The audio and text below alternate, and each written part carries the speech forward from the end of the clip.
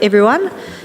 Since it's just ticked on 9:30, we'll kick into it, and I shall welcome everyone to the Environmental Services Committee meeting for Tuesday the 19th of August and declare the meeting open at 9:30.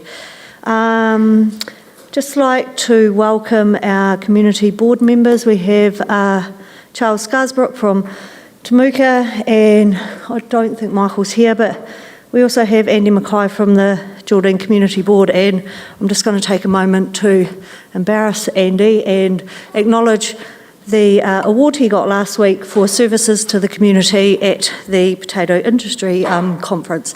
So well done, Andy.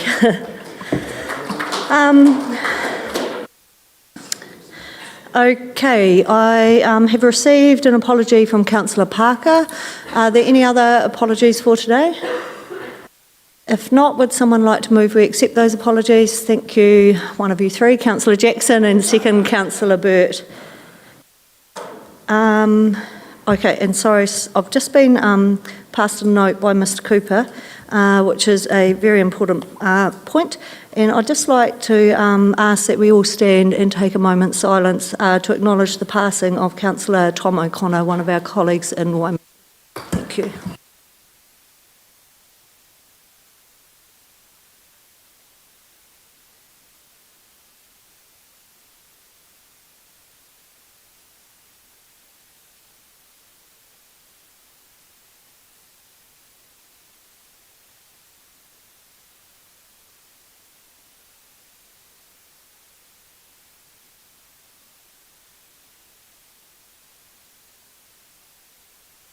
Thank you.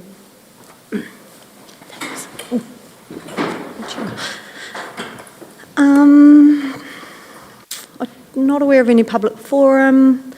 I haven't been made aware of any items of urgent business unless there's any. No, I haven't been made aware of any matters of minor nature, but are there any? Yes, Councillor Jackson.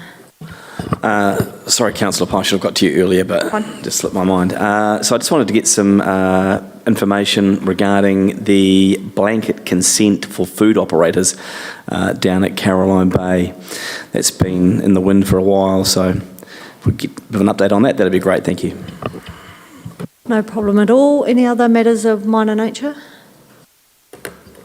Okay. Any conflicts of interest? Nope. So we'll move to item 6.1, which is the confirmation of the minutes of the meeting held on the 17th of June. Are there any omissions or corrections? I think Councillor Scott, you had picked up that it had recorded Mr King as being present, and I don't recall that he was there. So if we just make that minor alteration, are there any other omissions or corrections? No. Would somebody like to move that they are a true and correct record? Thank you, Councillor Scott. Seconded, Mayor Bowen. Any matters arising from those minutes? Nope. Okay. We'll move on to item 7.1, which is the schedule of functions attended by the Chair to be received and noted. I just wanted to add to that, not technically related to this committee, but I also attended the Business Excellence Awards on Friday night, not in my role as a councillor but as a judge, and just wanted to congratulate the Chamber of Commerce and also all the businesses that entered that, because it was a fantastic celebration of some great businesses in our community, which was great. Would somebody like to move, or I can move actually, that the schedule of functions be received and noted? If someone would like to second that. Thank you, Councillor Jackson. All in favour? Carried. Thank you. Right. Reports. 8.1 is the actions register update. We have one action on there which has been completed and was circulated to all councils, so they were the submissions on the forms. So I think we can remove that from the actions register. Is there any other questions or comments on that? No. So if somebody would like to move that we receive updates to the actions register. Thank you, Mayor Bowen, and thank you, Councillor Scott. All in favour? Against? Carried. Okay, right, now on to the real stuff. So our first report today is report 8.2, and so this is a report on the carbon inventory from TDC for the operations for the 23-24 year, and were we having Mr. Titheridge come up and present this report? We'll take the report as read, but I'll just invite you to make any comments that you would like to, and then we'll take questions. Thank you. Thank you, Madam Chair, and kia ora koutou, and good morning to you all. So I'm pleased to present the 2023 to 2024 carbon inventory for the organisation. This period also included the council-controlled organisation, Venture Timaru and council-controlled trading organisation, TDHL, which has been included for this period and will be included going forward. I'd like to acknowledge also the work that a number of our teams across the organisation have been involved in collating and the data for this report. And I take the report as read and welcome any questions that you may have. Thank you. Thank you. Questions from the councillors. Councillor Booth. Thanks, Troy. Just in regards to the numbers, you've got the, I guess, direct relating to the tip, 15,000 tonnes roughly, and 17,000 tonnes which are just through suppliers, etc., and stuff that we really can't control other than what we buy from other people, which is probably included in the costs, the services that we're charged. How does that relate to the 35,000 tonnes that we pay for and purchase carbon credits on an ongoing basis? Thank you for that question, Councillor Booth. The carbon credits are purchased through the waste unit as they are involved with the landfill. What I can say though is since the introduction of the gas flare at Redruth, it has saved I think approximately $600,000 in carbon credits that the ratepayer no longer has to pay for. So that I think is a good step, but with regard to the number I'll have to get back to you on that. Yeah. Does that mean we've been overpaying and overestimating our carbon credits liability for the last 4 or 5 years? Because that's a significant difference, and if so, we probably would like some money back, quite frankly.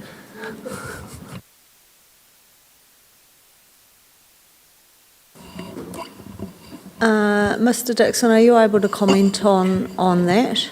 With the purchase of the carbon credits at the waste landfill don't appear to align with the emissions, and are we buying them at favourable rates and effectively stockpiling them, or could you just give us a little bit of an answer to that, please?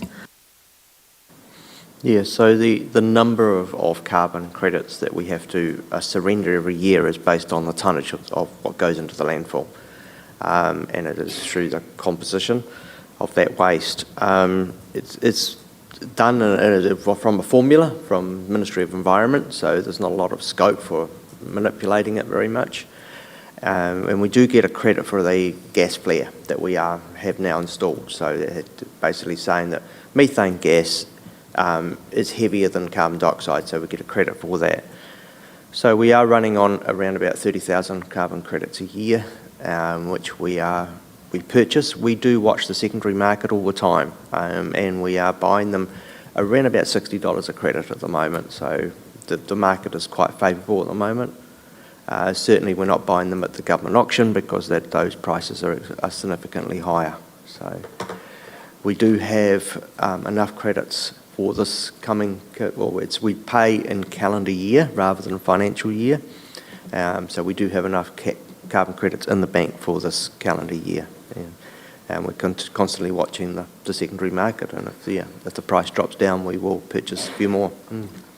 Point I'm getting at is this report should reflect plus or minus 10% of what we've been paying. It's half. So that's what I'm getting at.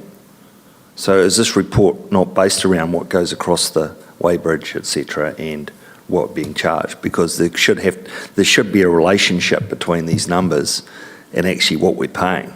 And if they've got a different formula, well, what formula did we work to? The formulas and the emissions methodology that we use are provided by the Ministry for the Environment. So the data that we input into the portal that calculates our inventory is based on the data that we're supplied by the waste team, and it's also from our Mackenzie and Waimate and Timaru district, so everything that comes across the weighbridge. So again, we can get back to you on what you require, but yeah. Can I suggest we just note there is an action that Mr Titheridge comes back to the committee with an explanation on the difference between what we're paying for carbon credits and what's shown in here for the waste. Sorry, did that make sense, Claire? Thanks. Thank you. Anything further, Councillor Booth, or I'll go to Councillor Jackson. Thank you. Thank you, Madam Chair. Just wanted to ask you about, firstly, very thorough report too, Troy, right down to the toilet paper. Interesting read. Getting information from suppliers regarding their emissions. So I just wanted a bit more sort of clarity around how readily available that information is, what sort of costs are involved for those businesses to get that information, and just following on from that, what if they don't supply the information? Where does that put them? Thanks.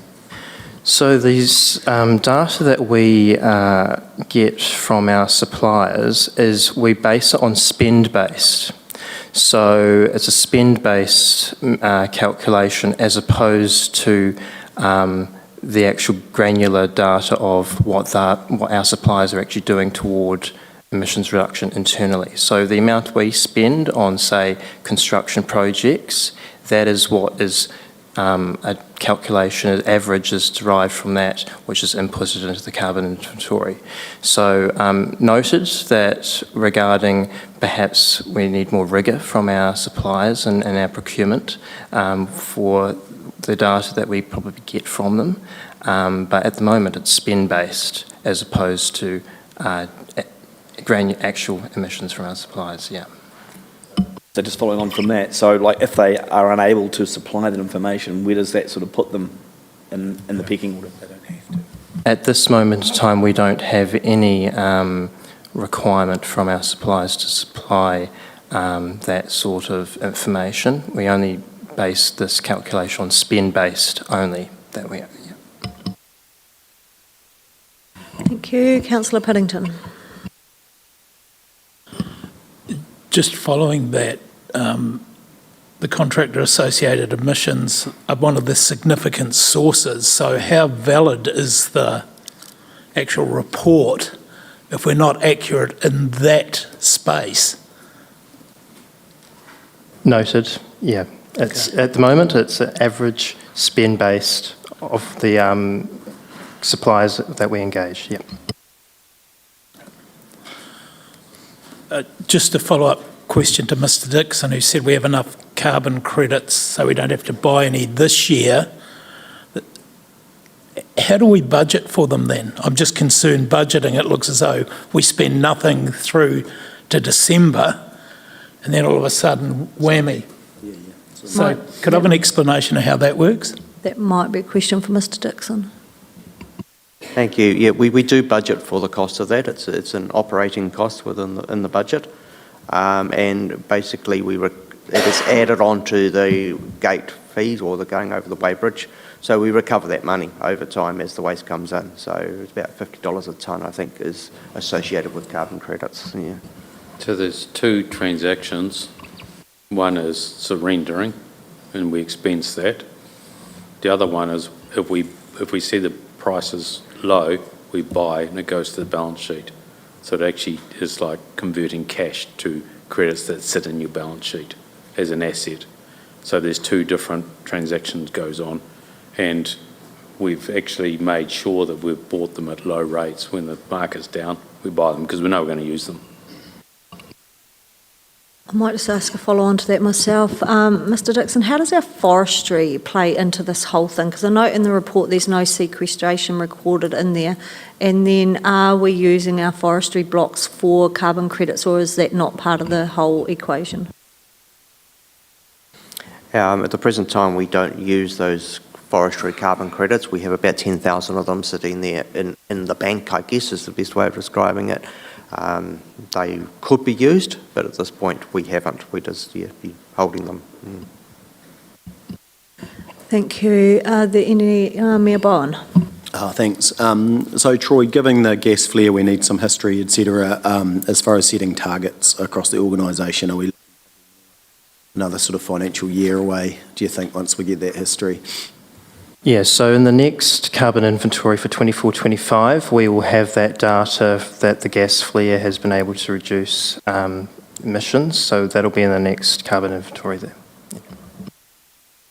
And are we wanting to set targets? Is that the aim, do you think? At this moment, we haven't set targets, and that hasn't been reflected in the report. Yep. But the report gives us an idea of which areas of the organisation we can target to reduce emissions. And certainly we have granular data. So yes, this report is an aggregate of all the data, but there are granular data that backs in behind this where we can target. Yeah. Because I'm just thinking once we have that gas flare data, then we should have a baseline effectively to be able to go forward with it. Yeah. Thanks. I'll come to you in a minute. Councillor Shannon, that kind of leads into a question I had, was what action are we going to take from producing this report? And I feel like we need to go back and get out the actions that we prioritise from the draft climate change strategy that we had, and then use this report to then reflect on those priorities we had and whether they're still relevant and whether we want, along with an update on the progress we've made on those priorities. And I understand the reason why we've made no traction on getting any reports back to the committee, but it would be good to see that in the few months if we can. I'm sorry, did you want to comment on that? Yes, no, I concur with that, and certainly, while we've been busy behind the scenes, and with the climate change response action plan that was endorsed last year, we've made traction on at least 5 areas, namely with regards to obviously including our CCOs and CCTOs, looking at feasibility studies as well, the introduction of our personal actions for household booklet. So we are making steps, but noted we will come back to you with actions in due course. Yeah. And then just on the CCOs, I was supportive of including their data, but when you see it, it's immaterial. And so I do question if it's worth including that in the future. And I'm just kind of prompting you to reflect on that and go, is the time spent on that worth collecting the data? Because when you see it in the report, it's very immaterial compared to everything else. Councillor Shannon. Thank you, Madam Chair. A technical question noting our wastewater treatment plants, and from what I read, that much of that comes down to the use of acetylene and argon. What sort of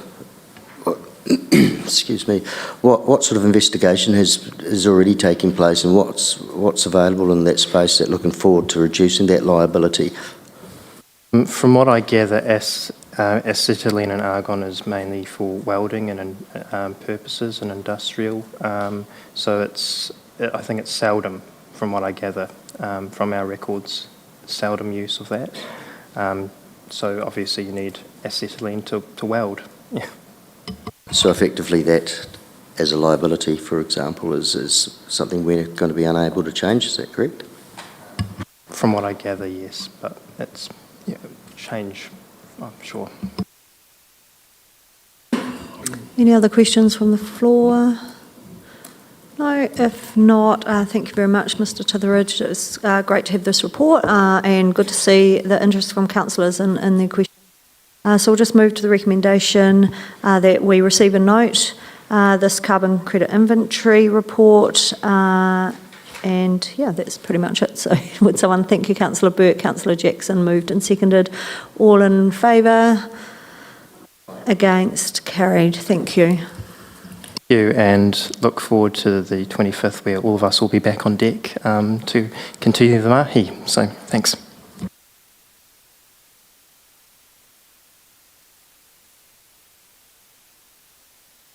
Okay, we'll move on to our next report, which just let me find because I closed my papers by mistake. So our next report is very timely, actually. It is report 8.3, the future of building control delivery. So the purpose of this report is to outline a proposed roadmap on how we're going to improve building control functions and how we deliver them.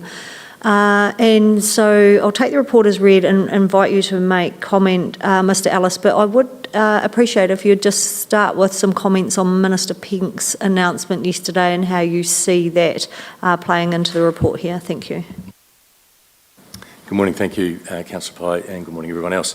Yes, as you say, well timed, but I think that's probably more of a fluke than good management. But in terms of the Minister's announcement, for those in the mix, probably no surprise, this has been ongoing for some time. As we always look for the devil's in the detail, no detail yet. However, there is a strong indication of what we have been trying to work towards, and that is trying to understand how we can operate differently, better, more effectively, but understanding what the landscape is to try and make sure that we're playing within it rather than trying to be completely outside of it.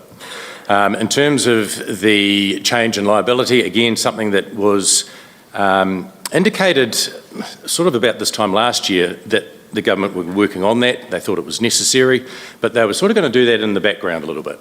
However, things have changed. They changed through the feedback, I guess, that they've received from many in the sector, including councils and BCAs, trying to understand what that might look like. They've done a lot of work, shall I say, when I say they, MB, have done a lot of work in the background to try and understand what that change might look like in terms of liability settings. They've done a lot of trips a trip to Australia, understand how some of that works, and of course in other places around the world as well. So they've landed on this proportionate liability, which will probably end up being what will be a thing. Certainly it's going to change our landscape in terms of council, the amount of responsibility that we have, as you know, and has been reported many times, councils are pretty risk averse when it comes to approving consents, but that's for very good reason. And I think the Minister has definitely identified that particular fact and has looked at how that proportion or that liability can be better spread out amongst all of those that are actually in the mix, rather than everyone just putting their hands up saying, no, not me, walk away, and council's the one that's left, because we don't have that option of walking away. So, yeah, I think all in all, pretty good sounds from central government, to be fair, and just this morning, Paul and I have been talking about how we could further engage with our local and neighbouring councils to try and reinvigorate some conversation and try and look at how we can move forward in that space together rather than trying to be all separate and do our own thing. In terms of the report, yes, taken as read, obviously. It is designed to give you an idea of our thinking, what it is that we believe are important moving forward, and how we can look at developing ourselves as being more competitive in the market, as well as trying to look at how we can secure our workload and try and create that in a bit more of a consistent way, rather than just sitting back waiting for all the applications or all the work to come in the door and then trying to react to it. So we're typically being quite a reactive process. What we're trying to do is change that a little bit and be a little bit more proactive in that space to the extent that the legislation allows us. So I believe in the report gives a good indication of those particular projects, many of which we've actually already started implementing, and there are some that we're very close to kicking off very shortly. So that's it. Happy to take any questions. Cool, thank you. Questions from the councillors? Councillor Scott. Thank you for your report. I've just got a couple of questions. Just one around the switch to build, or objective build. I wasn't quite sure what it was actually called. How has the community responded to the change? Look, the change has been clearly two different parts. As far as the community goes, the bulk of the feedback that we've had has been really, really good. Talking to actually Stonewood Homes manager yesterday, and his comments was that from his perspective, it's all good. He really likes it, and of course he's used to using it with other councils that he's dealt with as well. For us, however, it's been a little bit more challenging. In terms of what we sort of envisaged it would be, but we are working our way through that. There are a lot of ways of trying to nut out how to take an existing consent and put it into a new system that it didn't already exist in. So, and then there's all those little intricacies about how that is managed going forward. A lot of that you don't really know until you actually go live. You can test a lot of stuff in the background, as we did, but a lot of things were didn't really become apparent until we actually hit the green buttons. But anyway, look, we're working our way through it. The staff are doing a fantastic job nutting it out and working out how to do this, that and the next thing. Once we've got through the bulk of the existing consents, I mean there's a lot of them, but we'll eventually get through the sort of the immediate ones, and then when we start sort of working in objective build primarily, then the process becomes a lot more streamlined. Sorry, long-winded answer. Just before you ask your next question, Councillor Scott, I just have a follow-on from that. You say at point 15 that the switch to build, and you're looking forward to other councils making the move, so we can benefit from a shared consenting platform. So could you just explain to me what some of those benefits are, please? Yeah, great question. Look, I think the key part that the software allows for is the ability to reduce borders, if you like. So at the moment, you've got someone that will apply for a consent. So if they're doing the work in the Timaru district, they'll apply to the Timaru district. If they're doing it at Mackenzie, likewise, they apply to Mackenzie. That actually doesn't actually have to happen that way. And this software allows that to be more streamlined in terms of how you actually work your way through that. So what it means, of course, is that you do need those different parties playing on the same platform. And to do that, then you can,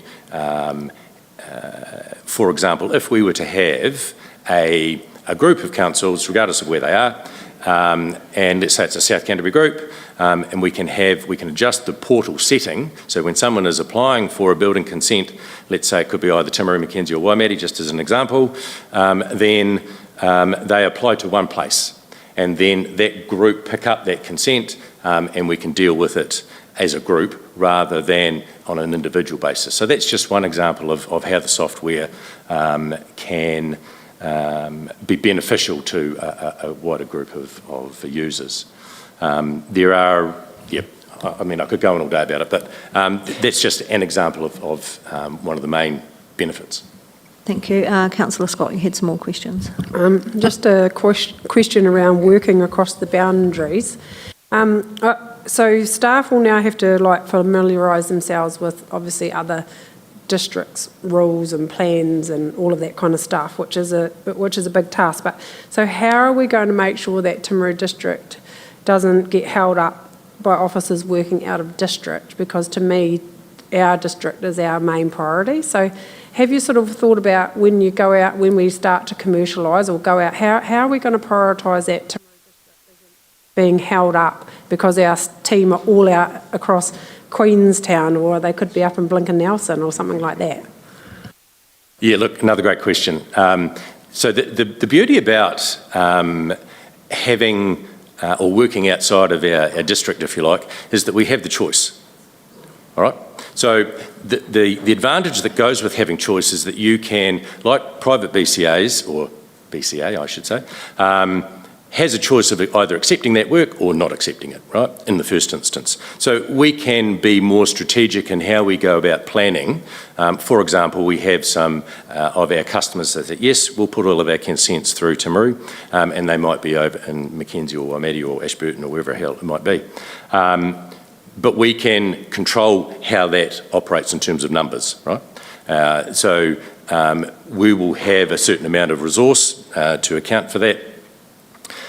It might be that over time we may need to increase that resource, but in the first instance we have that control over how much of that work we actually do, all right? Because they still have the option of going to that particular council to apply for that consent. So it's not to say we're going to do all of it by default. We have the option of picking and choosing, for want of a better term. Yeah.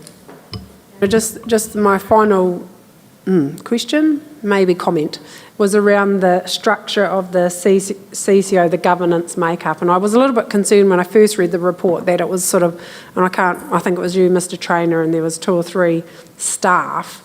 And I was concerned that even Councillor Pye as chair wasn't sort of involved. And I appreciate that when I read further down, it was once we get through elections and we'll relook at it. But definitely I think it would be really good to have actual true governance there, just to challenge things. So yeah, I hope that those conversations continue and that, you know, whoever's around this table and has the right skill sets can help support that new structure, because I think it's going to be great. Sure, definitely agree with that, and that is the intention. So yeah, just bearing in mind, obviously, with what you guys are well and truly aware of, once that process has gone through and we've got a clearer idea of who's literally around the table, then yeah, we can revisit that and look to see how we move forward. Mr. Cooper, did you want to add something to one of those questions? Well, thank you, Madam Chair. It was just the question around operating in a building consent environment under which might be affected by different district plans that you mentioned, Councillor Scott. So the rule that exists currently in the Act now is that we can actually go anywhere we want as a BCA. However, we do have to have a PIM from that district for that consent to be processed by us. So we would get a PIM from, I don't know, Ashburton, Waitaki, wherever the consent is, and then process that according to those district plan rules and setbacks and whatever it might be that consent triggers in their district plan. So that's the control, if you like, that already exists. Yeah.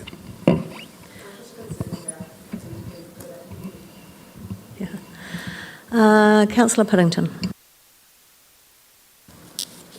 Just a couple of things. Have our neighbouring councils bought into this at all? Short answer, no. Okay. There is a longer, more drawn out. No, that's fine. But yes. My second question is, we have a private BCA operating. Have they taken any of our work from Timaru? And second, they must have a cost structure already in place that people are looking at. How do we compare to that? Because no good going out to be a BCA if we're double the price of private enterprise. Look, great questions. Firstly, there is, so the cost structure of, actually going back to the first part of that question, haven't taken any of our staff. However, they are actively, so the private BCA is actively having discussions with local builders and designers around, not so much designers, but certainly builders in terms of the work that they do. There is, or has been, just in recent times, some project information memorandums, PIMs, that have been applied for,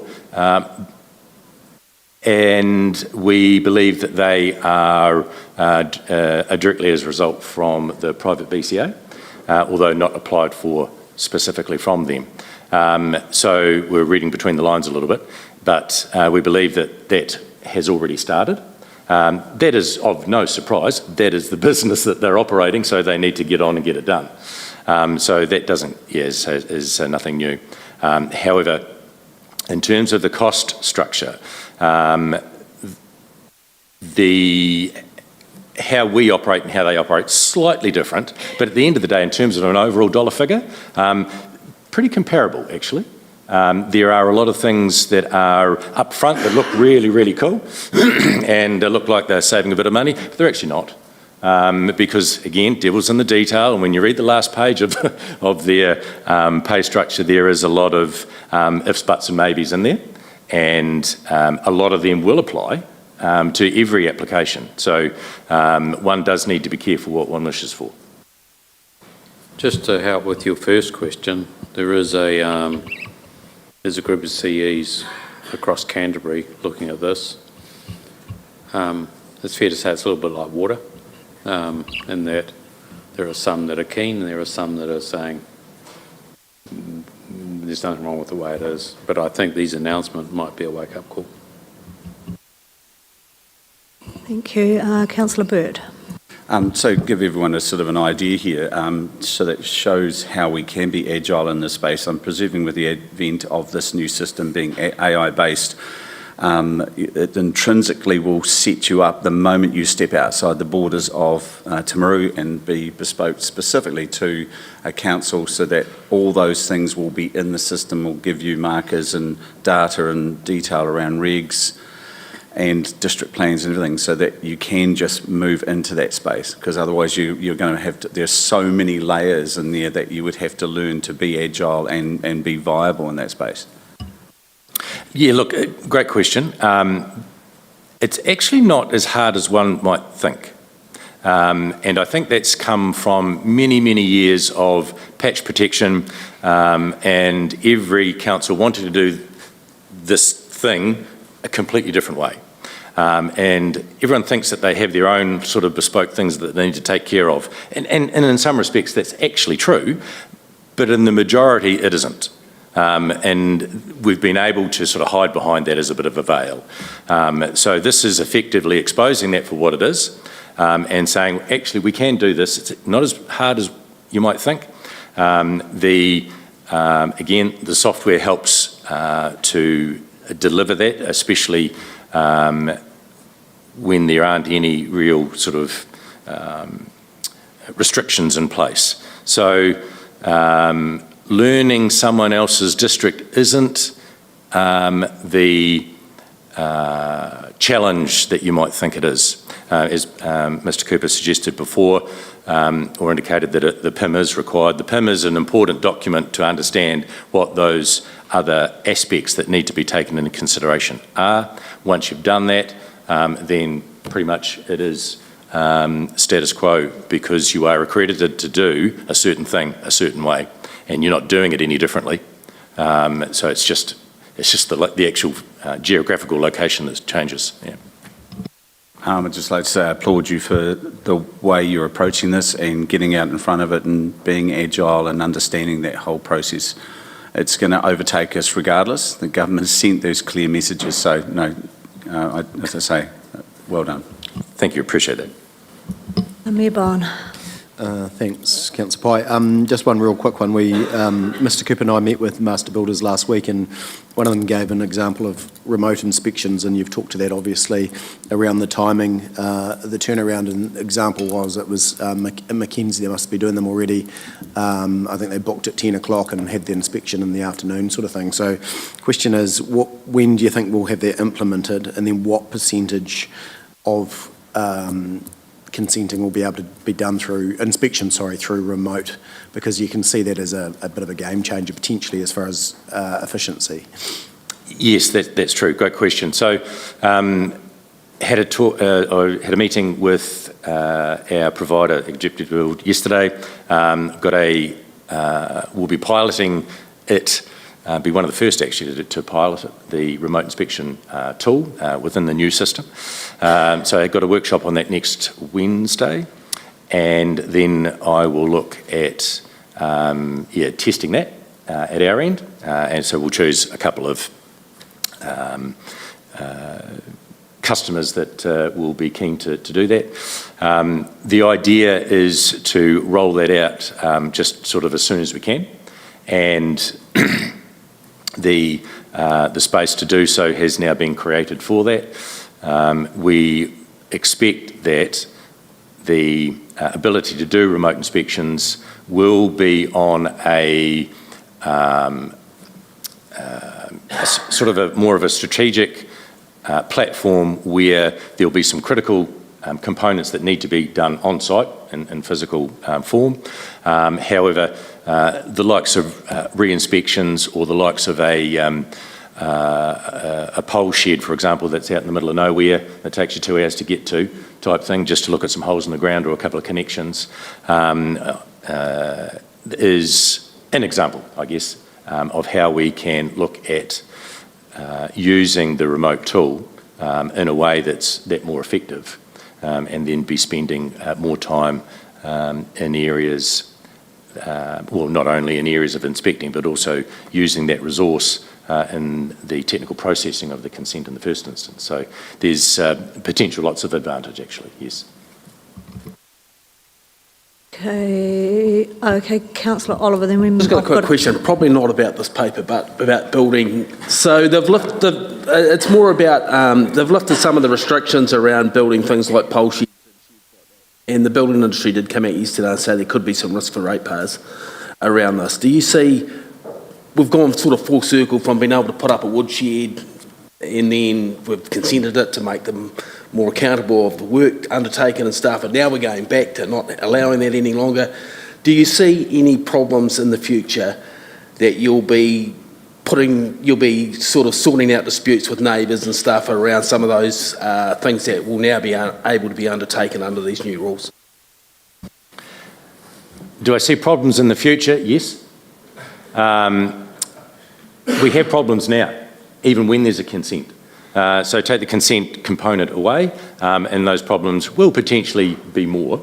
Will they be worse? Who knows? There's the granny flat second dwelling exemption that will be coming out either at the end of the year or the beginning of next year. That will be interesting to see how that plays out.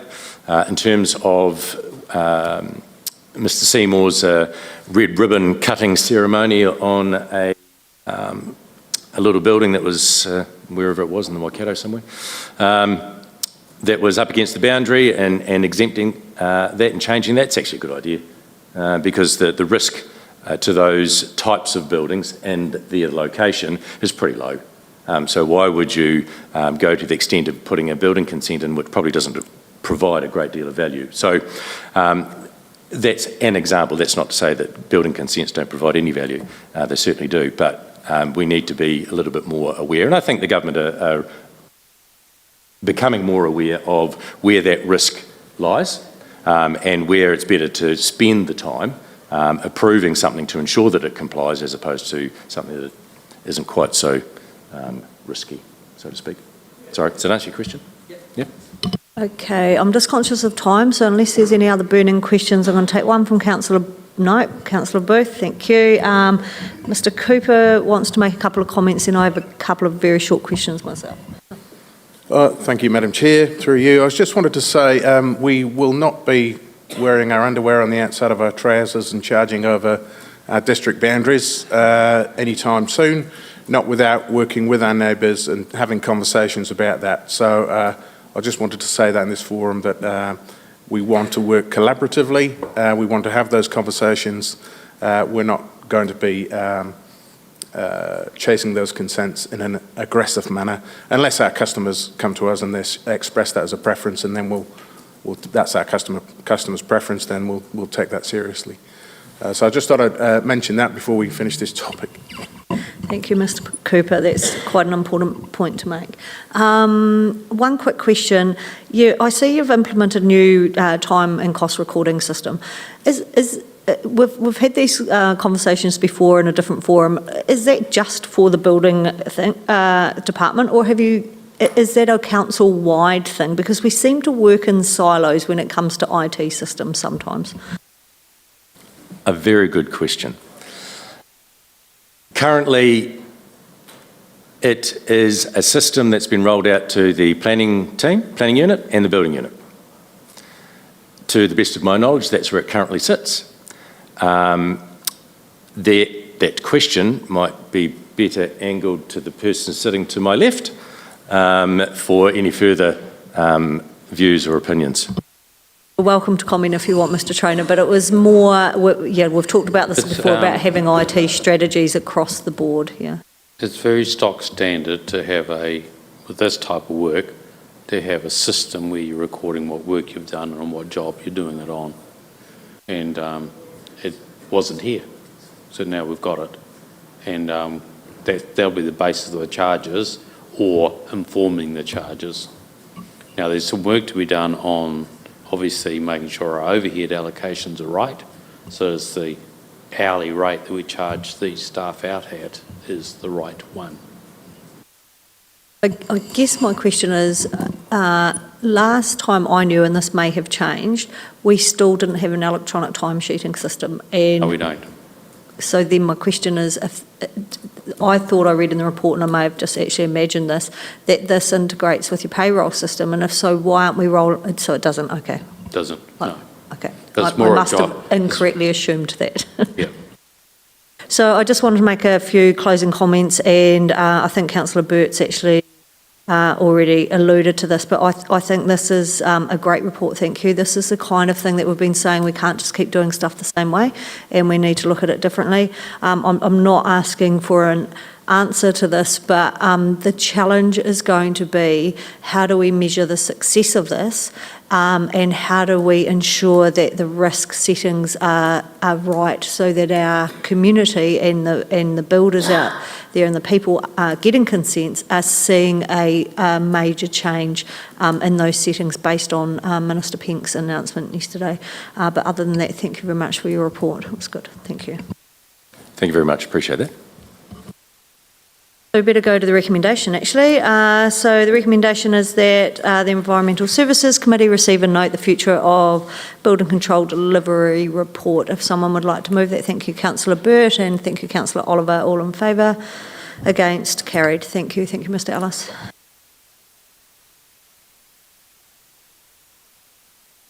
So we're going to move on to our last report of the meeting. It's item 8.4. It's an update on natural hazard information requirements and land information memorandums. So I'll just pass over to Mr. Hackart, who will point out anything that is necessary, otherwise we'll take the report as read. Thank you. Thank you, Madam Chair, and through you, nothing I think to add other than taking the report as read, and just to generally highlight that the report's broadly in response to some questions that have been arising around some of the information currently contained within our LIM documents, and based on the timing of those questions, it was thought to be pertinent via staff to update the committee on recent legislative changes which will change the way we have to operate within our LIM process around effectively raising the bar as how councils across the country have to provide information on natural hazards to potential purchasers of property through LIMs. And an important topic, and I think it's largely in response to some of the events that have happened throughout the country over the past couple of years. No, and appreciate that, and I think it's really important for both councillors and the community to understand that this has come about from a legislation change, not just council wanting to make life more difficult. Any questions? Councillor Puddington. It was me.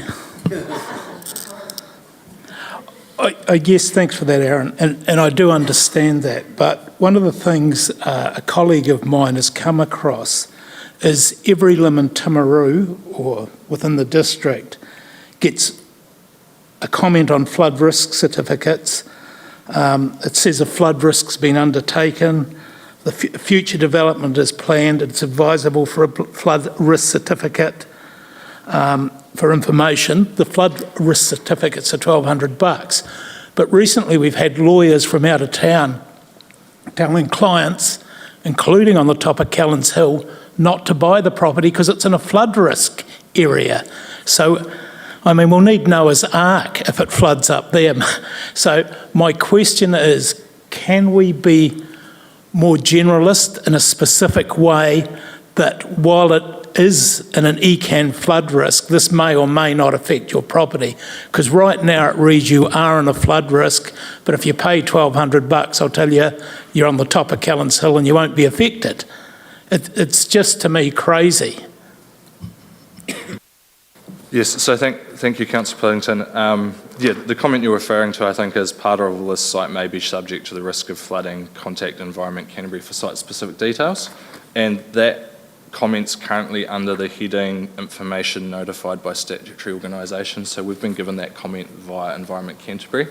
For clarity, as part of the district plan review process, we're currently working through the flood mapping, which within the Timaru urban environment will be refined and will sit within, I guess, this council's control because we've done all that mapping.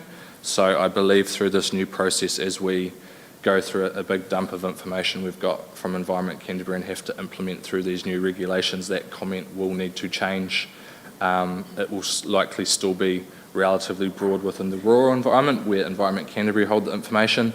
A point of clarity, yes, it's $1,200 for a flood risk certificate if you're within the Timaru urban catchment, but if you're in the wider rural catchment, it's $172.50 from Environment Canterbury because we don't do those. So I guess moving forward within Timaru and large parts of Geraldine, the mapping will become far more refined and should remove any of that ambiguity that's resulted through that comment. But within the wider rural environment, it's a discussion officers still need to have with Environment Canterbury about firstly, do they still require that comment to be in there having been notified by a statutory organisation, or can we refine it based on the new information that will come through the district plan review process? So sorry, a really roundabout way of answering, but I guess it's a changing field quite rapidly at the moment, and I guess over the next couple of months, firstly by the end of October when we need to implement these regulations, but then also once we get more clarity through that district plan review process and those legislative changes aligning the limbs and the district plans more closely, we should resolve that overall comment. Cool, sounds great, but can we push back against ECAN if it's their wording and say, I'm sitting on the top of the Callans Hill? Yes, and I think, well, Callans Hill will resolve itself, but no doubt there'll be areas captured in the rural environment where a layperson can look and go, the house is on top of a hill, there's no way that house will be captured. So I think we look at that comment, and under the Environment Canterbury heading, there's a liquefaction comment as well, which is 8 lines rather than the 1 statement, which provides that further context. So I think it was definitely an opportunity to work with Environment Canterbury around providing that additional context as you've suggested. My final question, Aaron, is how can they produce a report for $170 but we're charging $1,200? So effectively, Environment Canterbury have in-house staff which are able to produce that. They've got them on a far wider scale, and the information they utilise in producing those reports is less technical based than the information we hold. So our mapping of Timaru has all been done on rain-on-grid modelling, and it needs an engineer to do it effectively. Environment Canterbury more utilise historic imagery and look on site and come up with a more simplistic report would be mine, whilst the Timaru stuff's been modelled to the 100th degree and has more information around climate change. But that is also a conversation that's ongoing between our in-house team and Environment Canterbury around, now that that data is being finalised, whether Environment Canterbury can pick up that data and take that into there and provide that service on behalf of council. So that's an ongoing discussion as well, which hopefully will resolve itself so that we can provide a neated price point.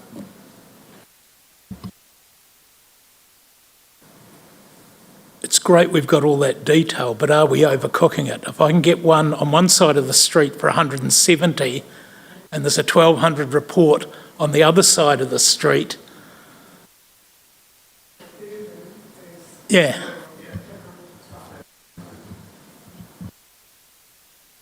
So, in response to that, the data that has had to be included in the urban modelling has been driven also by some of the detail that Environment Canterbury has put forward, climate change and coastal mapping, more topographical information. So we're effectively playing within the sandbox we've had drawn for us as well to a certain degree, which, yeah. So can the system not be refined that, use the example, top of Callans Hill, everyone knows it's never going to flood, so can't the system just go, it's fine? Yes, and that's, as the new mapping comes into place, we need to go through a clearer process of tagging that within our system so that the LIM doesn't extract that comment for a property on the top of Callans Hill, which will show a wee bit of water within the curb and channel, but not escaping the curb and channel into that property. And that modelling has been updated. The last version, I think, was updated 4 weeks ago, or maybe 6 weeks ago. So it's, as the LIM requirements have changed, that comment's come through from Environment Canterbury, whilst there'll be another comment in the LIM saying, please see attached our urban flooding mapping, which would not show any flooding on the property. So it's about now differentiating those two pieces of information to show that there's no properties getting captured in the LIM process that have no risk of flooding. And can the system not be refined to a point where you don't need an engineer to do a LIM? Or a report, the report that you're talking about? So the trigger for the report would only be if the report's only triggered if you're looking to build a house. So if you purchased a property and it was tagged as having some flooding on it, but there was an existing house, the building files would show, for example, what it would already likely have a flood hazard assessment from when the person purchased and built on the property that shows it's been constructed to a suitable floor level to mitigate any of that risk.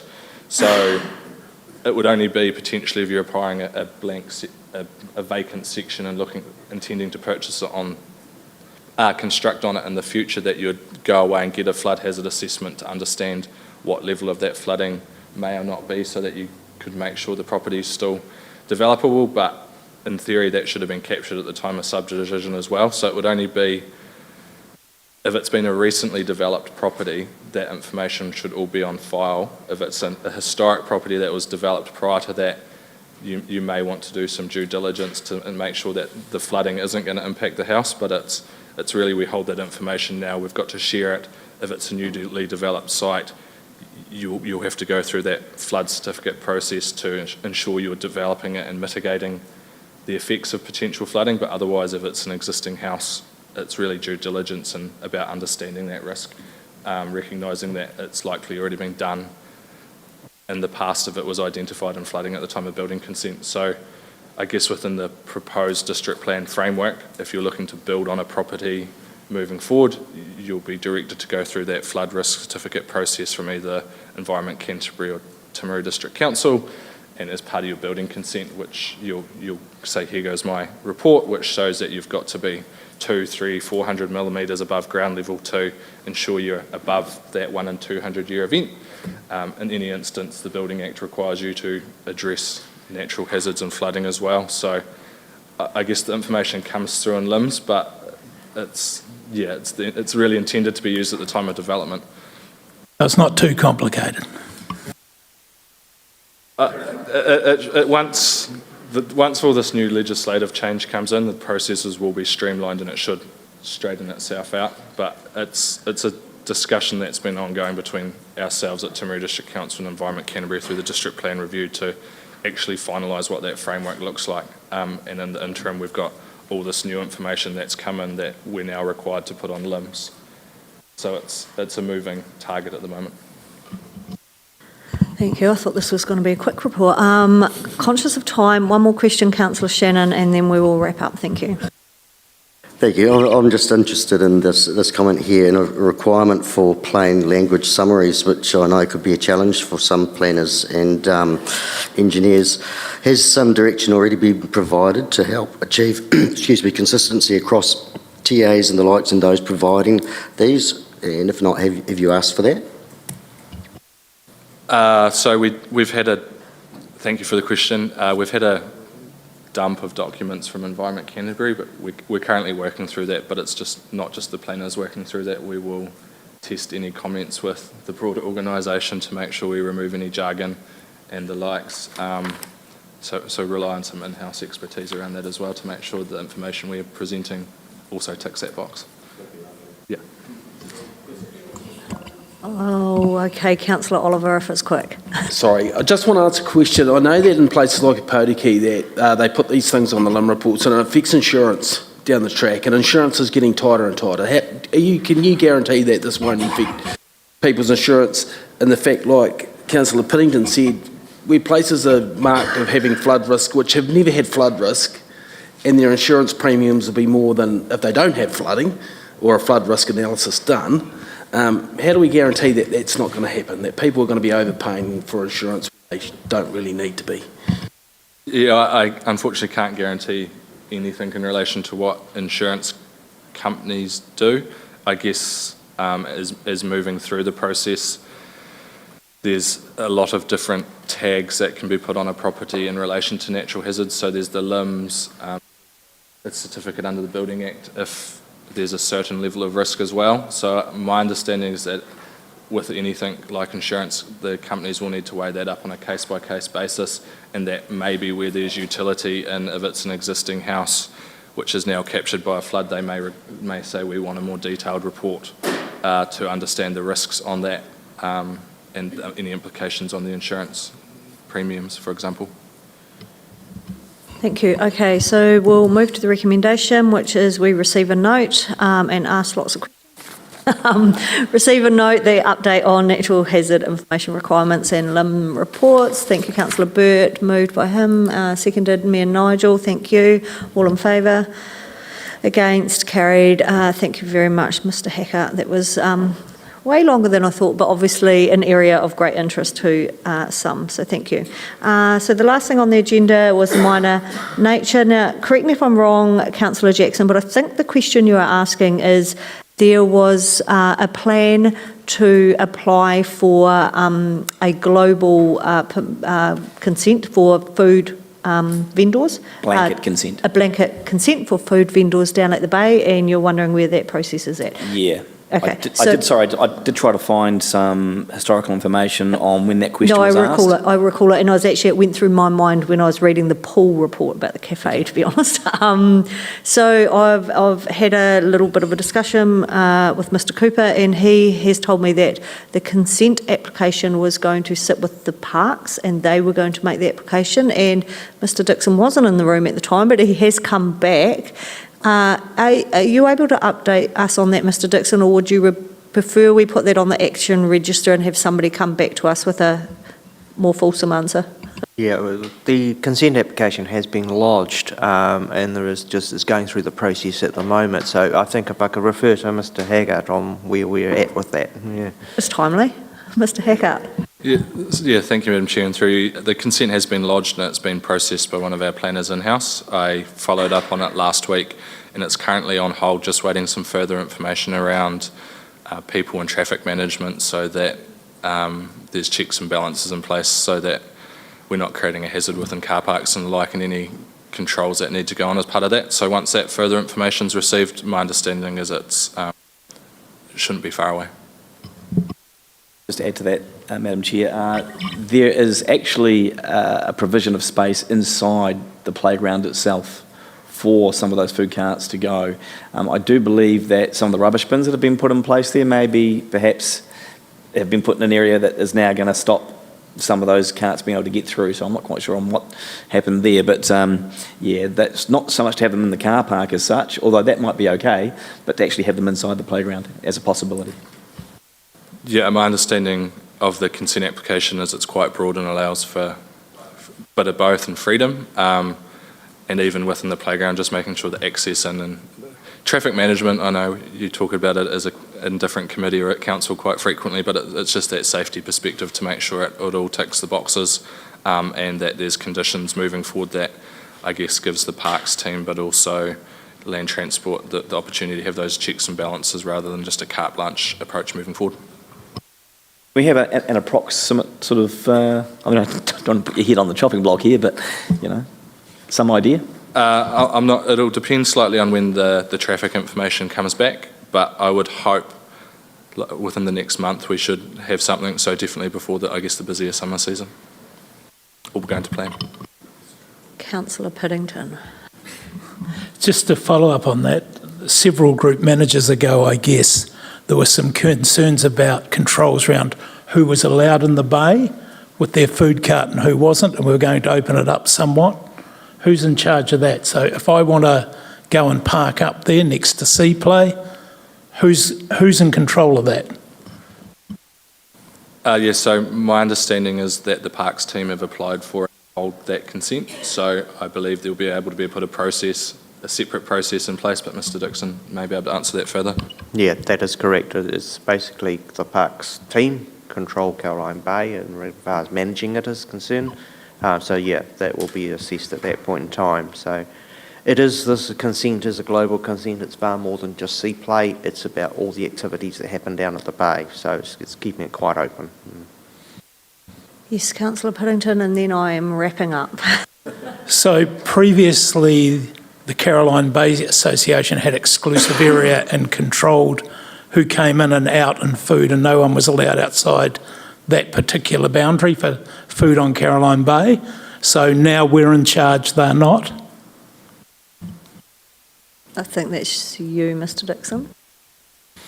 Caroline Bay have some rights during the carnival time, but the food carts are still managed by our team, and they operate outside that car park, in that car park area, So within the confines of the bay, the Geraldine Bay Association, they lease that area during that period, so they have rights of what they can can and cannot put in there. Yeah. Does that make sense? Or yeah.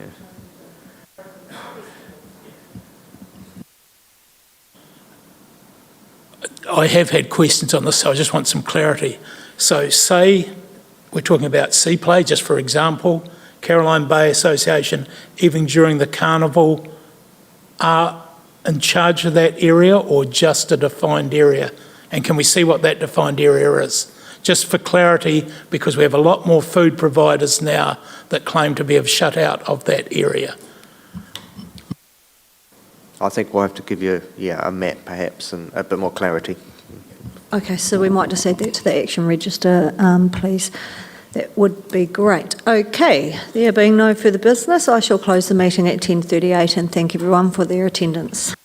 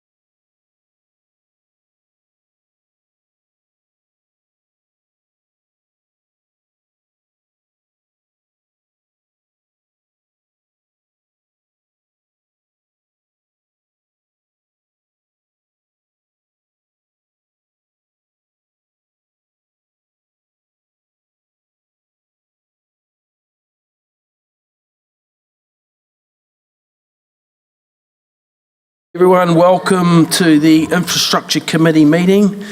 Unfortunately, Councillor Parker can't be here today. It would have been her last meeting as Chair of the Infrastructure Committee, so we wish her well. She's feeling a bit unwell today, so we wish her well. And on that note, we'll start the meeting, and first up's apologies. So I've got Councillor Parker. Is there any other apologies? No, I'm happy to move that.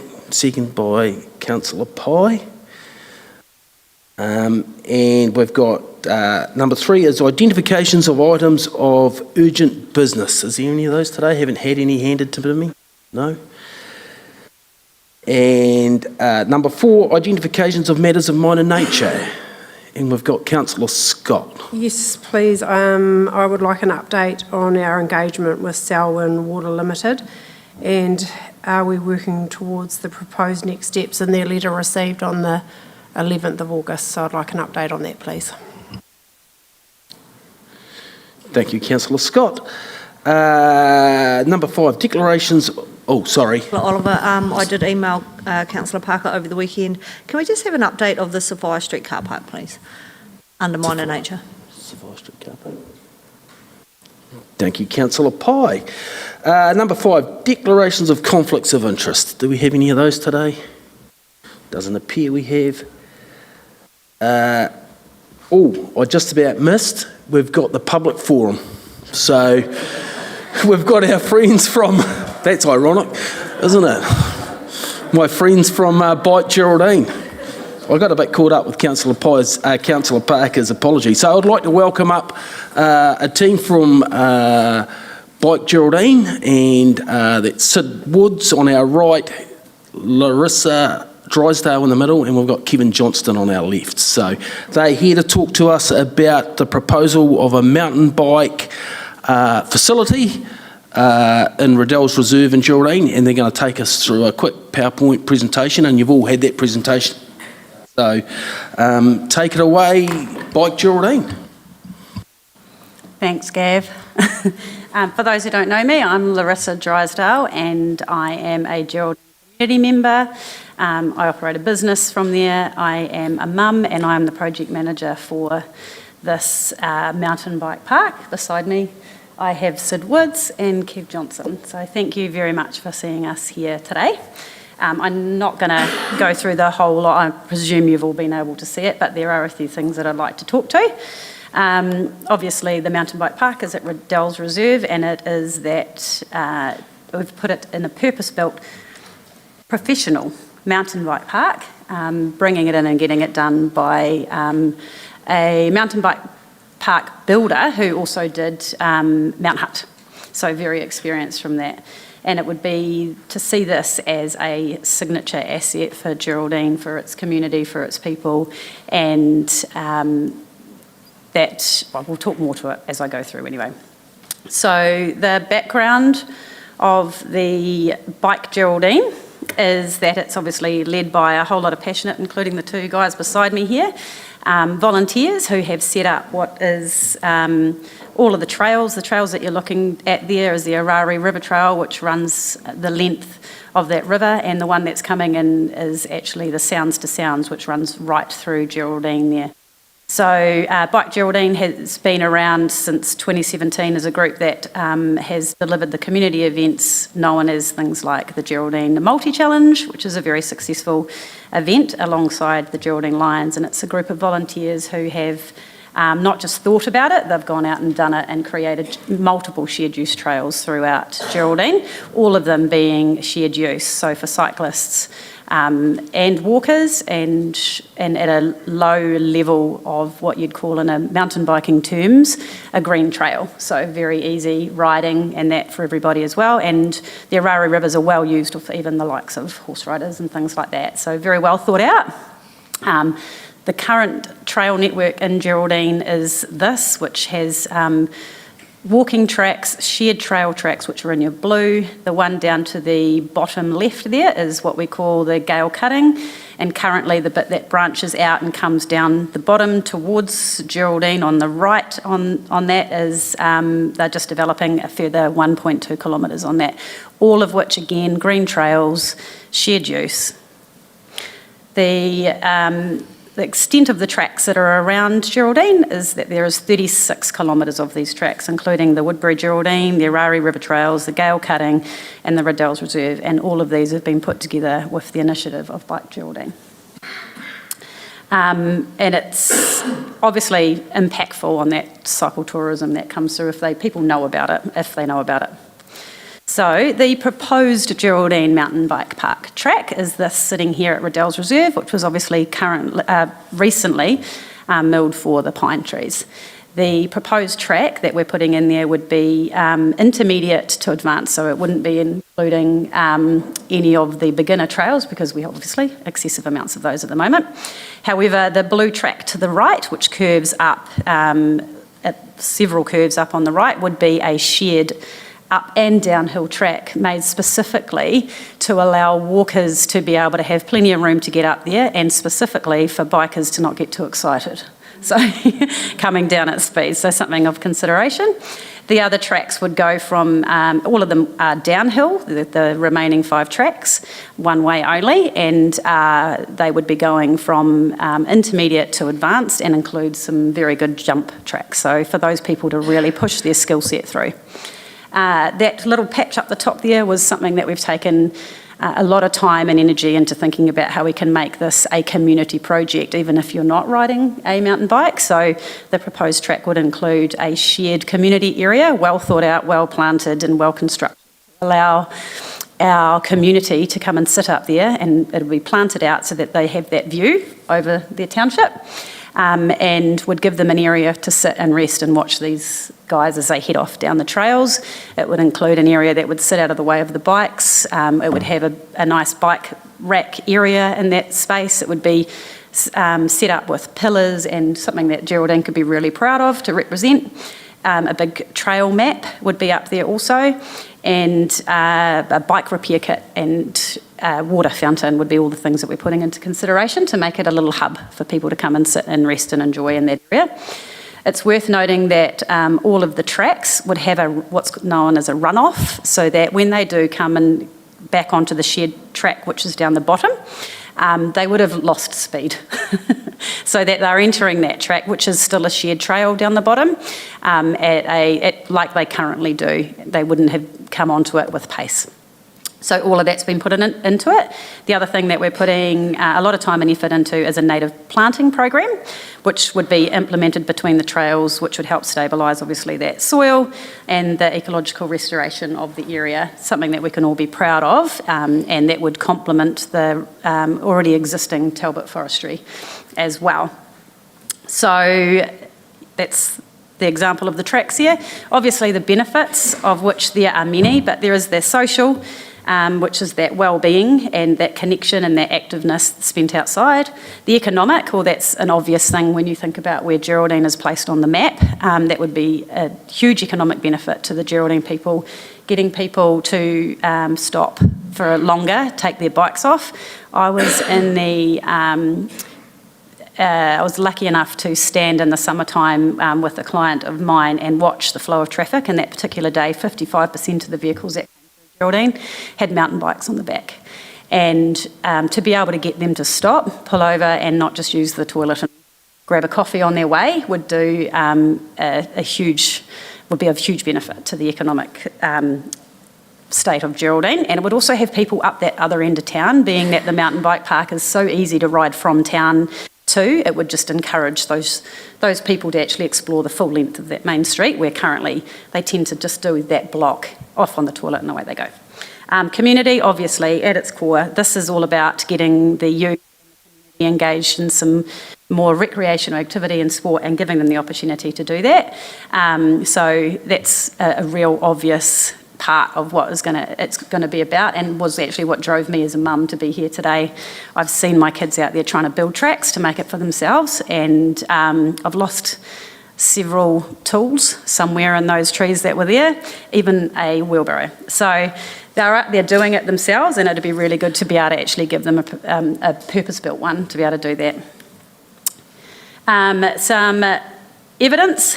I lived in Taupo for 6 years and rode the Craters of the Moon track, which was built by similar people to what we have here. It was literally, they got out there with their spades and decided they were going to create something, and that was a lot to do with the beginnings of where those mountain bike trails are now in Taupo. And Taupo alone, there's been, the direct impact is estimated to be at 19 million for what is the off-road recreational cycle industry in Taupo, with 32% of the visitors coming for or only for those tracks, and 17 of them not realising that they're there but staying longer because they've seen them and decided that they're going to take advantage of them.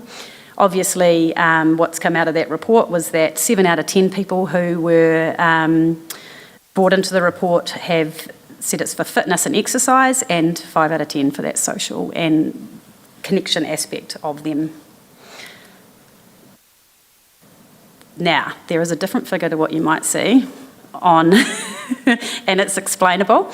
We had some late quotes come in we were out on the planting and some of the infrastructure, and so in full disclosure and transparency of that, I wanted to add that in there. The plantings are at 3,000 plantings, which I'll talk to shortly, but the amount that we've now pushed that out to, because we'd much rather be able to over-deliver rather than come in and need more. So we've gone on the safe side here. That budget, so what we've talked about and where that additional was, we've taken the plantings up to 35 and the infrastructure to 50, given the late arrival of 2 quotes that we were waiting for to be able to get those figures. We've been working away at this for quite a few months. So with the plantings and 12,000 of the plantings that came in was the actual cost of planting, and to that I can speak to instantly in that the Geraldine High School have raised their hands, and Marcus there has said that he would like to have the school army up there doing that planting as part of the custodianship of what we can do up there and have them involved in getting up there. Lions have also put their hands up. So although I've added that on there, there's a lot of people from very little that we've reached out to the community so far, where we're hoping to come here and understand this part of it first before we put it out to the community. And the infrastructure side of it, if we're going to do it right, we're actually finding that the quotes on what it would be to do that were a bit higher, but we actually have appealed to Lions, and they're very keen to construct something similar to what they've already given Geraldine to keep it all in cohesive around as well. So the timeline, we started actually in June and mapped it all out, and we're here now given the time frame, so thank you for having us, appealing for obviously what is $100,000 towards this. From there, the track builder is sitting, waiting. He's put us in there tentatively for November, and he's waiting for the phone call today to kick off in November. It won't take him very long at all. He comes in there with all of his tools, and he's also going to be he's hoping to give the opportunity to have a day without vehicles where the kids can come in and actively get involved in what it takes to build these tracks and learn, and then that ownership of the track building as well for all these kids out there doing it. If all going ahead, we can get it there. It isn't too far reach for us to be opening in January. The future funders, the exciting news about this is I've got some more changes to make here. We had originally put in the agenda that we were looking to go for the Geraldine combined sports for $5,000. We went to them last week, and this is also with the support of Apollo Projects. They had some money to give, and we went and presented to them, and we were anticipating $5,000. The minutes were resolved with it being $10,000 from Apollo was what they were going for, and Combined Sports Geraldine also wanting to contribute $3,000. So we went from 5 to 13 on that, which helps with obviously the alternative, which I talked to you about, needing obviously our quotes coming in a bit higher. So with raising all of this and the 100,000, we'd be looking to go for 60,000 to the community. There's whispers in the community, we're really excited to actually launch it, and already we have 2 people that are looking to come on board and name some tracks. So it's in Geraldine, as we know, they can raise $1 million So we have no doubt that we'll be able to raise the rest to be able to get that and get the community on board. The sponsorship tiers have been set up, and the ones on the left-hand side, the thought around those is that we would like to encourage these to be paid over like a 4-year right of renewal term, especially that naming of that track, which would then help with that continual income for the maintenance, although obviously a lot of that would be through that volunteer, which is what currently happens through that bike network as well, but to be able to have that continual income coming in. And obviously this is the support page that we've put together for everybody, but I'm going to finish off by letting the community speak.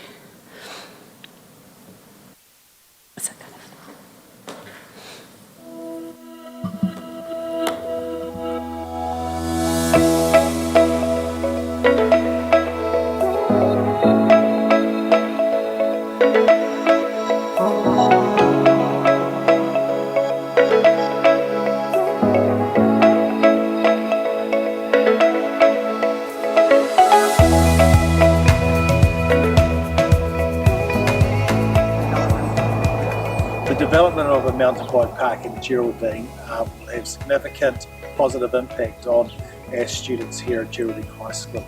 Obviously the physical well-being of our students, getting out on bikes, out of nature, developing cardiovascular fitness is obviously going to have some health benefits for our students. The mental and emotional well-being of our students can be significantly impacted by getting off their devices, which is having significant negative effect on their students, getting out with their friends, the social development through that, the leadership that students can have through mountain biking together with one another. Mountain biking just brings joy to everyone who does it, and just the social aspect about it. I really like getting together with my friends, and it's really good when you just get together and you ride and you just have fun. It's really cool. Mountain biking is a great sport, but it also challenges people to like try new things and to get out of their comfort zone. What I love most about mountain biking is when you hit new jumps, riding new tracks, learning new lines and riding with your mates. We need a mountain bike park so we can progress more, learn more tracks, make more friends, bring more people to Geraldine and have more people riding these tracks. A mountain bike park is going to be great for Geraldine because it brings so many positives. It's great for mental health, it's great for getting people active and great for the local economy. Airing Events is a large team of young professionals, many of whom are keen on the outdoors, and a mountain bike park is a huge asset when it comes to attracting and retaining them. Airing Events are proud to be part of the Geraldine community, and we know how important wellbeing, lifestyle and connections are, both for our team and the whole town. So the potential this brings to the economy, not just to Geraldine, but to the South Canterbury area as a whole. In my daily role, I'm out on that road all the time, and I see hundreds and hundreds of people passing through here with bikes on top, heading off to holiday.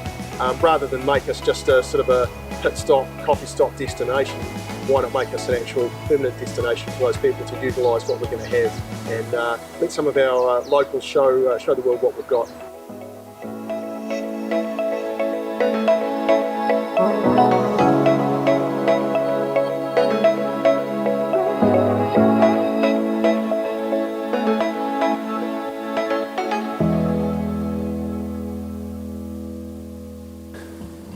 Well done, and thank you Larissa and Bike Geraldine for coming today and showing us that amazing PowerPoint. All I can see is the opening for another doctor in town, but anyway. At this stage, so if there's any doctors out there, there's an opening in Geraldine. I'd just open up the floor to anyone who would like to ask these guys any questions. We'll start with Stu and then Michelle. Fantastic presentation, guys. Well done. Just in terms of the track, is it free to use or are you going to charge? It's free. Okay. I guess one of my concerns is we have groups come and we have the momentum at the start, and then in 5 years' time it gets handed back to the council and the cost all land back here. What are you going to ensure the longevity of it? I just wonder whether we reflect on the other ones that we've already built. I'm just not sure that any of that's been come back to the council to ask for. Like, these guys are, the evidence is that the passion is there for these guys to all be out doing it, and the maintenance and that side of it is something that the whole town is going to be actively involved in, and we've set up that sponsorship tier around the naming of those to be able to have that flow in. But then also there's the sponsorship again, putting it out there in fundraising, which is what is currently done with 36 kilometres, and this is quite a small area that we're needing to maintain, but aware of the costs and know that maintenance is a part of it. Thanks for the answer. That's just answered my question. I was just going to ask about the ongoing maintenance cost, but you've answered that. Thank you. Councillor Scott. Thank you. Amazing initiative, so well done. I was a little bit concerned about timelines and delivering your fundraising campaign, but you've satisfied me with that slide today, so thank you for that. There's still, roughly 60,000 in an 8-week, sort of what I can see window is still hard work. So if you are granted the 100k fund today, I presume you'll be out there and hoping to meet your deadline of the end of October to get this cracking. So, you've got a fundraising campaign team. You're ready to hit the road. Yes, yep, we've already booked into things like the Geraldine Festival, where we've come up with a big initiative to do it. We're tapping into, and part of our marketing and advertising budget is around getting all of our resources and that we have in the community, like Lynn River and things like that. We're going to be going and approaching them about putting in some clothing, some branding and things like that we can then sell back to the community as well. We haven't even touched on the community, and we all have no doubt that 60k people, that the few people that we have talked to have said, put it out there, we're ready to go. They want it. Councillor Shannon. Thanks, Kev. I think this is absolutely sensational, and I think as Constable Bray alluded, this is going to be great for the whole district, so I'm excited to see it go ahead. Now, I'm just thinking about the area that it covers. I understand what all the objectives are and the people that you're trying to attract. Is there any scope for events and competition and the likes which attracts large numbers of people at one time? Yes, definitely, and it's a good question. We have very much, we want to be able to set it up. It's not going to be a huge mountain bike park to start with, but there is potential for that to expand into those other trees that you can see when those trees come down as well, and then it can include more of the skills areas and more of the beginner trails in there and make it actually even bigger. It's nearly 50, was it 50? hectares? Sorry, 5 hectares that we've got in there at the moment. 4.8. And we even have, at the launch, we've anticipated that there will be 1 or 2 professional mountain bikers coming there, so to generate that and strum that up as well, to show them on that. But the kids have already shown an initiative around their own little things that they're doing on their own tracks at the moment. And we've talked to the likes of Mount Hutt to look at how we can share in that and create more of a flow both ways. So to get people down and even setting up things like a brochure has been some of the things that I've discussed with them, to show people alternative routes to go around New Zealand that you can incorporate mountain bike parks in that are all the way to Wanaka. And it could be in different directions. But yes, very much on the radar to be able to raise funds through events as well. Councillor Jackson. Thank you, Councillor Oliver. Look, great initiative, and the way you've put this together is fantastic. It's a real credit to you guys. I've just been up at Rotorua last week on the Whakarewa tracks, and they're incredible too. So I can see the benefits of what that's going to do for Geraldine and the surrounding area as well, which is great. Having been involved in a project, not like this one, but a community project, budget's so important, and you've already shown us today that your budget has increased.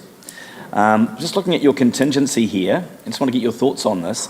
You've got $15,000 in contingency for $210,000 as it was, so that works out to be at around about 7%. That's even less now that you've gone up to 235? Yeah. So that's quite a low contingency amount.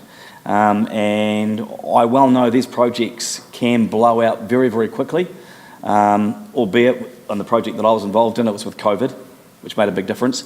But have you thought about that? Because it's not a very high contingency. I know that for the theatre, for example, we're looking at 17.5% contingency. So you've got only 6. So what you can't see in there, and it's a great question, thank you, but what we've put in for the likes of the build of the mountain bike park in itself, we know that's going to come in around $20,000 less. Everything that we've quoted on, we've quoted higher on, and the only thing that came in different was the planting was a bit more, but even then that was at the higher range. If we went to all the hemp packaging, if they planted it. So we've put it in there so that we've got no more surprises, and which is why I was transparent with it here, because I don't like them either.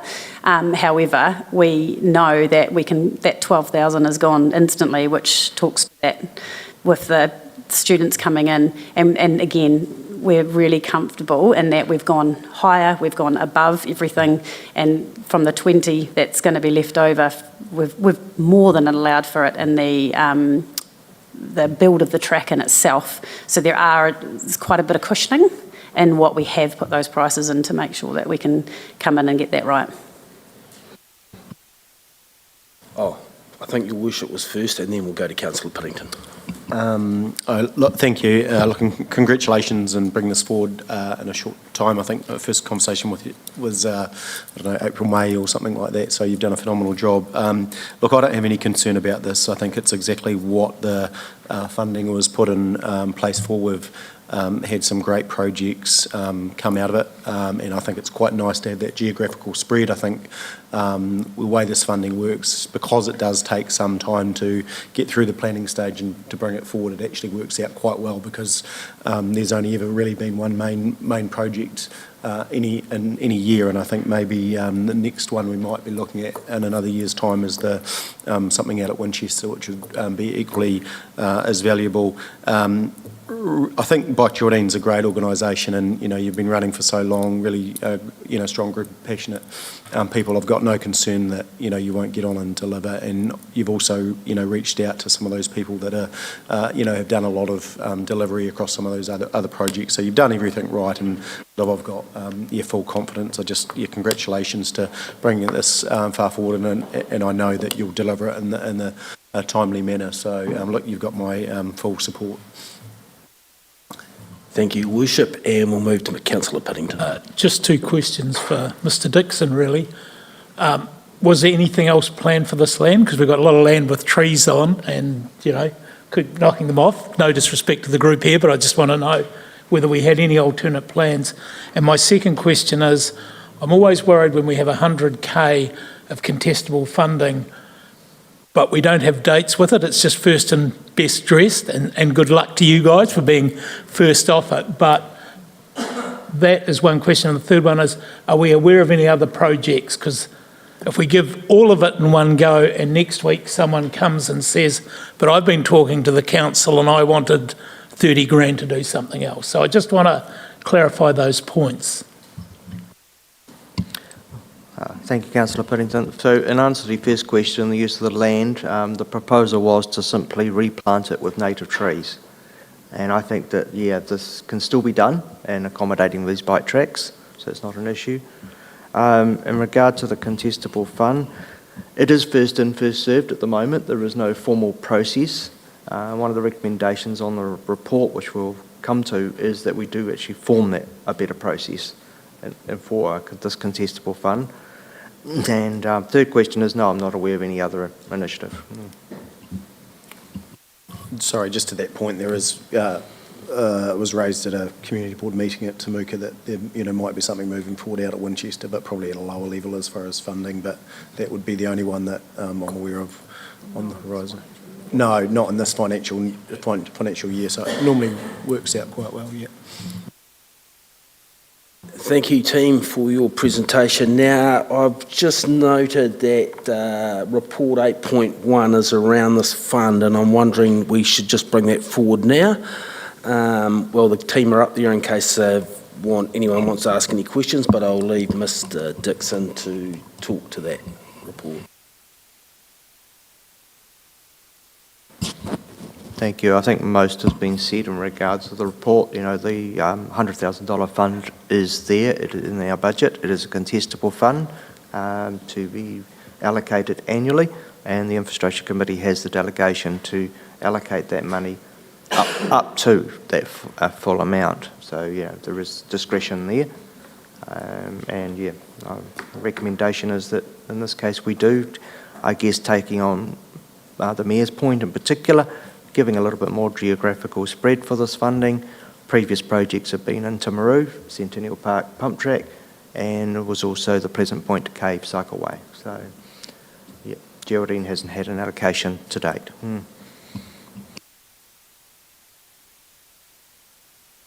Would anyone like to ask Mr. Dixon any questions? No, look, I'm happy to move the motion. Just one question on number 2. Yes. You're keen to have, we just need to think through that and develop that over time because, I think the criteria around that will be important. But I'm happy with those recommendations, but we just need to give it some thinking moving forward. I think we need to think hard about number 2 because typically 100,000 doesn't go far in this type of infrastructure, and the way it's worked out at the moment, it seems like it's working well year on year. So we need to think hard about it. Well, it's been quite strategic, and I'd hate for it to be whittled away on 3,000 here and 5,000 there, and then actually when an opportunity like this comes up, you can't deliver to the same extent. Can I just clarify with your application, please, with your budget, the 100,000, was that excluding GST? Because this is plus. It is, their budget is including GST.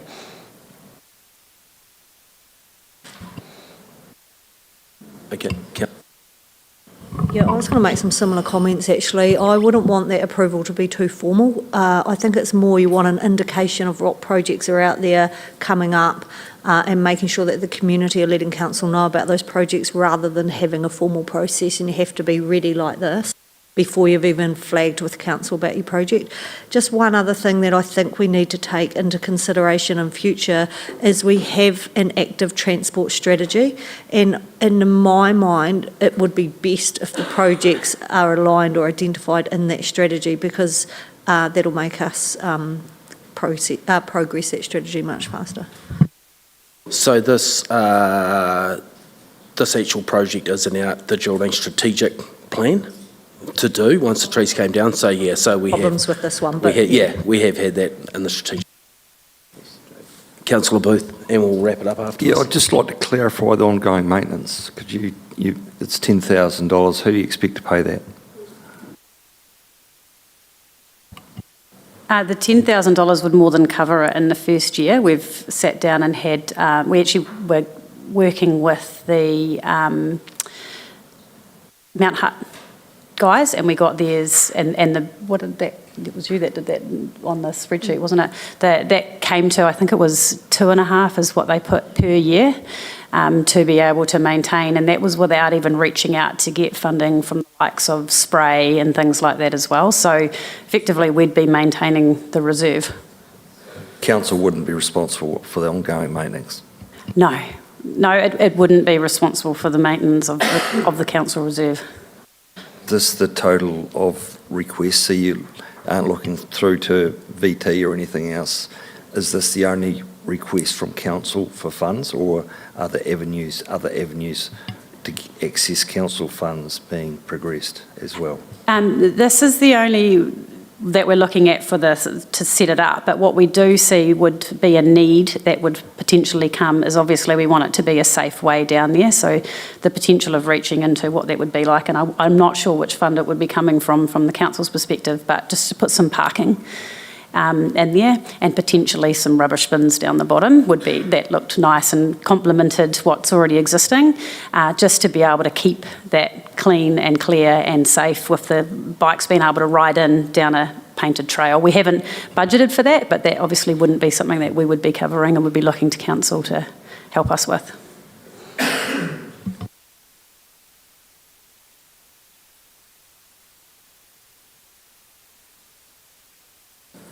Michelle, just want an application process rather than a formal application. Yeah, correct. Sorry, did you want to go first? Sorry.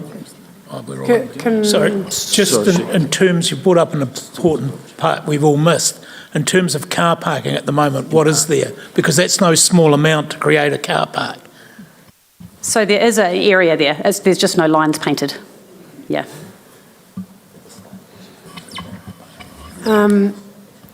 What's the chair doing? He's having a chat.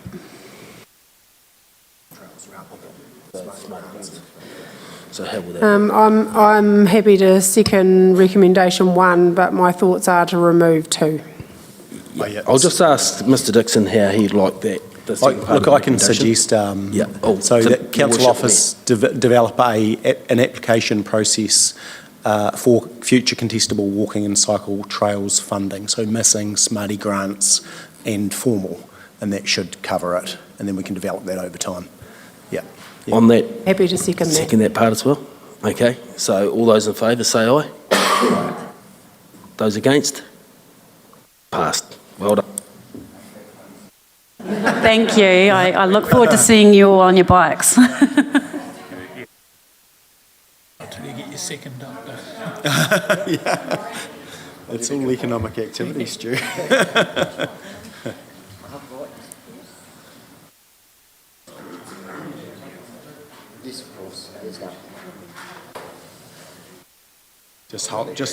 Just hold, it'll come back on.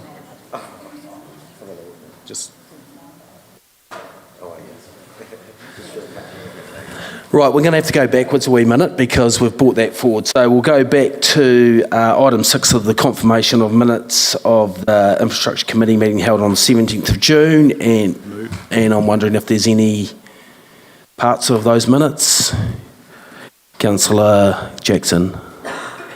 I do apologise in advance in case I've missed something.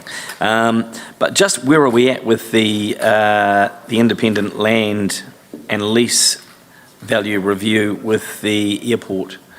Is that because they were supposed to come back to us, weren't they? So are we going? Sorry, it's all a bit confusing. So you want that as an item of minor nature? No. It was in the minutes. It's in the minutes. Yeah. Okay. So I just wanted some clarification on that. That's all. I'll put it in as a minor nature if you want to. That's fine. No, we can address it now. Nigel, Mr. Trainer. So they've furnished us with a valuation. Obviously, the two valuations are poles apart, our one and their one. So we're now seeking a meeting with them to sit down and negotiate what the rate will be, so we can close it off. It's taken quite a long time, hasn't it? Because was that after Easter they did that valuation? Or? No, we only got it about 2 weeks ago. Oh, okay, cool. Thank you.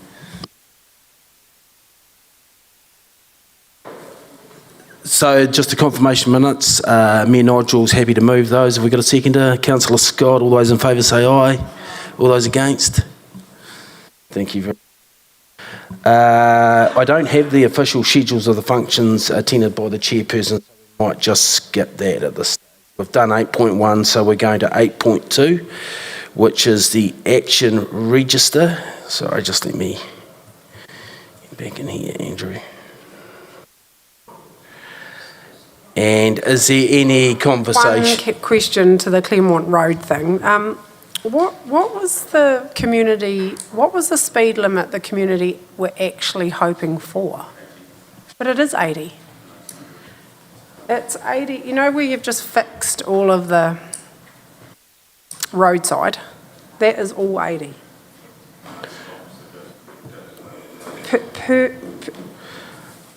From Barton Rural School to wherever it's 80, and then all around there's 80. So I was Good very question, confused. and I think there's been some confusion through both the media and what's been discussed, yes. So the corner that we have done work on, which is the Barton Road intersection, that is in a current 80-kilometre speed limit.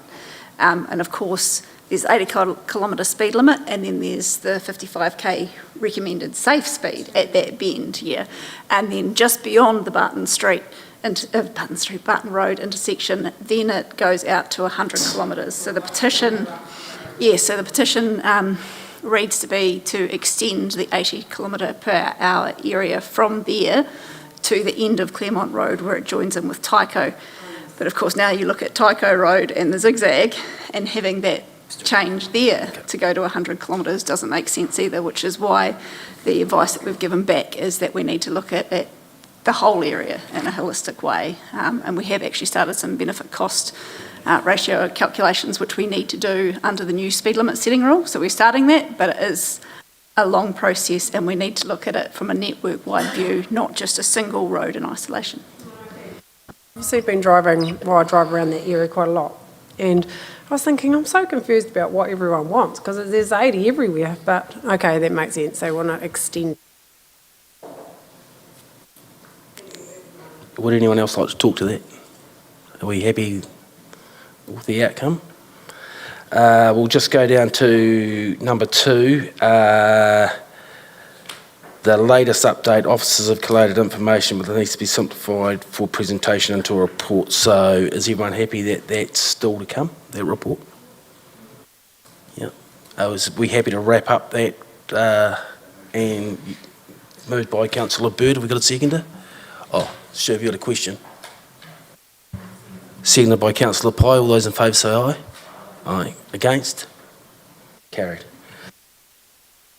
So we're just going to go back to schedules of functions attended by the chairperson. I'm happy to move that if I've got a seconder. Councillor Pye, all those in favour say aye. Thank you. And we'll just...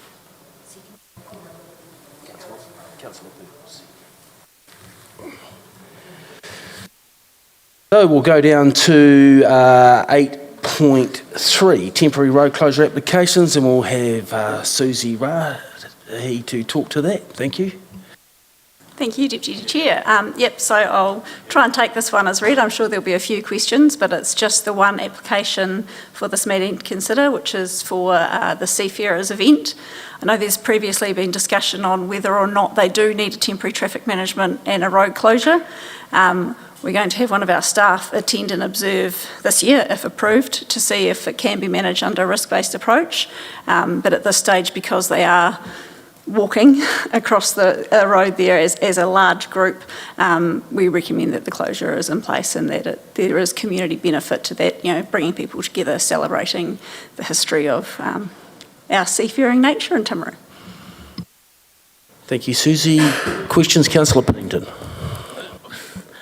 I think it's the classic one where they walk across the road, have a service and walk back.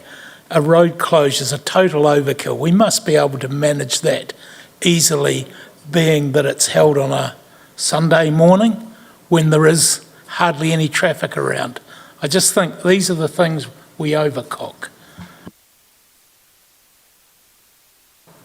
Councillor Shannon, then Councillor Pye, then Councillor Booth. No, nothing about cones, Councillor Bett. Yeah, I've attended this service, and it is as Councillor Pennington describes, where a group meets on the side of the road, and actually only a small number of people cross the road and lay the wreaths.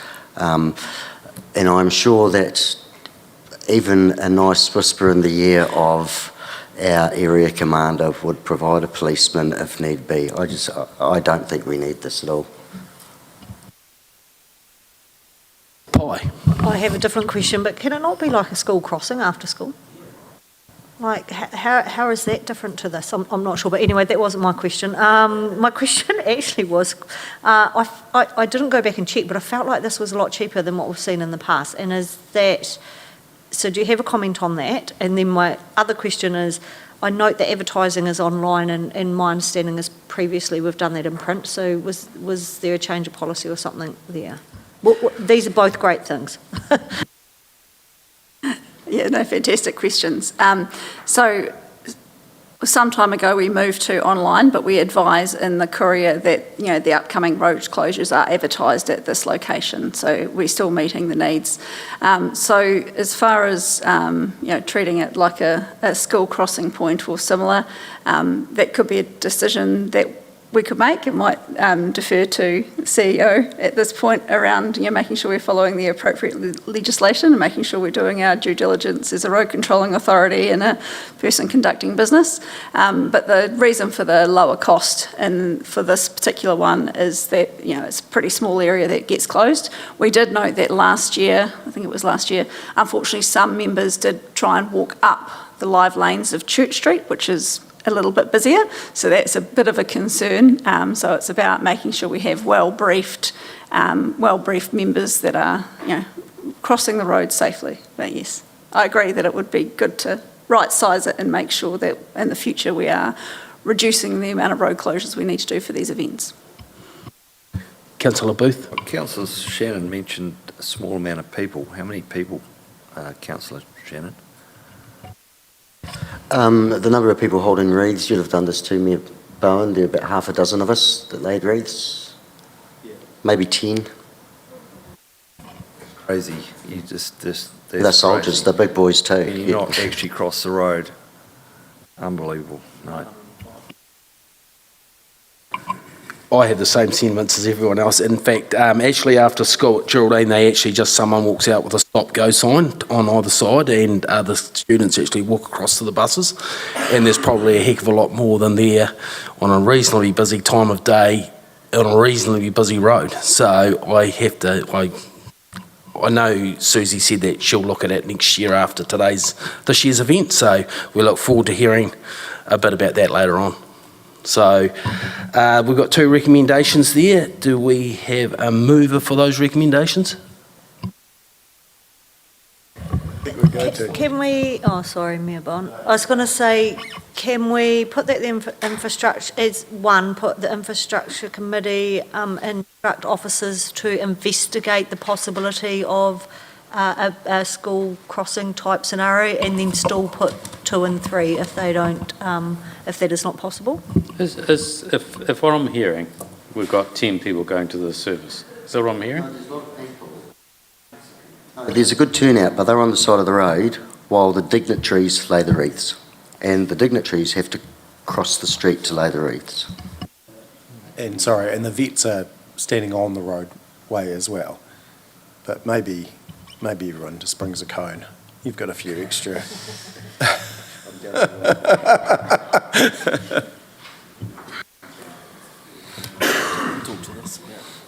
So yeah, just a note, this report's about actually approving the road closure. So yeah, one of the options is don't approve the road closure, which will then incur no further cost. The event will still happen, Yeah,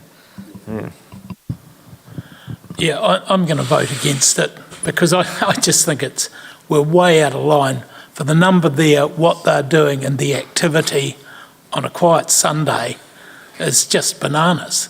I mean, Mountain View High School, we managed to work out with them how to get their ball people in, which was a whole lot more kids and a whole lot less organised with vehicles.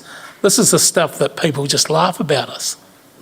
I think we need to understand, though, that this is not us, this is regulation, this is things that have been put on us through regulation, but now this government has turned around and said, let's look at the risk approach to it. And I think I don't think we'd just go against it. Let's put it in a situation where we can say, let's say that we want to look at it now, let's look at it prior to this one and get something in place instead of a full road closure. It can be easily achieved. We need, obviously, the people who are involved. Potentially, you might want to put a high vis when you're crossing the road there, Councillor Shannon. But let's put something in place that is to the scale of this particular event, and let's do it instead of doing a closure and give that direction to them. I'll flick over to Susie. Have you got anything else to add to this regarding if the road's not closed, or any implications of not closing the road that you can see? Unfortunately, having not seen it in person myself, I can't really provide that comment. I'd suggest that as per Councillor Pye, we'd be more than happy to work and try and see what we can do prior to this event.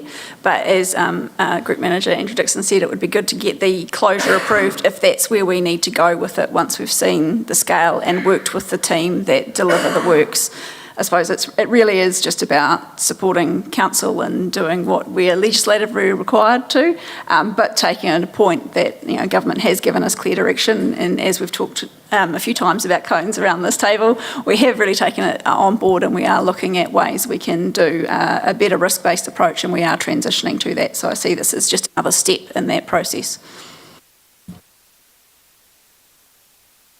So I take it that no one's making a recommendation on this current recommendation? I'll make one, I'd have to approve the road closure with a caveat that officers look at the risk-based approach to potentially come up with a version that doesn't require us to trigger the road closure. Does anyone like to second that?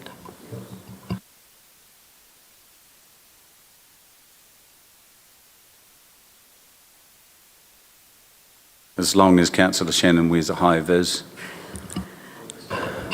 I was just going to add that, following staff attendance at the Temuka Anzac Day Parade, we are making changes to that one, and there won't be a road closure required there in the future, so we are working through them. Can I just ask a clarifying question, because I'm not 100% sure what we're doing here. So you're saying we're going to approve the road closure, then you're going to go and observe the event this year? No. Approve the road closure, but if we can come up with a better alternative for this year's... Okay, I'm happy to second that.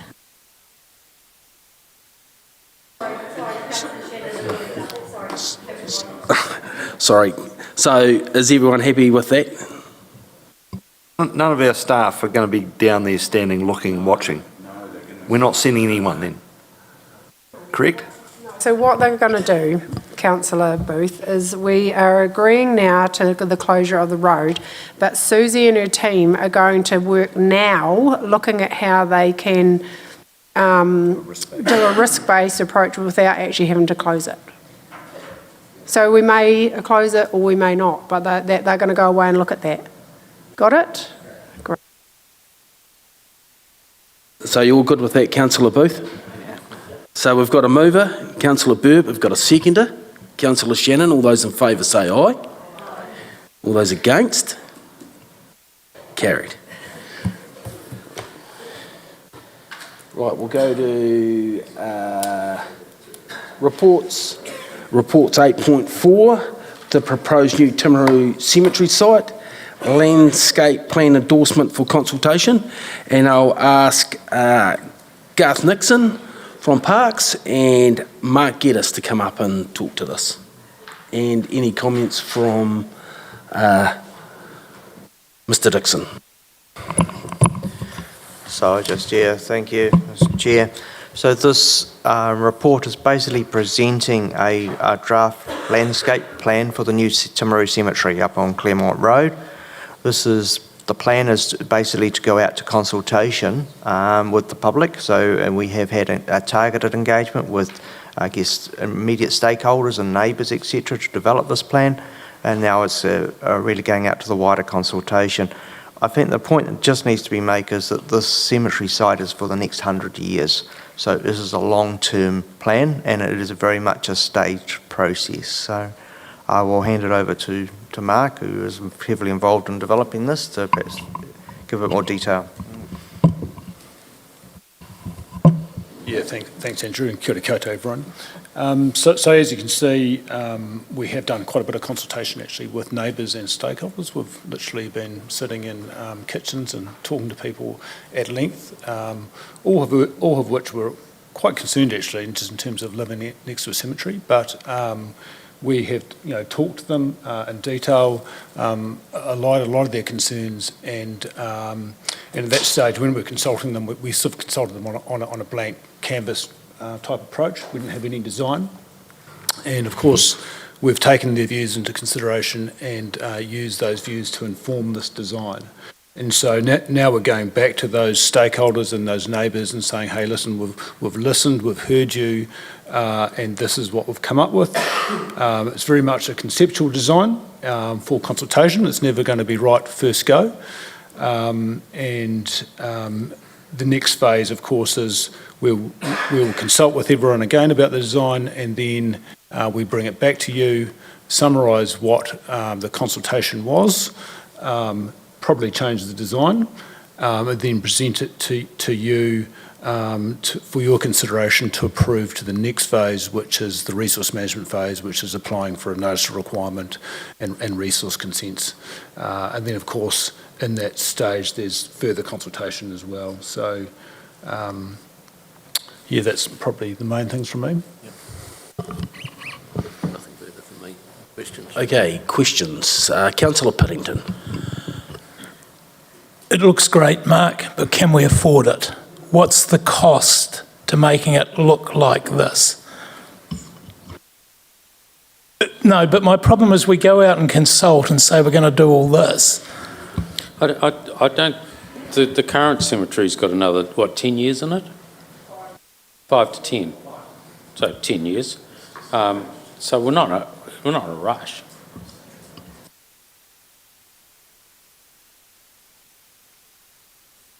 Yeah, no, I get it, but it's whether it's affordable, even looking forward. Councillor Pye. Can I just follow up on that? Because I had the same concern. So when we went to the designers, did we say, this is our budget, what can we get? Or did we just go, like, turning up to an architect and go, build me the most amazing house we can?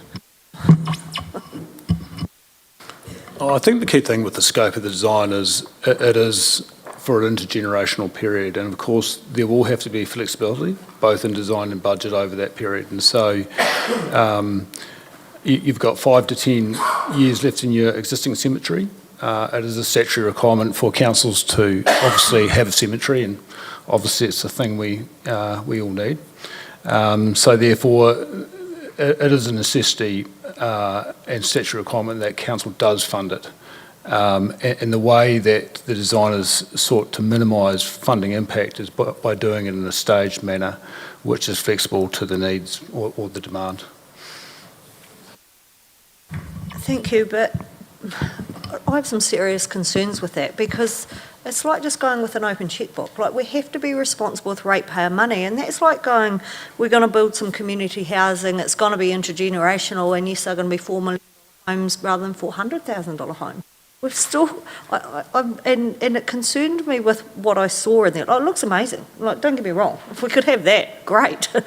But it concerned me that there was no scope. Like, you know, there's some items in there that you go, really, is that really necessary in there? A playground and a cemetery, not my cup of tea, but some people might want that. And it just concerns me that we haven't had a scope, and this is where we get ourselves into trouble time and time again, and we come up with, as Councillor Scott has said, a pretty picture, and we go out and the public fall in love with it, and then we get down the track and we just cannot deliver it because we cannot afford it. And I'm really concerned if we are going and scoping stuff and not putting a budget on that scope. In our long-term plan, we do have budgeted amounts, so yeah, it's about. But was that budget conveyed to the person drawing up the plan? I think, well, given it's sort of, we're looking at about $1.5 million, I think that budget will fit. You know, this is a staged process, so this is to cover stage 1 in the first 10 years. Yeah. 1.6 for Strathallan Corner. I'm sorry, Mr. Dixon. You know, I'm with Councillor Pye, and it's not these guys' fault that are sitting in front of us, but we should be attaching a budget so we live within our thing. Because that goes out, everyone's going to say, great. But can we deliver it? Councillor Scott. Thank you. I just support the narrative, but I just want to go back to the progressive plan and the staged approach to this. So stage 1, which you've got 0 to 15 years, can you tell me how many plots, burial area, that will actually support? Because if we are running out of space in 5 years, to me that looks tiny. And stage 2 isn't for 15 to 30 years. So how many people are going to get buried there? Because I feel like this is too small. I haven't actually run the numbers on that, and cemetery trends change over time in terms of pre-purchase plots, ashes, burials, which way you go. So they do, and the space requirement does develop over time. So when we consider the area, and you consider the area that's identified there, it's actually 3 times the size of the Timaru Cemetery. So Appreciate that. That is the entirety of stage 1, 2, 3 and 4. Yep. But if we look at the first 15 years, which to me is my priority area, we've got a cemetery that we're being told that only has a lifespan of 5 to 10 years to go. We're not, I understand, accepting, like I can't go and book a space right now. Yep. So I can't even do that for my family, myself, nobody. So we're not accepting. Is it not bookings? What's the word? Pre-purchasing. Pre-purchasing. Sorry, it's not really a booking, is it? So my option is probably, hopefully up here, not in the next 5 years.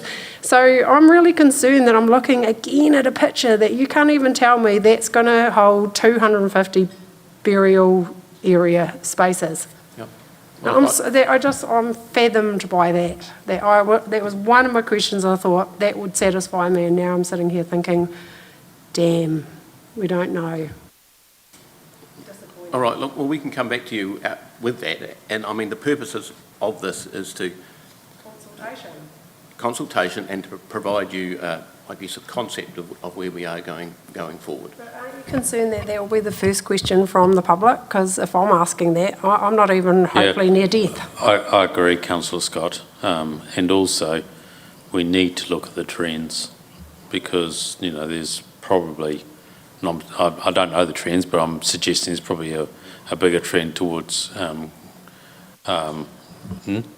cremation. So that needs to be brought into it, and I agree. We need to know what will it hold and where will it be. And I also get the view that stage 1 will probably be the most expensive. Stage 2 should be relatively low cost because it looks like it's just a road through the middle. And also we're also talking parts of stage 1 and 2 being future development zones. Well, I've got the colours mixed up. I've got a colour one here. That colour, is that future development or is that ash interment zone? They're not very, that's ash, they're just not very, they don't line up. Yeah, okay. And the ash interment zone will probably be a little bit more expensive too than up the back. So you're right, it does need a bit of work like that before we put it out to the public. Yeah, I mean, I think the scale is, it looks quite small there, but it's actually a massive site. That first stage, the burial area will be about 1 hectare or more. That's a lot of demand, that's a lot of supply, particularly considering that you don't need it, you need it in 5 to 10 years. In terms of your concern about catering for additional demand, that's what's staging, and you do obviously have the ability, you review your LTP every 3 years, you've got your annual plan every first year. If council needs to fund this, they'll need to fund it. But we don't see that being, looking at the figures that Bill Steens did originally, you're not going to be faced with those challenges anytime soon, I don't think. But clearly, the existing cemetery is running out, and you need to start planning for the next one. And the other question that I should have posed was, in stage 1, the front entrance and formal garden zone is quite big. Does it need to be that big? I mean, you could possibly get a few more people in there. Yeah, so there is actually a house there, I think. There's a house on that site at the moment that we've bought, so it's a house the council owns, and so the design has probably left that at this stage because council hasn't decided what they want to do with it. The driveway is big, but of course you've got to have car parking, reverse manoeuvring in there, and so he would have designed that to meet the applicable district plan standards for those. Thank you, Mark. Councillor Bird. So to allay everyone's fear and take out all this drama around what we call the fluff, I suppose, because central government use that when they talk about everything we do now. Obviously, what everyone's tension here is that we need to get back to just the grassroots of what this is. And as you said, it's the proportionate amount of land, obviously, that you can walk up to the old one and say, this is how many plots that are likely to fit here based on the design. And the design, hopefully, is there predicting of doing something that is going to be, fit with that process. And let's take out those nice pictures before the consultation, because a cemetery is basically what it is without all those other things, so that we're not setting up ourselves for failure, or the next council or progressive councils for an expectation that these things were actually going to be included. I think that's as simple as that. Thank you, Councillor Burt. We had Councillor Pye next, and then Councillor Jackson. Sorry, then Councillor Burt. I agree with Councillor Burt. I am concerned that we are moving faster than our budget phasing. So this year we have $75,000 in the budget for this project, if I've picked up the right figure. And, we've obviously incurred some costs around these planning and consultation. There's going to be ongoing costs. I think from memory, we were over budget last year because we bought the purchase of the land earlier. So I think this council needs a much clearer understanding of the phasing of the budget and the phasing of the work, because I feel like we're getting ahead of ourselves, and a lot of our budget is affected. If we bring projects forward, it incurs extra costs, so we need to stick to our budget phasing. And as Mr Traynor said, we have a lot of time to do this and we don't need to rush. So I want a clear understanding of the exact timing of the budget and the exact timing of the work and how that meets each other, because I feel like we're getting ahead of ourselves. Thank you, Councillor Pye. Councillor Jackson. Certainly agree with the comments from my fellow councillors about the budgeting. I can just imagine now that Mr and Mrs Smith, wherever they might be in New Zealand, seeing these pictures come up and go, my God, honey, if we're going to be buried, that's where we want to go. It does look really good. The pictures look great. I've got a couple of questions. First one is around the consultation that you've had so far, Mark. So for the benefit of those people who might be watching online or whatever, what sort of dialogue has come from them that may have inspired these drawings so far? What sort of concerns have they had? The consultation so far is summarised in section 3, so it's page 6 there. So if you look down there, people firstly commented about the location, why here. We've explained that. They've talked about environmental matters such as the discharge of leachate. The neighbours were concerned about leachate from coffins going across their property. There were social safety issues, people in the area concerned about antisocial behaviour, people, hooning around. Concerns about devaluing the property, traffic and access, mainly on existing traffic issues on Claremont Road. Site screening was probably one of the biggest one for neighbours. Lighting, burial types. There was cultural needs. We've consulted all the specific cultural groups. And of course, lots of people had comments about the amenities. And so we've talked to funeral directors, we've talked to priests and ministers, and other people have talked about the need to provide a playground for the kids, because the kids aren't really on the same wavelength as parents when they go to the cemetery. So put them over there so the parents can have some quiet time. There's comments about requiring wayfinding, be able to find your way around the cemetery, and lots of comments about the layout and style and the type of burials, from natural burials to cultural specific burials to cremations and different ways of interment. So we've had a huge amount of valuable feedback, and of course the overriding direction we have got as a design team is that it was going to be a cemetery in the park, and that was the council's vision for this. And hopefully, the plan we provided, it meets that. But if that's not what you want, that's okay. I think in terms of responding, in terms of the comments regarding the timing in the budget, the budget's not something I can talk to, but it is staged, and so therefore any of those later stages is probably realistically going to be a problem for another council. This is a multi-generational project. We're talking 50 to 100 years, and so whilst the plans may look grand, there is a need to be able to master plan the site so it's all integrated and it can work together. So there's a need to look at the whole before you design the first stage, and of course that's what we've done. Is it your sort of understanding, though, that this is the way that cemeteries are going in the future, more so than what we see as being a traditional cemetery, as we have currently down the south end of town? This is the way that cemeteries are going to be moving forward? Are other areas around the country doing the same or similar sorts of things? More of a park experience rather than a straight-out cemetery?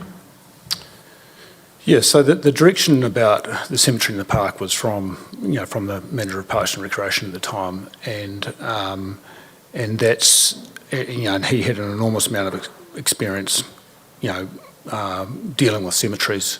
We've also got input from a university lecturer who's input into the design, and so she's probably the country's leading authority in how cemeteries are designed and what they provide for.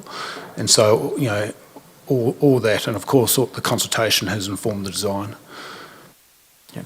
And just my second question to that, just very quickly, is regarding, we were talking about trends before, and there's obviously a huge movement towards people being cremated nowadays.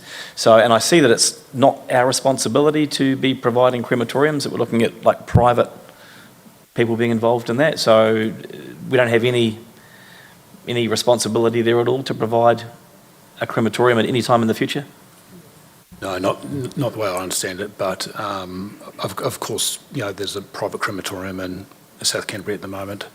There's potential proposals for others. And I think the Councillor Scott's comments about the space, approximately about 60% of people get cremated at the moment. And so when you're thinking about that stage one, you have to take that into account, that we've got 5 to 10 years already. We've got 60% of people going into cremations, some of which will be interned there, some won't. And then you've got your normal burials, and then you've got your sort of more specific natural burials, burials for babies and cultural stuff. Thank you. And one last question from Councillor Booth, and then I will hand over to Mr Dixon to give us some ideas of where this is going to take us. Yep, so I assume it's basically user pays. Under the Local Government Act, we're actually obliged to charge no more, no less than what it costs to provide that service. So whatever the service costs, it's what it costs. So stage one, it's so important to do a master plan like this, and quite frankly, those front gates there are going to be there for over 100 years. So whatever you do, you've got to make a decent job. You don't want to start worrying about the budget. You've just got to get on and do it. It's 100 years. Well, are you not standing again, Councillor Booth? Yeah, did you not hear what I said? It's the first time I've ever heard. It's user pays. We charge what it costs to provide the service. We have to create the space so they can use it. Okay, so if I presume that the people cremated, because they only take up a very small space, and the people want to get buried in the coffin, they're going to take up a whole lot more space, and they'll get charged 4 or 5 times the amount. I would like to think that's occurring now. So in response to Councillor Booth, he's sort of right. This is sort of like infrastructure that you're paying it now, and as people die, they're buying their plots and they're getting charged what it's cost to do it. So it's just an investment. And on your cremation rates, so in England and Wales, it's 82% are cremated. In New Zealand, it's 68% and rising. So it's actually, it'll get up into the 80s and 90s. So probably doesn't make a lot of difference to what we're doing, but it means that maybe the zone's got to be rethought in terms of plots for cremated people versus burial. But that can happen over time. So effectively, I'm of the view that this is something we can't get out of. We've got to do, and therefore we've just got to make sure we get our stages right, and the size of those stages are perfect for the investment at the time. And I believe the first stage will be the most expensive because you've got to get your car park in, you've got to get the roading in, the gates and so forth. But then after that, the price will come down. With your The consultation. question around the cremation, because how long is the present cremation setup going to last, and should that be more appropriate to make provision for something up there? But that's privately owned, and they'll replace it. Obviously the market will dictate that.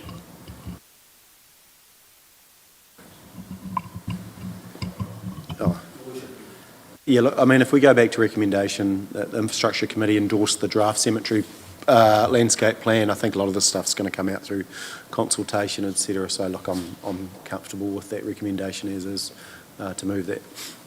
Okay, do we have a seconder for that? Yes? Yep. Seconder, Councillor Jackson. So are we going to add in there about Councillor Pye's around the timing of budgets that need to be supplied and the phasing of that, so we actually have a better understanding? So when the consultation period has ended, we actually have an understanding of where all this is going to sit. I would like that to be...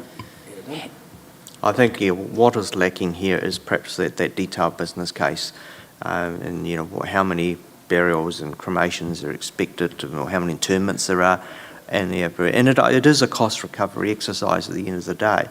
We will be charging the cost of the plots on the basis of recovering our overall development costs long term.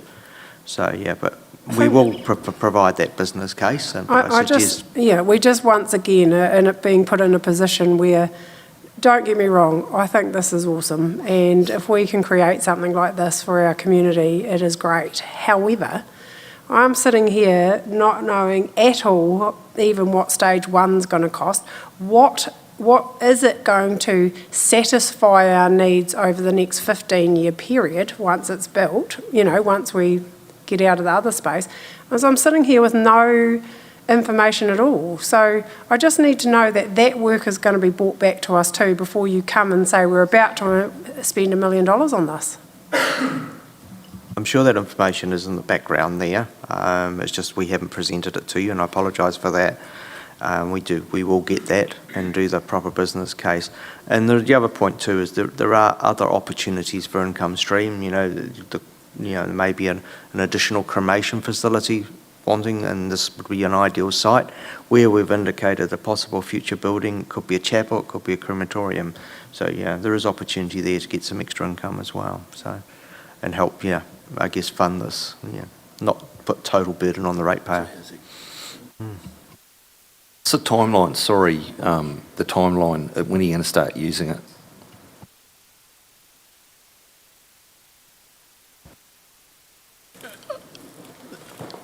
I think we talk about 5 or 10 years in the existing cemetery, and obviously we need to do some development to get up and running.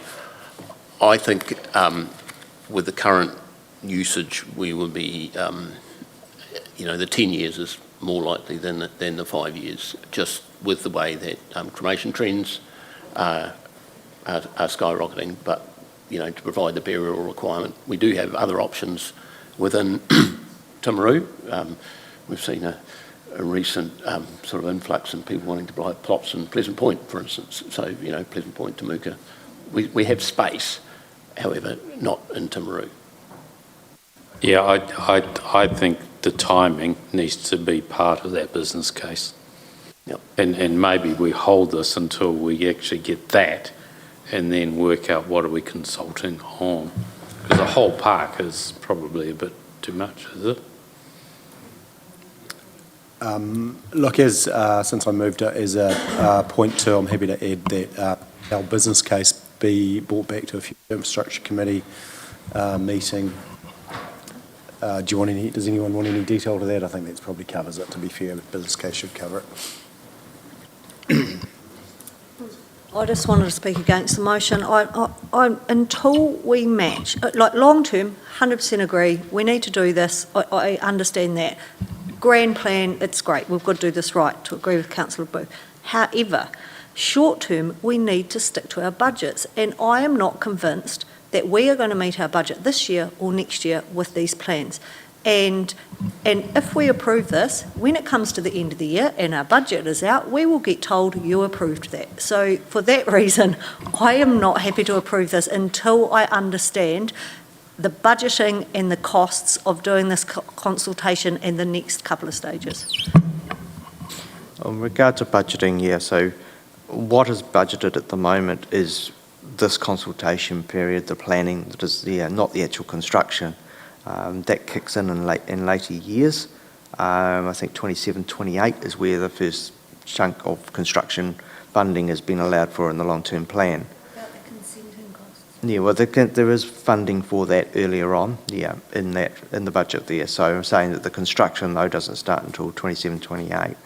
And that is the plan at the moment. That can change, of course, depending on demand. But yeah, I'll just take point that, we blew last year because it was purely the timing of the land purchase.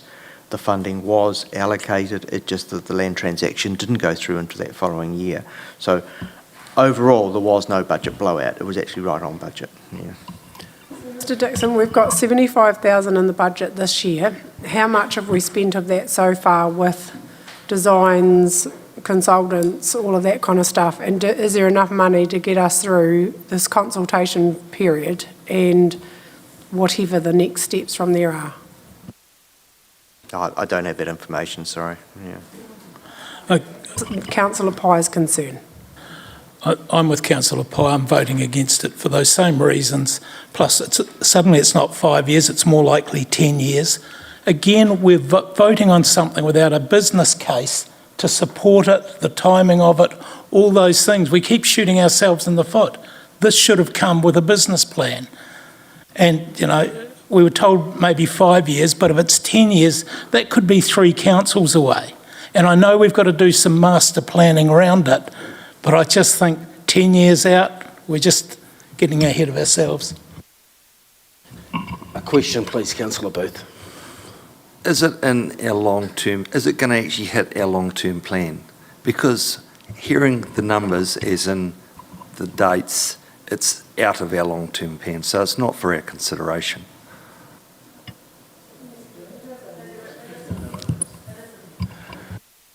When it comes to the where you're going to be spending the real money, is actually turning dirt and putting gates in and stuff like that, that's not going to occur until about a year before you're going to want it in reality. And it's gone from 5 to 10, that might go to 15 years. Your Worship. Look, I'm happy with the motion as is. I think you've still done significant work to date, and then if we stop and pause the process of consultation on the landscape plan while we've been having conversations with neighbours and all those sort of things, I think that just makes no sense. What we're approving today is to go to consultation on a landscape plan and to bring back a business case. So we're not actually approving any funding. It would be great to have more detail. We're going to get that through number 2. I'm happy to have it move forward.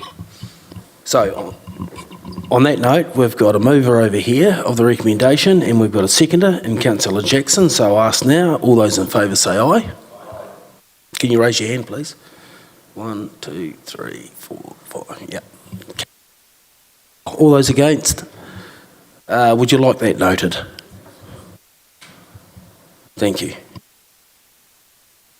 We will now move on to 8.5, the Terrace footbridge repairs, and I believe we're asking Susie to come up and talk to that. Thank you.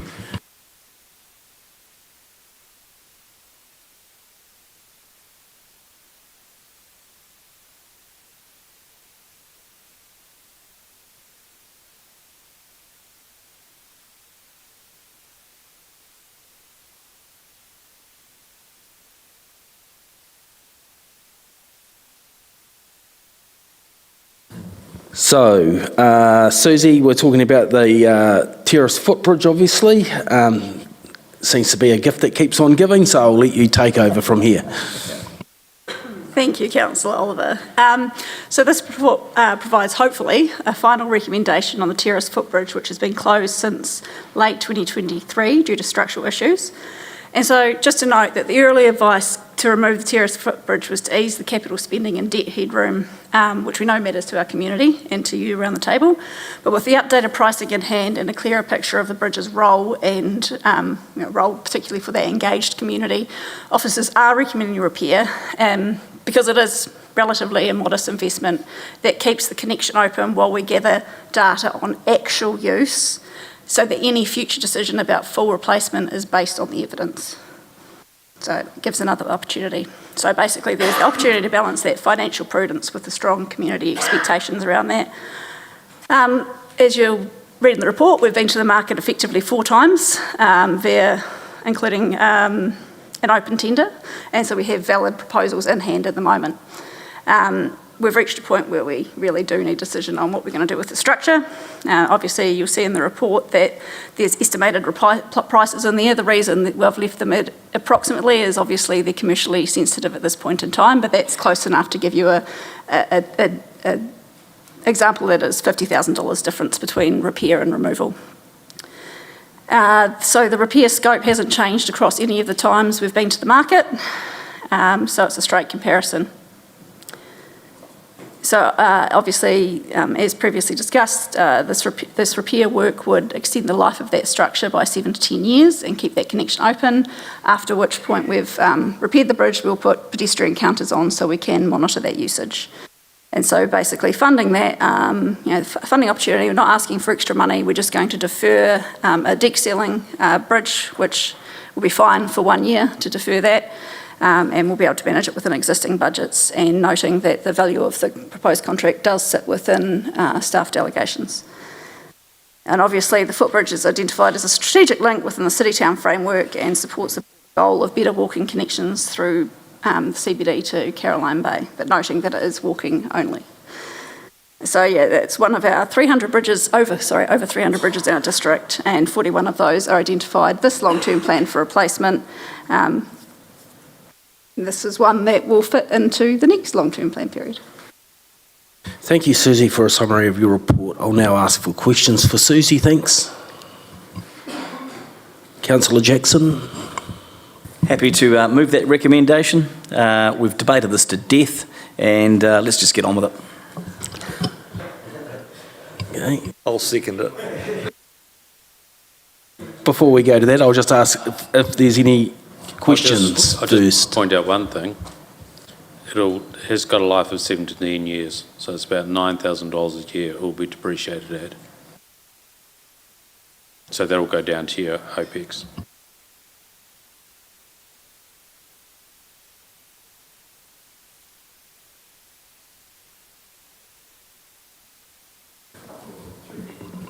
So does anyone have any questions? Councillor Piddington.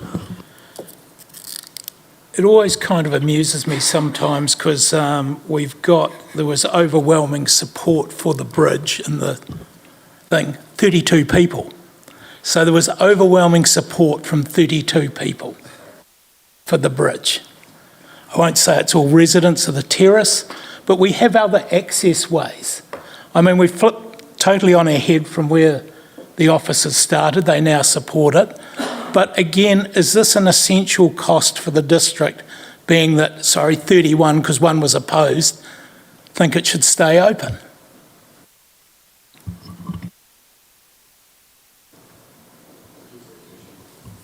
Who's that question for? I was just going to ask that. I can say- Who would you like to answer that? I can just, great observation and comments, just noting that it was also brought up through the numerous city-town engagement processes. So the 32 was the targeted in that particular area, but there was further, has been further previous engagement on this structure. My only comment, happy that something from City Town did survive. Councillor Shannon has a question. Just a quick one. How many square metres of tile replacements could we get for 50k? I'm not entirely sure on that figure. Sorry, I wasn't expecting that to be a connection, but yeah, no, sorry, I'd have to come back to you on that. And I did note that in the minutes there was also a question around the value that if we were to close that laneway and dispose of that land, it's about 90 square metres that is in that area, and it's complicated somewhat by the fact that there are 6 different accesses, 6 different properties that align against that, so it would be quite challenging. Not saying impossible, but quite challenging for 90 square metres, there or thereabouts. Right, if there's not any further questions, we do have a recommendation on the table from Councillor Jackson and second by Councillor Booth. All those in favour say aye. Aye. All those against? Carried. Right. So can I just ask a question? Sorry, while you're there, Susie. How are we monitoring that? So we're going to monitor it when it's open? I just want to know how it's going to be monitored. Yeah, so we have pedestrian counters that we use and cyclist counters that we use on various places across the network. So we'll install one of those there so we can monitor how much use there is. And it won't be there permanently because obviously it could be target for vandalism, but we'll do cyclic counts on it. So we have more information ahead of the eventual replacement or disposal in 7 to 10 years.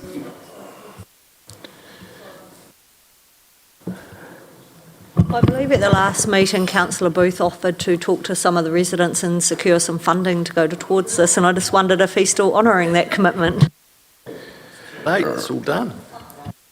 We are getting a little bit behind, guys, so we will move on. So our next part of the paper is 8.6, and I'll ask Grant Hamill to come forward and talk to us about our waste operations update. Thanks, Grant. Thanks, Mr. Chairman.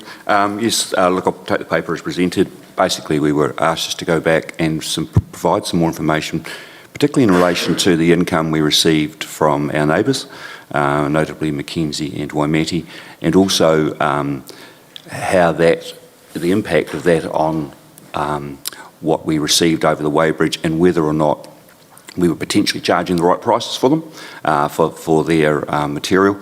Hopefully the report sort of explains that, but just to sort of it's a double-edged sword, as I think I've noted before, and that the income is that we receive it's roughly around $1 million a year, so it's about 15% of what we receive over the weighbridge.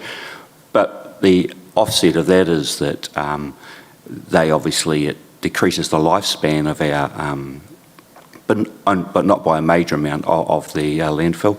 And conversely, we are aware of the addition of Tyco in the area, and they're now a Class 1 landfill. As it says in the report, they can only take 2% of putrescibles, so that does limit them slightly. But we do know that they are actively engaging with both commercial operators and potentially with the other TAs. So if they were to acquire some business, which they are likely to do, I suppose, then that has the benefit for us of extending the lifespan, but of course it does reduce income. So it's a situation that we just have to manage as we go. So I'm happy, obviously, to take questions on the paper. Any questions for Mr. Hamill? Councillor Pye. I just want to thank you for bringing this paper. I think it's gone a long way to our understanding of how the landfill works, how Mackenzie and Waimeti contribute to the kind of operating costs, and accept it's very difficult to then try and quantify the capital cost as in space there. My question was about point 12. So you say that you get Tonkin and Taylor to produce a whole of life report every 2 years, and I wondered why we do that every 2 years. know reports cost money, and I thought, can we stretch that out to 5 years, or even just align it with the long-term plan and go to 3 years? Very good question, Councillor Pine. Thank you for your input into this. We could, but of course, we just, in fact, funnily enough, so I was sitting there before the Tonkin Taylor report, the preview's just come through, and we're expecting the final report next week, or the end of this week actually. But of course, at the moment, we've got Peel Forest going on, and what that has done is actually curtailed the lifespan of the cell that we put in a year and a half ago. We commissioned about a year and a half ago. So already it's had a major impact, and if we had have left that and hadn't actioned it and got an updated whole of life report, we may well have been chasing our tail a little bit. As I've said in there, I'm probably going to have to come back with a proposal that the long-term plan that we bring forward one of the years, because the cell has been filling up quickly. It wasn't known exactly how much, and it still isn't known, is in Peel Forest. So when it's come in, it's been put in a separate cell. So we can look at extending the time of the whole of life, and I can certainly make a point on that. The costs, off the top of my head, they're probably, sorry, I wouldn't want to come out, but I can come back with those costs. But that's a good point. We'll look at it. But at the moment, I'm probably pretty happy we have done it, because, as I said, I may well have to come back with a proposal to bring forward 1 year of our long-term plan. But if it's got a 27-year life, sorry, why aren't we doing it once every 10 years? If it's got a 27-year life, the landfill, why aren't we doing them once every 5 or 10 years? We know it's got plenty of life. I can follow that up. Honestly, I'm not sure as to exactly why. I believe it was every 3 years. It's now it has been 2 years. But we can certainly look at extending it to potentially reduce the costs that we incur. Part of the issue is it's actually, I think, an audit requirement, because we have to make provision for aftercare of the landfill, and that is based on the remaining useful life on how much we charge per year. So as that useful life changes, our charging changes, they need a report to justify what that remaining life is. So it is all tied up in that. The landfill itself has actually been 27 years life for quite a while, because we have increased our compaction. There's a lot of factors that come into it. But yeah, Peel Forest will make a bit of a difference this time round. But, yeah. Right, if there's no other question... Oh, sorry, Councillor Booth. Yeah, look, I note in your report, item 16 there, and you talked about Tyco. To be fair, we're actually competing with them. And as highlighted in the Peel Forest dump remediation, there's a big difference between costs and charges. So obviously it's in our benefit for our ratepayers' product to go into our dump, because it actually goes in at cost. And so whereas the charge is what we're charging, we're making money, and we're actually paying in advance for a future remediation of the dump. So I guess what I'm getting at is that it's got to be more cost effective to actually utilise our own facility at every opportunity, and anyone who wants to use our outside has to really pay the full price. So we are actually recouping the money. I can assure you we are recouping our money at present. We hadn't in the past, and in this year we've made a correction to 2 rates that had changed, because with our rates we obviously also have to pay, in addition to there's a waste levy and also a carbon credit for everything that goes over that weighbridge. So at the moment I can actually assure you we are recouping our money. We still have to get the balance between competitive and non-competitive, and the commercial operators are a big, as you'll see with the stats, they're a big component of what goes into the landfill, and that, so we have to at the same time to keep their them coming over the weighbridge. We do have to be competitive with Tyco. We are very close in rates.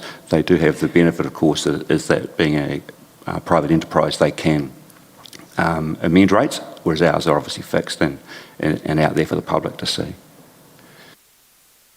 Through you, Mr Chair, I wonder if at some point there needs to be a bit of a strategy on landfill, because as Councillor Booth says, we're competing with Tyco. But actually, do we need to compete, and should we just actually only take our own?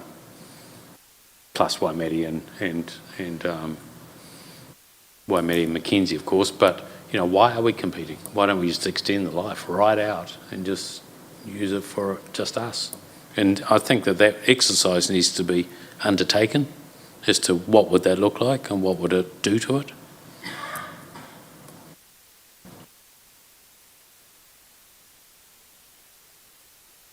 Councillor Pye. I just wanted to add to that I'm really keen to see in that strategy what our replacement landfill is going to look like. We just talked about a 100-year plan for a cemetery.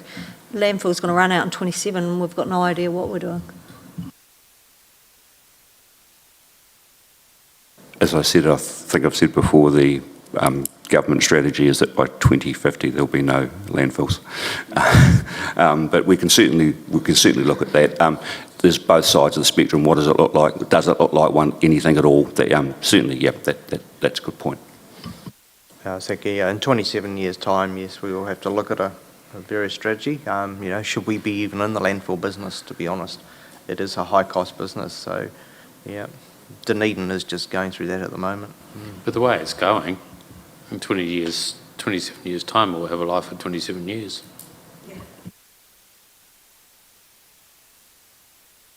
Right, let's move on. We're getting a bit behind. So if there's no more questions for Mr Hamill, I'm happy to move that the Infrastructure Committee receives and notes the waste operations financial overview of the operations of the 24-25 financial year. Do I have a seconder?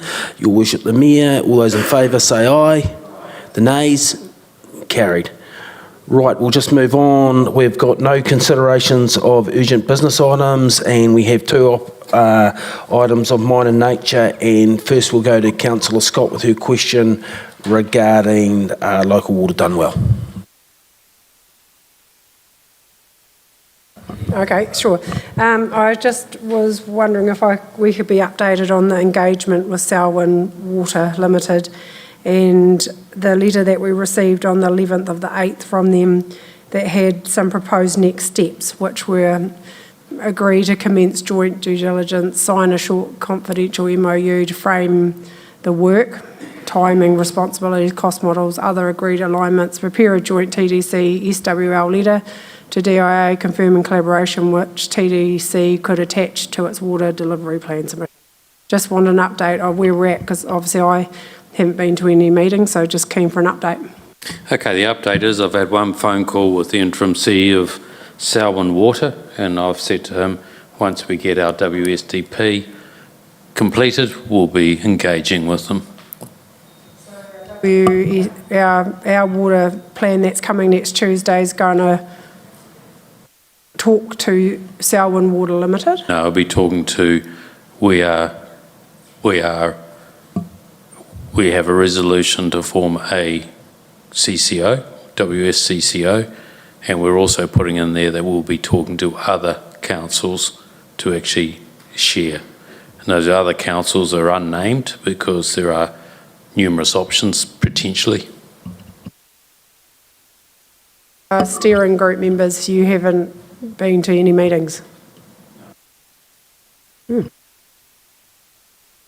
Councillor Pye. I'm just keen to understand the delay. Is that a capacity thing or something? Like we've organised another meeting with another group and that's already in our diary. So why aren't we running the same process with Selwyn? Why are we waiting until after that? The reason is there's a bit of capacity. Right at the moment, we're still pulling the financials together for the WSDP. There's an interpretation issue with the financials that we're trying to sort out. And secondly, we don't want to rush this through because the Selwyn Council won't be making a decision until November, December. So our view was there was no hurry. So effectively, once we get our WSDP over the line, we can then go and have those conversations. We know their numbers.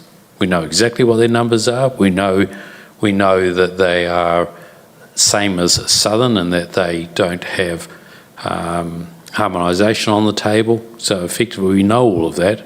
Then it's just a case of actually getting a document done so that the two parties can sit down and go, what would the option look like that will have to go to both Selwyn Council and this council in the future. One question, I sent an email last Friday that's had no response around if we don't adopt the proposed plan on the 26th, what happens? I thought they went to the mayor because I was CC'd in, so I left it. Effectively, there'll be a lot of reputational damage because the deadline is the 3rd of September. There is no reason why we won't meet it. No reason at all. The plan will be delivered on time on the 26th and it should be able to go through. Your Worship, the Mayor. Yeah, that's why I rang you on Friday, just in regard to that specifics. You wouldn't want to be that council. You know, the reality is they have threatened putting water technical officers, whatever the term is. We just have to deliver a plan at that point.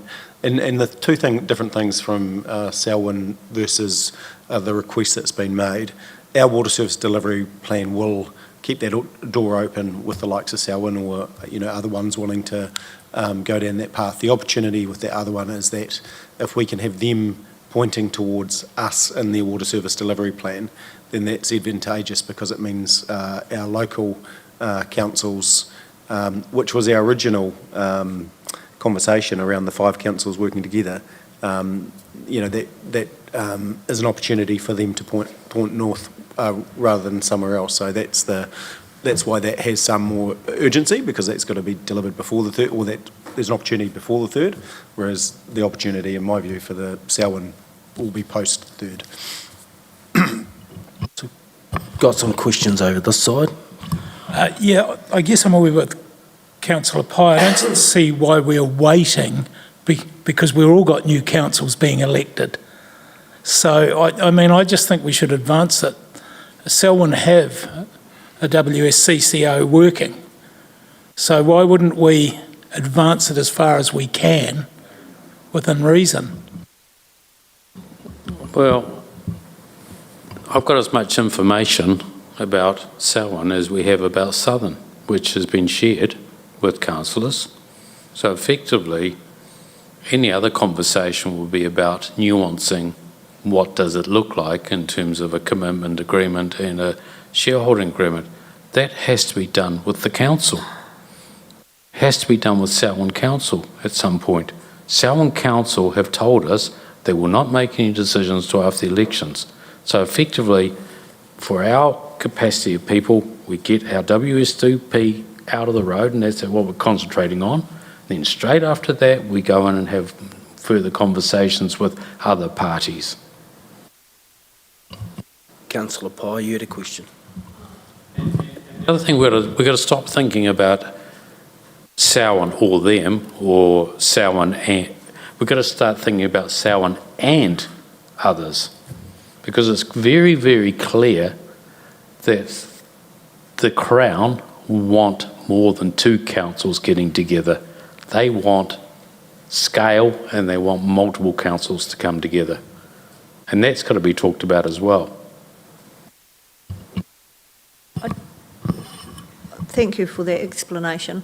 I just want to be clear that we, given what we've learnt to this point, that we have 2 options. Whether it's with Timbuktu or Temuka, I don't care. But so long as we've got 2 and we don't put all our eggs in one basket and then get left high and dry again. So I just want to make sure that we're not discounting Selwyn and it is a valid option, and whether it's Selwyn and others or whatever, I just want to make sure we've got 2 options. So I attended the I attended the mayors of Southern's meeting on Monday to tell them where we're at. Their feedback to us was it isn't about Southern or Selwyn, it's about Southern and Selwyn. Southern is keen to join with Selwyn as well. They see a lot of merit. Actually, Southern is saying the more the merrier, the better.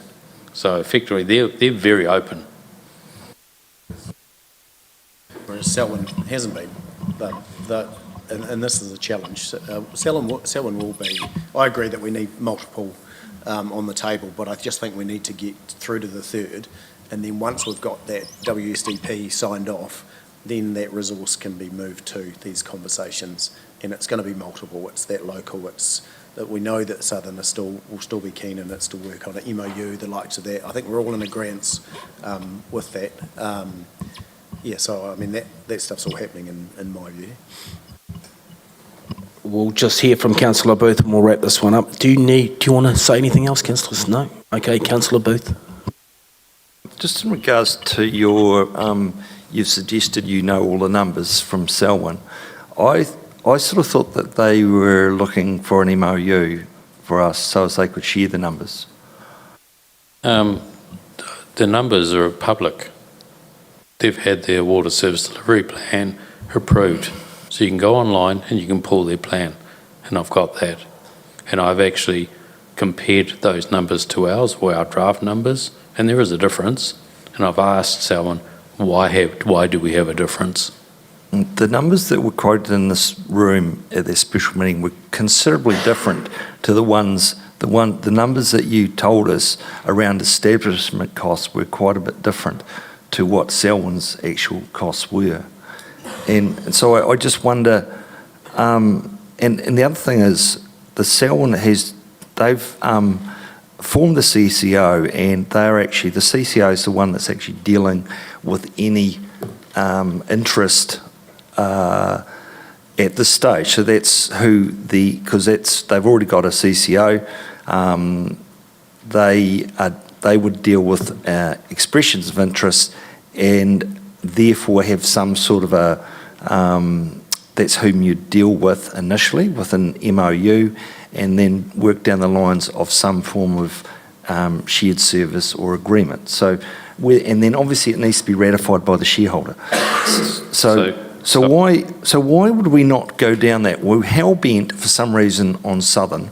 Southern was brought to us without the knowledge of a couple of the members of the water group, and without any knowledge. And so, whereas we should be considering all options as we've talked about, but we appear to have gone off on another tangent now, and we're heading to Waimate.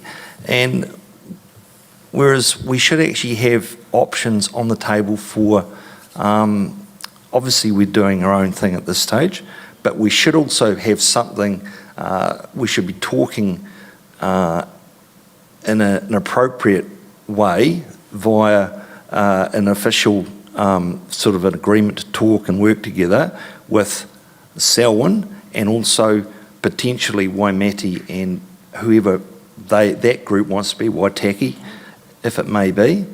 But we've certainly been down the southern route, and it was basically torpedoed.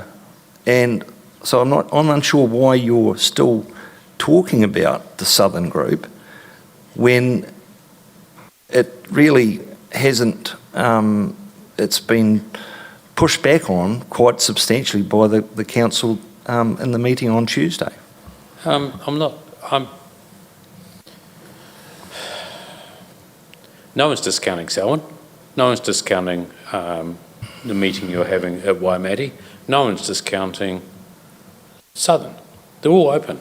And at the meeting of this council, it was left open. It wasn't torpedoed, and it wasn't. I don't know how I understand what you mean it was torpedoed, because it wasn't. It was brought here in good faith to say the mayors down south would like us to make a decision. We decided not to make a decision, and it's left sitting on the table. So that one's on the table. Selwyn, I have said to them, we'll get to you as soon as we've done our WSDP, and that's what we intend to do. The reason for why can that not be done in parallel? Because what I'm worried about is when you go down the line of doing that DSP, you're going to start forming a CCO, which perhaps will not be necessary, because we're going to perhaps start incurring costs that, depending on whom we go with, potentially will have. When you get your WSDP, March next year is your drop dead time to decide which one you're going with. So we have time. By putting that in, are we going to start incurring establishment costs? Not for the company. We will be incurring costs to get stuff ready, whether we have a single CCO or a multi-council CCO. There is work that has to be done. So the work that needs to be done would be the stuff that you do anyway, such as organising the property and where the pipes are, getting the covenants sorted, etc. But in the meantime, the negotiation or we should be working and talking. Yeah, we intend to do that. Well, but it should be able to be done in parallel, and so as we've got the options. Your Worship, the Mayor. Just let them breathe and get to the 3rd of September, which we have to do. That's the one thing we have to do. I've said that we're going to keep these options open across all the others. Just let the team do that one thing. We've made a decision on what we want, which is a joint council-controlled organisation. We know the risk that we could end up being by ourselves.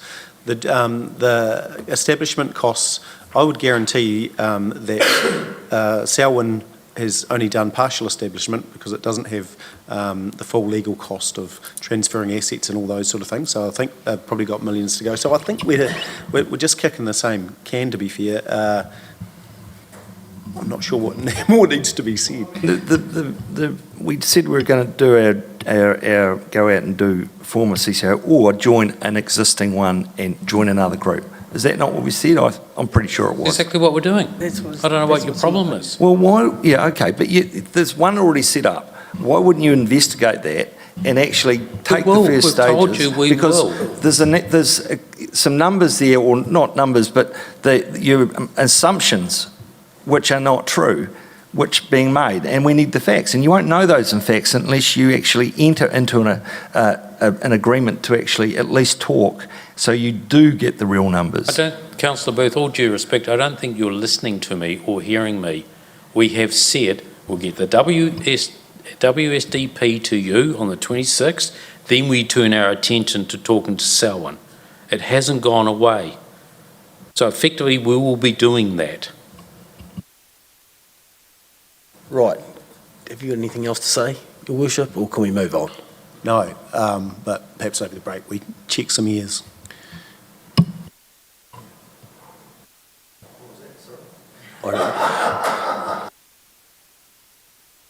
Let's move on.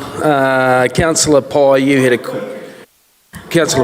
a question regarding the Sophia Street. Just kind of forgotten where we've got to with the Sophia Street car park, and I'll just like a refresh, please. It's been a long haul in regard to the soils testing, but the final report that had now been peer reviewed came through on Friday. I haven't had the chance, unfortunately, to review it yet, but once we do that, then that puts us in a better position to actually look at the structural side of that building. Yeah.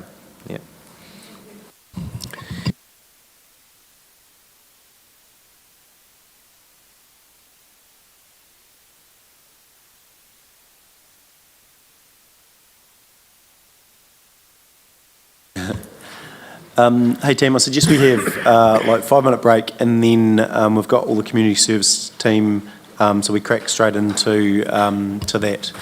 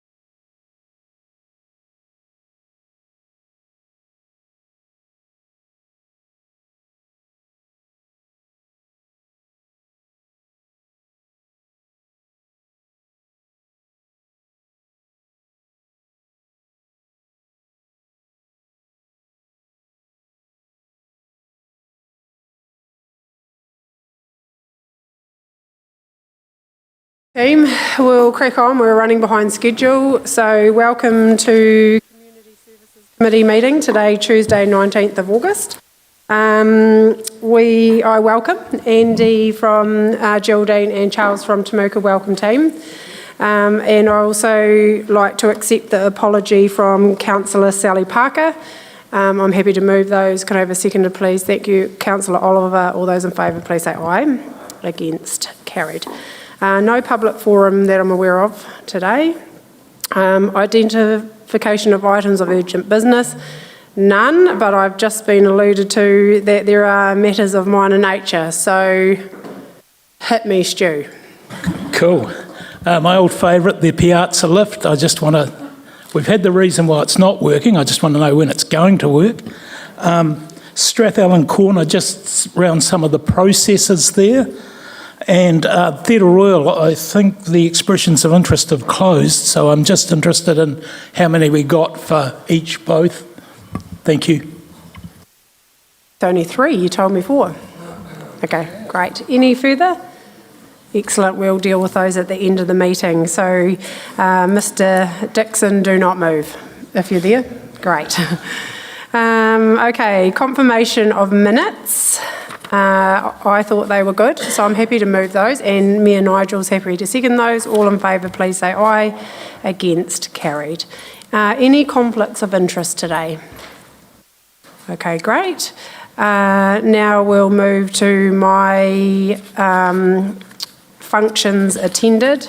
I don't think there was anything to add, like Councillor Pye attended the Business Excellence Awards on Friday night. Again, very well run award ceremony, and yeah, it was just great to observe the amazing businesses that we have in our community and the community groups too. It was great that they're being acknowledged, and obviously the big award winner this year was Presbyterian Support Services, so that was really great. So I'm happy to move those. Functions attended. Can I have a seconder? Thank you, Mayor Nigel. All those in favour, please say aye. Against, carried. Okay, now we move into, report 8.1, actions register update. Okay.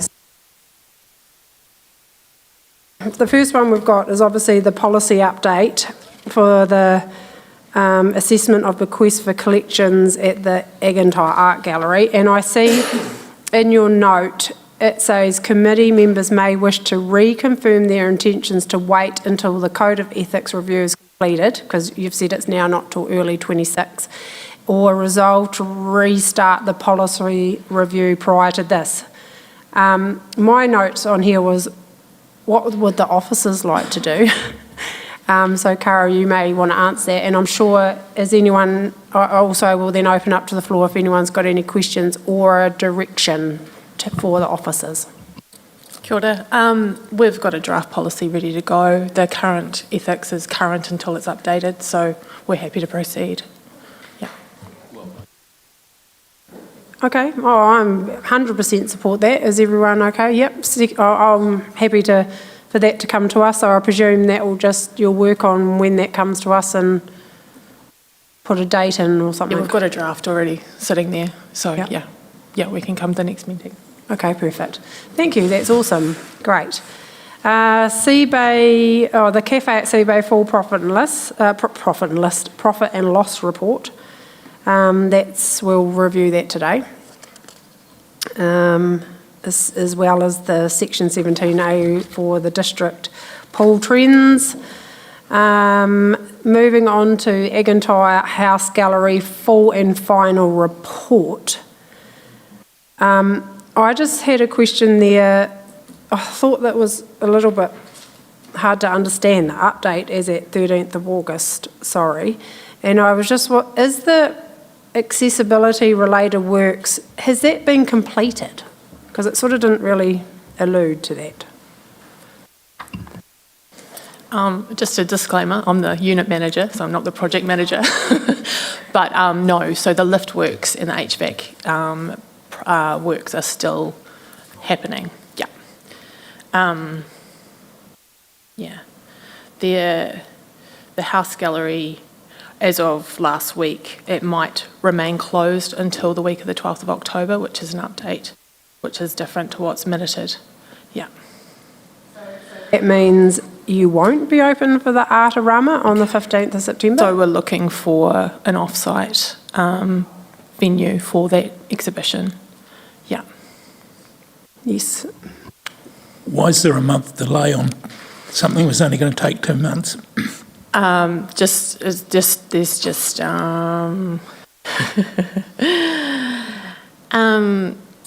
So there's new flooring works that need to be done, and there's been some findings with the new project manager. So they're just dotting T's, crossing I's. We're also we currently have 2 exhibitions on that has been hired by the gallery. So they've paid for that time. So after that time, we'll have that space to be able to get those works done. Okay. I feel like we might be a bit lagging in communications around This came to light on Thursday. And I absolutely acknowledge that this is not your space, Cara. So I'm definitely would like, well, we want to keep that on there for the full and final report, but if we could be provided with an update, Mr. Cooper, just on timeframes for our community. Through you, Madam Chair, happy to do that. I could email out some more detailed information. There were a couple of, with the previous project manager moving on and a new project manager coming in, there was a couple of things that came to light last week that needed quick attention. And the work that's fallen out of that is going to extend the project by a few weeks. One of which, for example, the HVAC system was always planned to be similar to a like-for-like, but we hadn't anticipated it being 250 kgs heavier than the previous. So it's things like that that then have to go away to an engineer, and we iron out those wrinkles and then proceed. So, but it's not anybody's. It probably should have been done 12 months ago or something like that. It's not something. It's only just come to light. Yeah. Who was the new project manager, just so we're over all this? So we currently we're using Stuart Gutzel, who's a chartered engineer, and so he's come in with a far more knowledgeable lens on things like that, and he's started asking questions, and he's found a few things that have needed to be sorted out. So those things are now underway. And I think he's doing a good job. He's keeping us safe, so it's good. But the previous project manager moved on some time ago. Okay, thank you. Any other questions to that team? No? Great. We've closed out the Merrill's task force for jobs, and we've got an update in our reports today. So happy for that to be removed completely. Community development Smarty grants. Any questions to that? The only questions I had, Mr. Cooper, was have we had any feedback from our users? And are we having to add any support to people who are putting the applications in? Thanks. Through you, Madam Chair. My understanding is the system is working, is up and running, it's live, and the feedback so far has been okay. Unfortunately, I don't have anybody from that team due to illness to give you any more detailed information on that, but we could provide that after the meeting, if you like. We do have a youth initiatives meeting coming up, so we can ask it in that meeting anyway. Thank you. And that's been recommended to be closed out. So does everyone support that? Great. Okay, information about library visit numbers, that's in our report today. And just an update there on our community funding. And yeah, that's recommended to be closed out as well.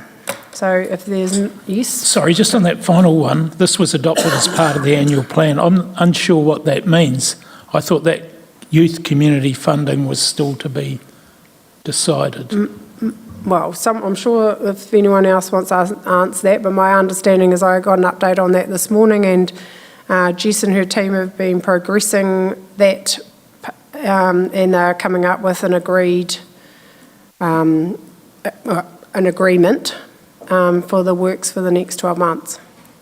So no, all in the annual plan and approved, and they're just refining what that work looks like.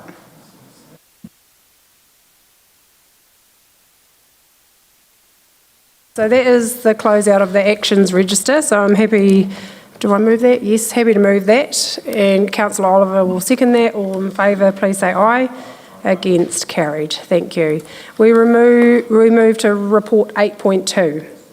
Mr Cooper, I'll just table this as read. I have a few questions, but do you have anything you'd like to add? And then I'll open up the floor to questions to the report. Thank you, Madam Chair. Through you, I think the report's self-explanatory, and the team are here to answer questions, as am I if needed. Thanks.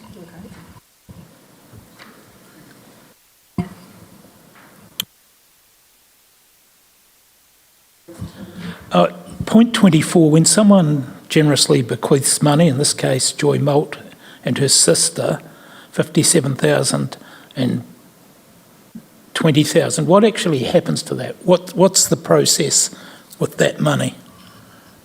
And I've got to add to that, is it tagged for anything?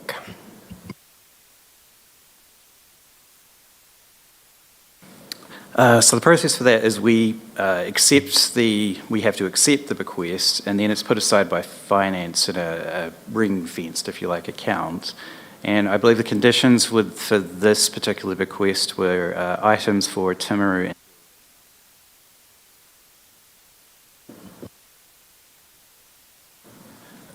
The follow-up for that, is if we have an account open for 10 years and all the auditing, so are we going to spend that in one lot and that, thank you very much, it's done? And that might actually save us some operating for the year? What's the process, Mr Trainer? The process is in Michael's hands to identify what they want to spend it on, how they're going to spend it. And I have some sympathy with you because there are a number of these funds that just sit for years and years and years. And actually they should be used. Yeah, I can speak to that a little more. Sometimes when we take it, there are very specific conditions. So we have a couple of examples where we must only spend them on art books or Christian fiction. And, you know, we have to weigh up the demand for those books, the usage for those books in the collection, whether we have a decent collection already and we're meeting the needs. So sometimes, though, it can be a challenge to spend those funds when they're very specific items. Sorry. Yeah, I'd actually like to see a list of all those grants that we have, how long we've had them, what they're for, type process, because it's the administration of it and the cost of looking after it may outweigh the value of the grant. And just to clarify, that is specific to the library or is it all of them? Thank you, Mr. Piddington. There is an exercise that will be undertaken this year to actually have a review of all of them, because there are some that, yes, we do have to legally, use for X, Y, Z. There are some that are just more general, so an exercise will be undertaken. Some of them are quite old. We started a project about 3 months ago, trying to find the history for some of these reserves, because every year in the annual report we have the tables of the reserves with a description. Now, where some of that information relating to those, we've trawled through old minutes, trying to find information. So we'll be digging a bit deeper to see what we can find during the next year. I think that will be great. So, yeah, we'll look forward to that report. I just had a question around the Merrill's Task Force for Jobs. Excellent work getting such a significant amount of money for the next 12 months, so well done to the team for securing that funding. I just wondered that in point 12, it talks about the first tranche funding was a payment to council of 110,000, with council required to deliver at least 13 placements and spend at least 80% of that funding before the second tranche can be received. I sort of was struggling to understand what would this significant spend be, and is this actually achievable, 14 placements in 6 months? Yeah, they've already got placements for the financial year, and with the new regime of having to get more off-job seeker, that relationship with MSD is going really well. But probably the key thing on that, Councillor Scott, is actually being able to spend the money. So obviously there's salaries, there's the coordinator, and then there's some support that I believe now is going into that other role. So I won't name names because I forget what the title is, but won't name names publicly, but into the support role. So a lot of it's at salaries, and there's a lot of discretionary income or spend within this one, but it has been a challenge, so they're constantly reviewing spend to make sure they do spend it so they can then apply for the full amount after. Yeah. Definitely a great challenge, yeah. I don't have any further questions to this report. Does anyone else? No. So the recommendation is to receive and note the community services update. I appreciate the work that's gone into this. I'm happy to move that. Councillor Jackson's happy to second that. All those in favour, please say aye. Aye. Against, carried. Thank you very much. Okay, now we'll move on to the overview of the library activities. And I think, Michael, you're going to join us again. You're welcome to talk to your report or table it as read, and we'll follow up with questions. Yeah, I'll table it as read per the action items. This was the follow-up to highlight the usage at the library. And so what you see in front of you is the report, the statistics, and I'm happy to answer any questions.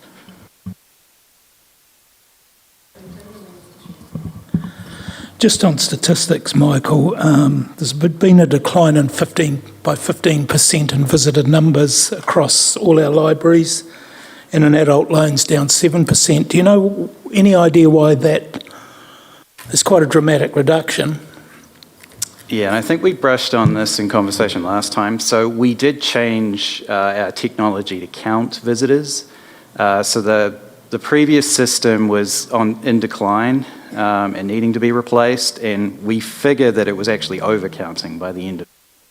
I think the figures in 23, 24 are not accurate, unfortunately. But now that we have our new counters in, and they were installed right at the beginning of 24, 25, we're pretty confident that those are accurate numbers. I guess, though, what am I saying? You know, if there's a reduced use, how are we tackling that, no matter how you look at it? And with your visitor counter, I was at the library after 5 one night. There only have a couple of us there. Do we look at the utilisation, how many people use it at specific times to make sure we are opening to, for demand? We're always monitoring. It does track by hour or even by minute, the system that we use, so we can identify the higher use periods. We're always looking at that and thinking about, maybe if there's adjustments in the future, we look to that data to really guide it. I will admit, it's just about every library I've worked at, that last hour of the day, whether you close at 8 or 7 or 6, that last hour of the day is always a bit slower, considerably slower than the rest of the day. I don't know what it is, it's a psychological thing maybe with users. I've got to rush to get to the library before it closes. I won't bother, I'll go another day. It's just kind of how it goes, unfortunately. Oh, and I didn't follow up on the collection use. So yes, adult loans are down, but where we're seeing that being made up is in the digital use. So people are transitioning across to more of a digital platform. So we offer several. So instead of the physical materials they're borrowing, they're switching over to e-books, e-audio. So are we buying less physical books then if the loans are down and digital up? Because this is what we get caught. We never react. So if your physical books are down 20%, do you need the same number? And just this last concluded financial year, we did make that shift. We have been spending considerably more in digital and less on the physical. I'd like to see those numbers at some stage. Councillor Shannon.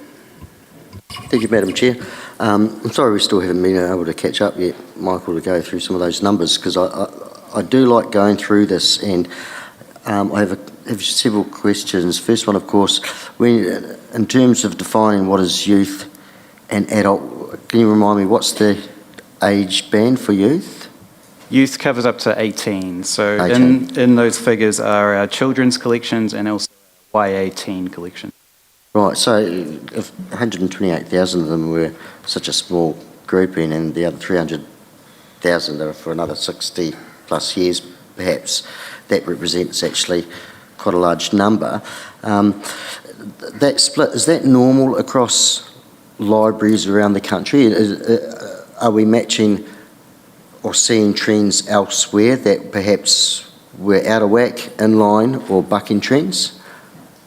I think you'll find it depends very much on each community is a bit different. And looking at sort of the nationwide statistics, I mean, there's cities like Wellington where it's very heavily youth orientated and a lot of youth loans compared to adults, and then there's districts like Timaru where it's leaning more towards the adult loans. Everywhere's a bit different, so it's hard to really compare, but it is interesting.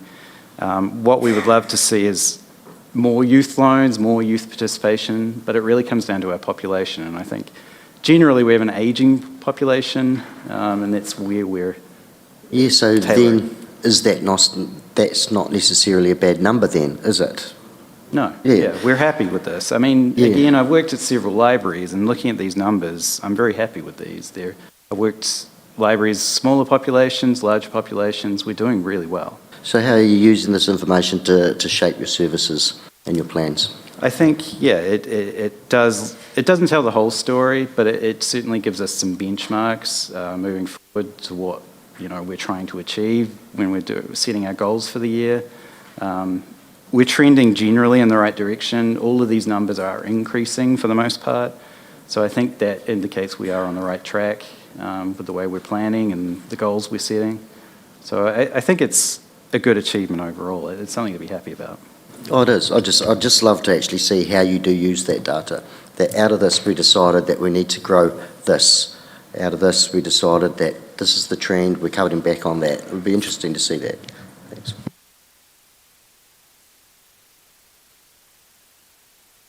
Any further questions? No, thank you very much, Michael. So we will receive a note to the statistical overview of library activities report. I'm happy to move that. Councillor Shannon's happy to second that. All those in favour, please say aye. Against, carried. Thank you.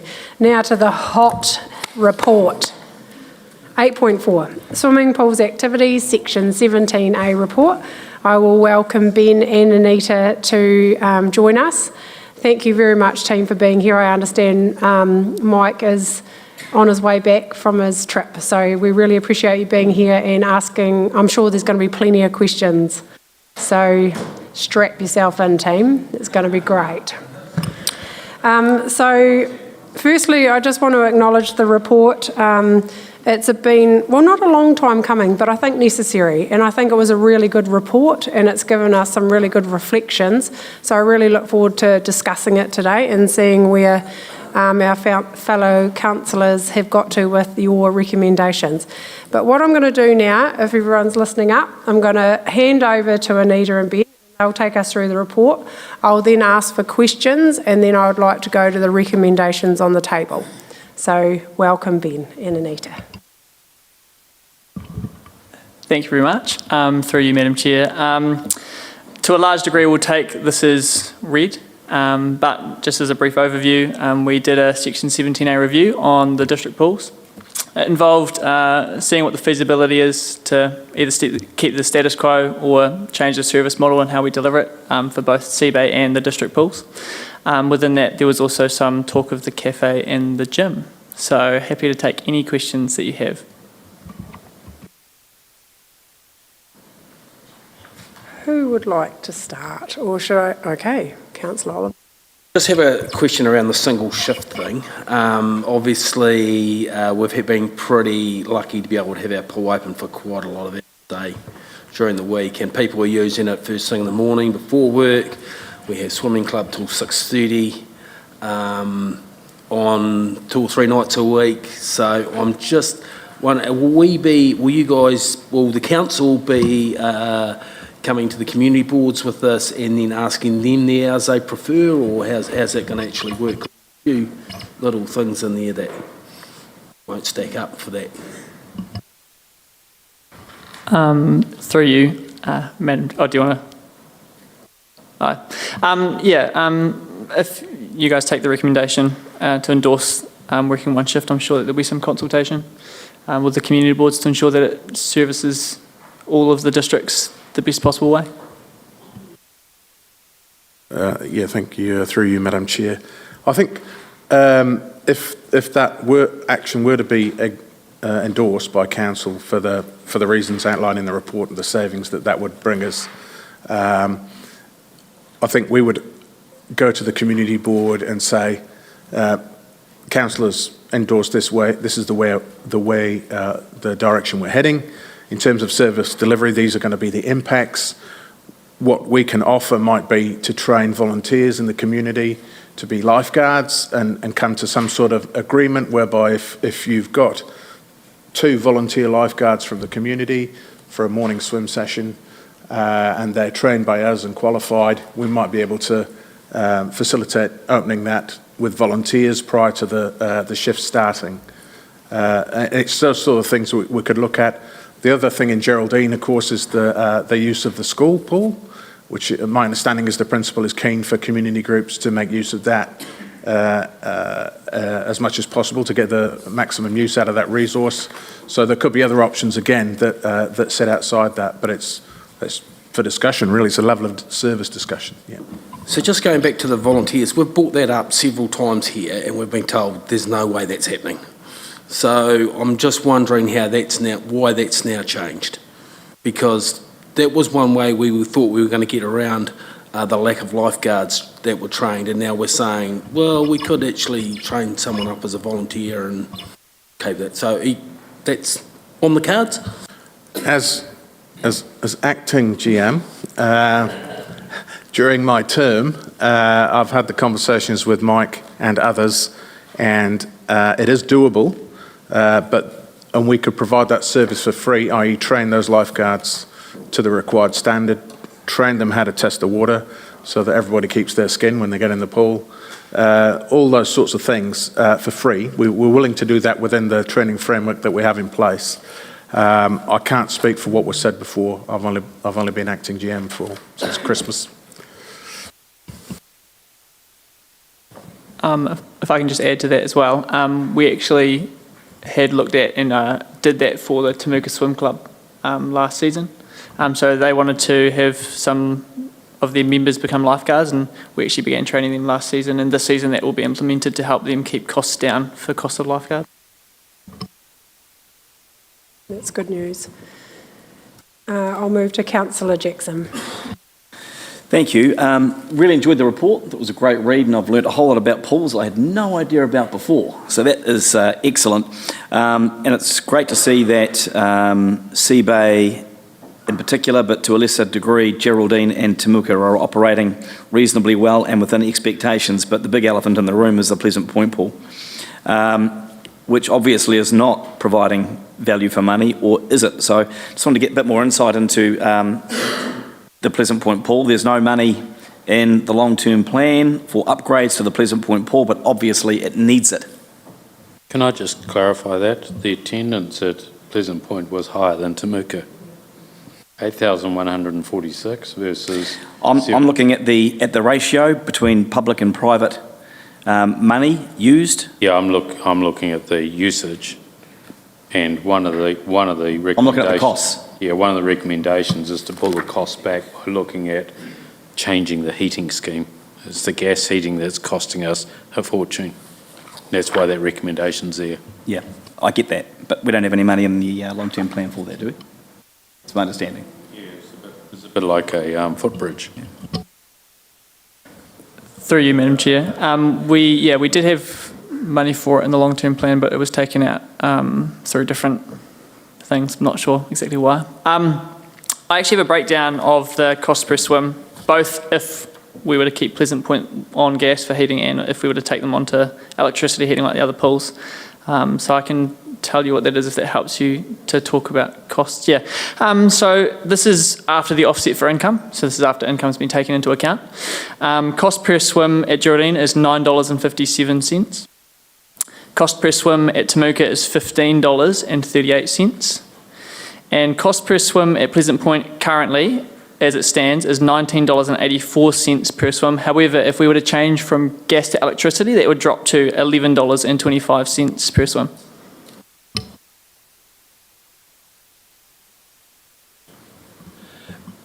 Just on that, Ben, I know gas has gone dear, but those numbers are phenomenal for savings. So is the gas system we're using inefficient? And how old is it? Because those numbers are outstanding, and that's what worries me.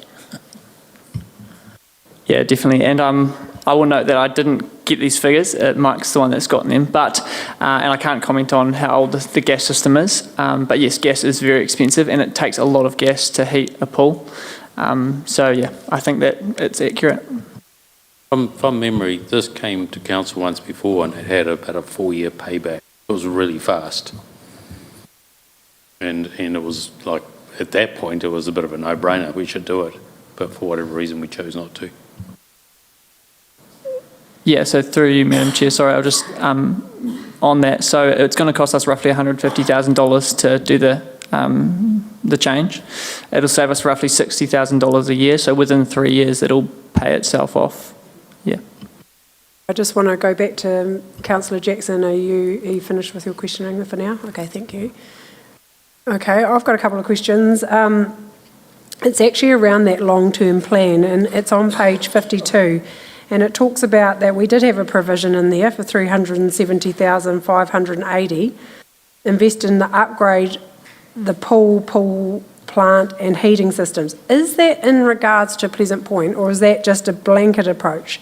Because obviously we removed it, and now we have no significant capital investment work scheduled in the next 3 years. So I'm unsure, what was that going to be? Yep. Through you, Madam Chair, if you don't mind, Ben, you're right. My understanding is that the funding was removed at a time when we were under some pressure to find savings, pending the outcome of this 17-year review. And so that's why it was pulled out, and we're now recommending that we put 150 back in, which would now be unbudgeted, granted. But we think it's over 3 years if it makes it back, and then the 7 years that we might get beyond that, operationally, it will more than pay for itself. Okay. Okay. Is page 66, and I would like to bring up the value of the 50-metre pool at Sea Bay. I was a little concerned to read this very small note in here that suggests that we're going to shut that down.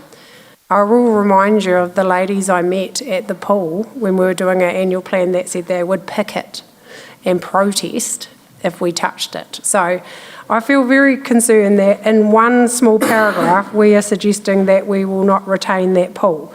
So my question is, what is the future investment that needs to be made? It's only operational, 4 months of the year, which I can get. That is where the huge cost is. But what are we offsetting? And we have no understanding of what that cost is actually truly is. So enlighten me. Yes, definitely. Apologies, I don't have a page 66 on my report. You're probably correct. When 8 of the report, sorry. That's right. I've got my full page. So 28 of the 53. So, as you'll see by the recommendations, so that was part of the section 17A, so there's a recommendation made within that. Council looked at that and we've provided the recommendations on the report. That currently isn't a recommendation that we're making, so we're not recommending closing that at any time. Yeah. Is that report, it's actually more a question. It's saying they can't make comment on it because they don't know the utilisation and so forth. So, as Ben says, we don't plan to bring that forward, but we need to understand the utilisation and the cost of it. I just know, that pool, and I know no one in this room really values swimming because I'm a swimming mum, but that 50-metre pool is probably one of the biggest assets in the South Island. With Christchurch opening up their pool very soon, it is an absolute asset of the South Island, and I'm sure you guys can absolutely vouch for that. And so, yeah, it'll be really interesting to have that conversation with the community and swimming clubs across Canterbury. To be frank, you should go the opposite way and cover it. Oh, good Lord. We've got to get the 150 across the line here. Okay. I thought the next paragraph down was interesting too, when in the report it talks about budget development.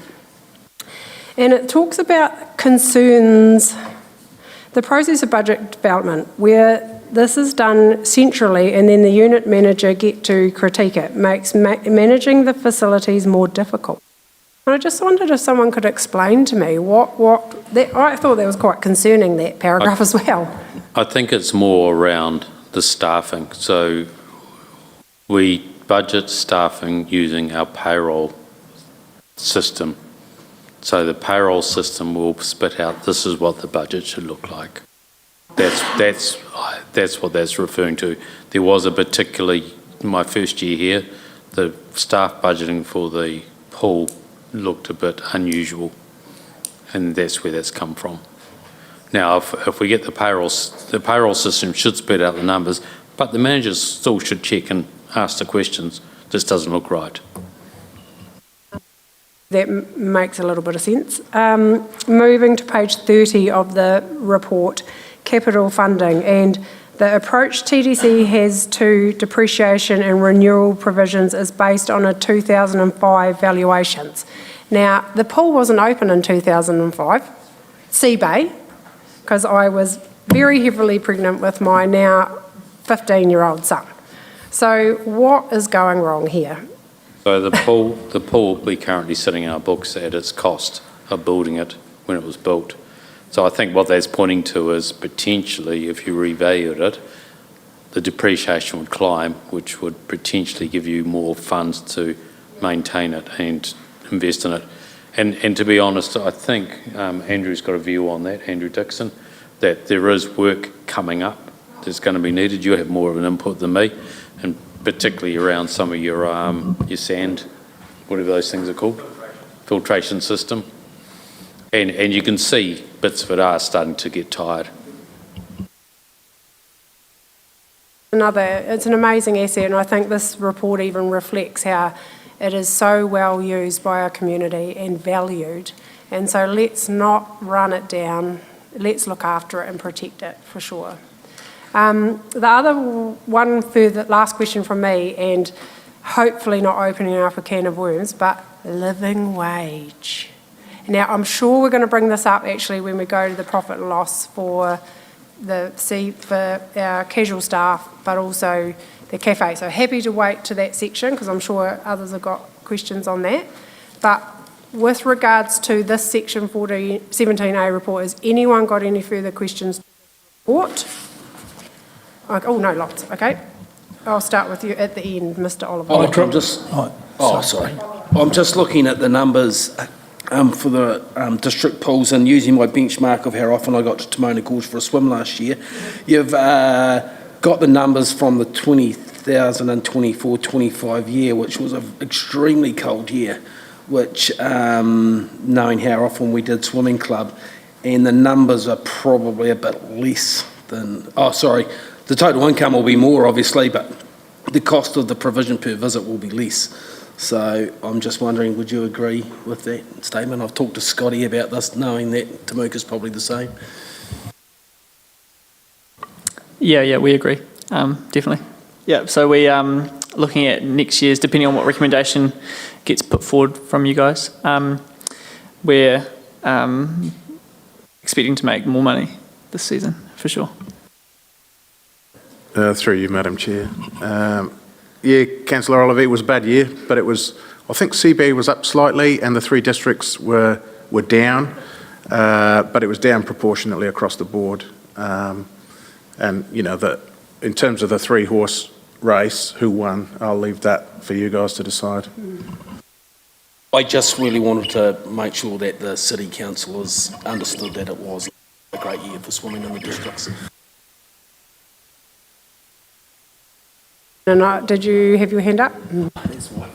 Yeah, starting with exactly the same point, and ensuring that when you look at those numbers, and Mr. Cooper, you actually alluded to exactly what I was going to say, that when it's too cold to swim in Temuka, it's only 15 minutes away to go swim in Timaru. So sorry to the guys in Timaru, you can't take all the credit. Yeah. But also looking at the likes of Pleasant Point, I mean, Pleasant Point's been feeling the pressure for the last couple of years, and I certainly know that out at Point we're discussing what we can do at community board level with some of our own strategic funding and the likes to ensure that we can help to create a model. And, you know, when you spend 50k to fix a bridge, and you're only asking for 150k, which is going to pay itself back over time. I mean, this is going to be a no-brainer to me, surely. And but I do have, until there is some clarity around what the reducing to 1 shift in district pools look like, I do have difficulty supporting that as a recommendation. Again, noting what last season was like, and we're using that data to inform a decision. So it feels like a bit of a misinformed decision for me. And until we've spoken with our own community and had the opportunity to say, this is what this looks like. And I know in Pleasant Point it meant 10 till 7, but in Temuka, 10 to 7 might be entirely the wrong way to look at it. Or if in fact taken into account peaks and the likes, they're shaped very differently in different towns. Like, for example, it's the camping time where it might be a sharper peak, so perhaps the 10 to 7, if it's a 1 shift thing, is a bad idea early in the season, and the season even starts later, for example. There's just a whole lot more to look at before I could support that. Thanks. Councillor Pye. Thank you. Sorry, I'm flying a bit blind because the hub seems to have lost all of my notes I made on this. But I feel like Pleasant Point is the poor cousin here, and we're looking at results based on a decision that was made by council to defer that upgrade. And if we looked at like for like, assuming the upgrade had happened, it's actually performed not too badly. And just to be the devil's advocate, we go, well, why do we? If we decide not to do this upgrade, what happens to Point? It gets shut. Why do they have to pay the price? Why can't everyone take some of the can and reduce the hours of everyone, save 100,000 in wages, and that goes towards the Pleasant Point pool, so everyone wins.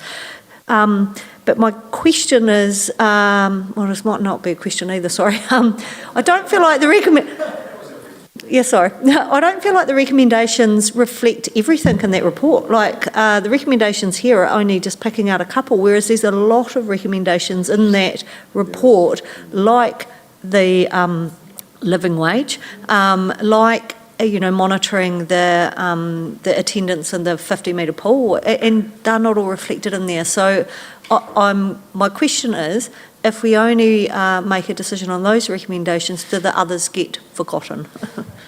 Very good question, Mayor Nigel. My point was that, and I was going to actually suggest before, was around monitoring those recommendations and how we go through those over time. Obviously, there was the 6 months, 12 months, 18 months, whatever. So, yeah, no, 100% agree. I think there's actually 4 there. I think the heating system should be split away from the 1 shift.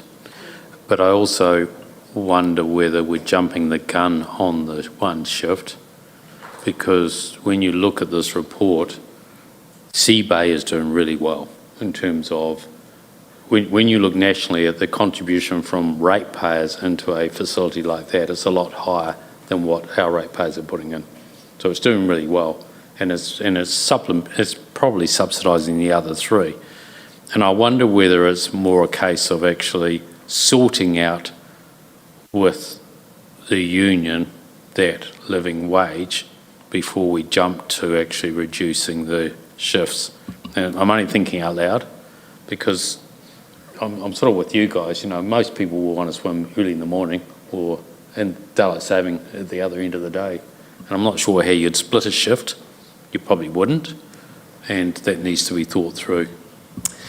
I think one thing about these recommendations, the reason why we've put forward these 3/ if it becomes 4, is because there's a sense of urgency with these ones as opposed to some of the other recommendations that can be considered over time. So the big thing, the big decision that needs to be made actually by the end of this month is that upgrade, because if that upgrade is not decided on by, well, hopefully if it's decided today, that'd be great, but if we don't get the decision by end of August, then we can't get that upgrade done in time for this season's opening. So we'd have to defer it for a whole nother season. So I don't think just to give you guys all some reassurance, I don't think the other recommendations would be ignored. I think these ones are just the ones that we're trying to make a decision on sooner rather than later because they're time bound, yeah. I have been taking notes too in how to reshape some of these recommendations from the comments. So when we get to that section, I'll put them out and see how we go. So, Councillor Piddington, then I'm coming over to the side. And I'll start at that end with Mr. Bird. I guess partly I'm worried we've got to the CE's point that swims are cheap, but we don't have maintenance schedules and money in the plan for each year. That's how we've got to this stage. So one of the things that I'd like to add is that maintenance schedules are drawn up for each of the pools, so we know what the costs are going forward.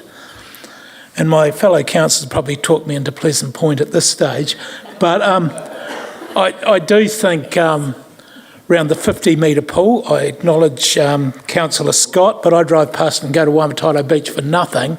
I still think we do need usage and cost on that pool. We need to know what it's costing to heat it, how many people use it, including lifeguards, so we can make sensible decisions around that. My only hesitation with Pleasant Point, again, as the CE pointed out, we don't have any money for it. So, this council meeting, we've tipped in 200, next we'll go another 300. We actually need to get it under control somehow. A couple of questions around the financial summary report. You may be able to answer these, you may not. I just note in the superannuation council contribution has doubled this year from 8,000 to 15,000. That's one question. The subscriptions and the gym, perhaps that may be membership for Les Mills or something, but it's $52,000. And the other thing was, I don't see any costings in here for water heating or water treatment. So does this budget cover all the aspects of running the operation? Good question. Do we want to triage that, and does someone else want to answer the remuneration ones first, and then I can talk to the utility costs? I think we need to be careful around living wage and negotiations with the union and things like that. But in terms of the other stuff, I think if you speak to the operational stuff. I think what we've got there is one is the fitness one and one is the cafe one. So they both pay rental to Seabay. So the water and those kind of things will be under the Seabay finances rather than under Seabay Fitness and the cafe.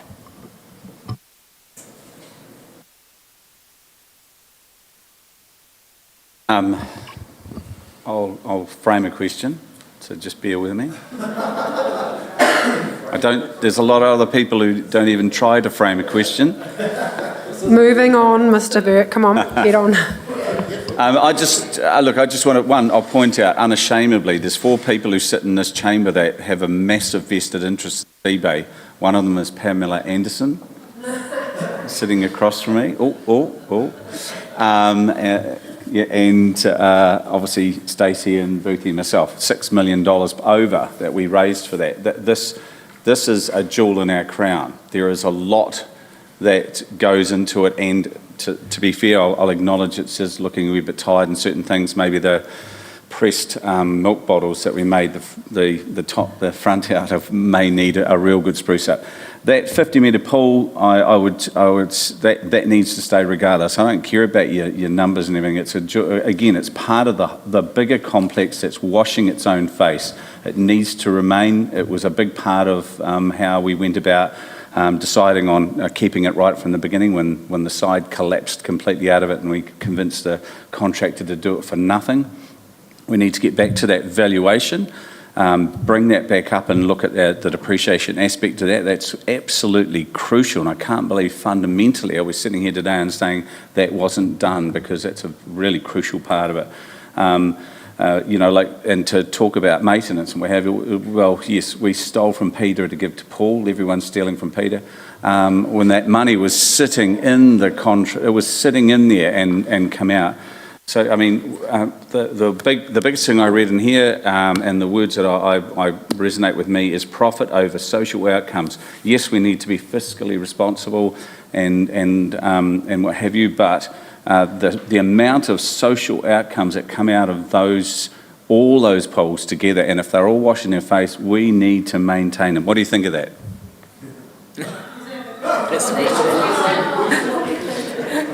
What do I think of trying to get all the pools to wash their face? Or it's easy because there's water, but no.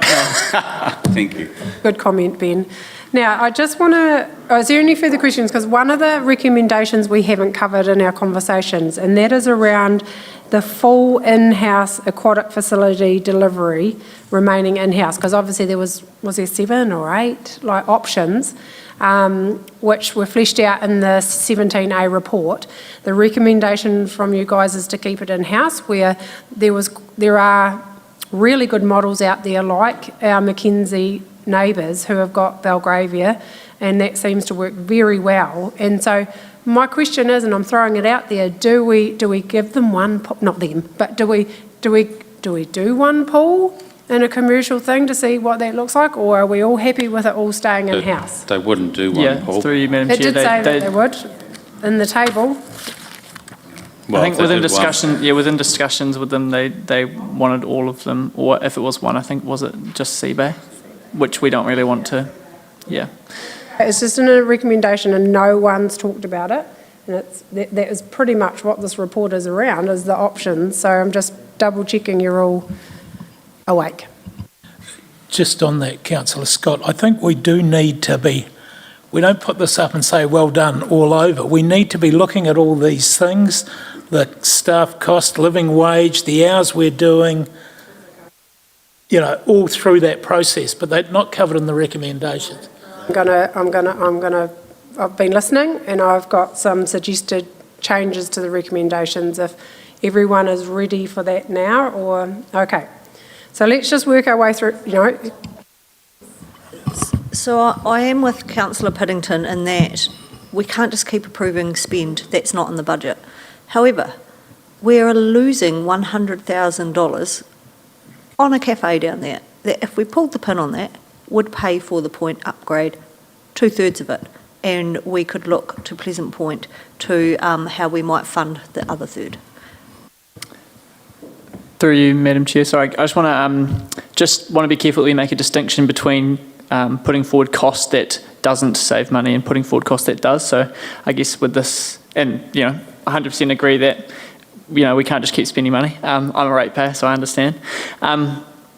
This over 3 years is going to pay itself off, which I'd hope would weigh into the decision, because then after that 3 years, it's not like that 3 years is, and then that's it. We've got another hopefully 7 years, as it says, for lifespan here to continue saving money. So if the decision is to keep the Pleasant Point pool open, then logically the decision would also be to do this upgrade, because it would save us money over the long run.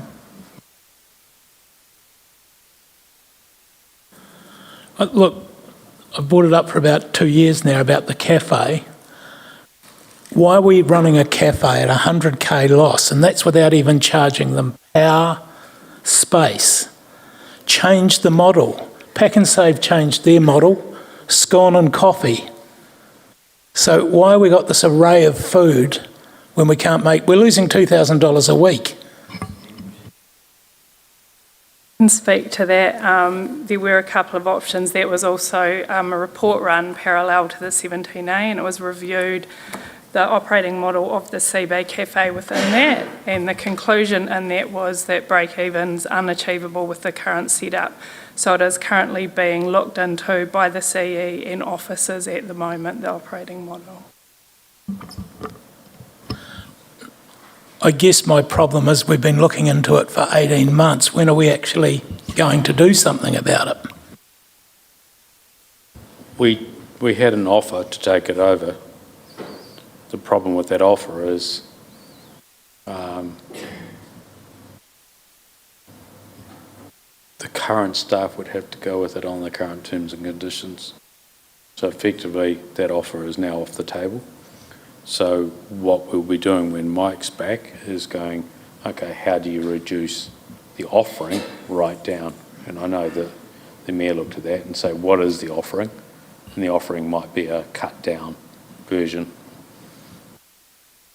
So, Mr. Trainer, I think Mr. Piddington's looking for timeframes. So, with Mike's return, we're at end of August, say. Yeah. Is it likely that something could come back to us within the next 8 weeks, 6 weeks? We could do it the next Standing committee. Standing committee. Yeah. Sure, you happy with that? I think absolutely I agree. We have been talking about this, and in this report it does say that this is being along in parallel. So let's make that an action to be brought back to this standing committee in 6 weeks. Okay, right. So let's go to the recommendation. So what I've heard is when it comes to, firstly, before I get in trouble with Mr. Cooper, I would like to acknowledge and thank Brendan Rope from Smarts, who has pulled together this the Section 17A report. It's excellent, and I'm sure that the officers have very much appreciated this report coming, so they've got something to work towards as well. So just I wanted to acknowledge Mr. Rope with that. So the first, what I'm hearing around the one shift in the district pools, reducing to one shift, is that we need further consideration from our community boards or community. So I think that needs to be its own recommendation, so it's not being endorsed. It needs to go out to the community for consultation, and you will bring that back to us to make a decision before they open, which, noting that's November. When do the pools start opening? About November, okay? So that's an action, and so we'll take that out of these recommendations. Is everyone comfortable with that? Okay. And then also what I heard was that from your Section 17A report, there was also pull out all the recommendations that are in there, put them into a table. I would like to see them prioritised and some actions and timeframes put around them and some costs, and included in there is the maintenance schedules to be included. Is everyone comfortable with that action? Okay, excellent. So now if I move to, yes, Councillor. I've just got one question that I think under the banner of having a one shift, we will need to have clarity around being able to have volunteers operate the pool outside that one shift, because that will make a big difference of the outcomes for those pools. Okay, I think the officers heard that. I heard that loud and clear too, so let's make sure that is wrapped into it, that. I think on your maintenance schedules, they probably already have maintenance schedules, but what I think you're talking about is an asset management plan. And I think that that'll take a little bit longer than the November just to get that nailed, because you want to look at that asset over the next 5, 6, 7 years. Because that was on page 28 actually, around the asset management, so I presume that will get pulled out because it talks about the disconnect between the on-site asset management and the central managed coordinated. What does that even mean? But anyway, you guys will work that out. Just on the maintenance schedule, if I take the stadium, for example, when we actually got a professional to come and look at it, we've got a list that long that needs to be done. We need that list, not the short list, because we found the roof, all sorts of things with it. So if we're going to do it, let's do it properly. I was just going to add to Councillor Oliver's recommendation, but when we're looking at those shifts and looking at when volunteers can use it, but also looking at the other community pools like the school pools and how we can interact with them so that swimming is available to the community if it could be across a long period.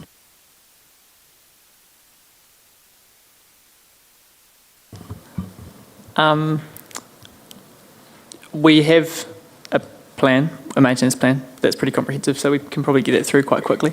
So you can see what things may cost to replace as they age for both CB and the 3 district pools. I think one thing I want to note is that although the recommendation from us is that we move to 1 shift, there is still a difference between doing 1 shift and doing what we're currently doing. So there is a spectrum of options that we can look at as well. Yeah.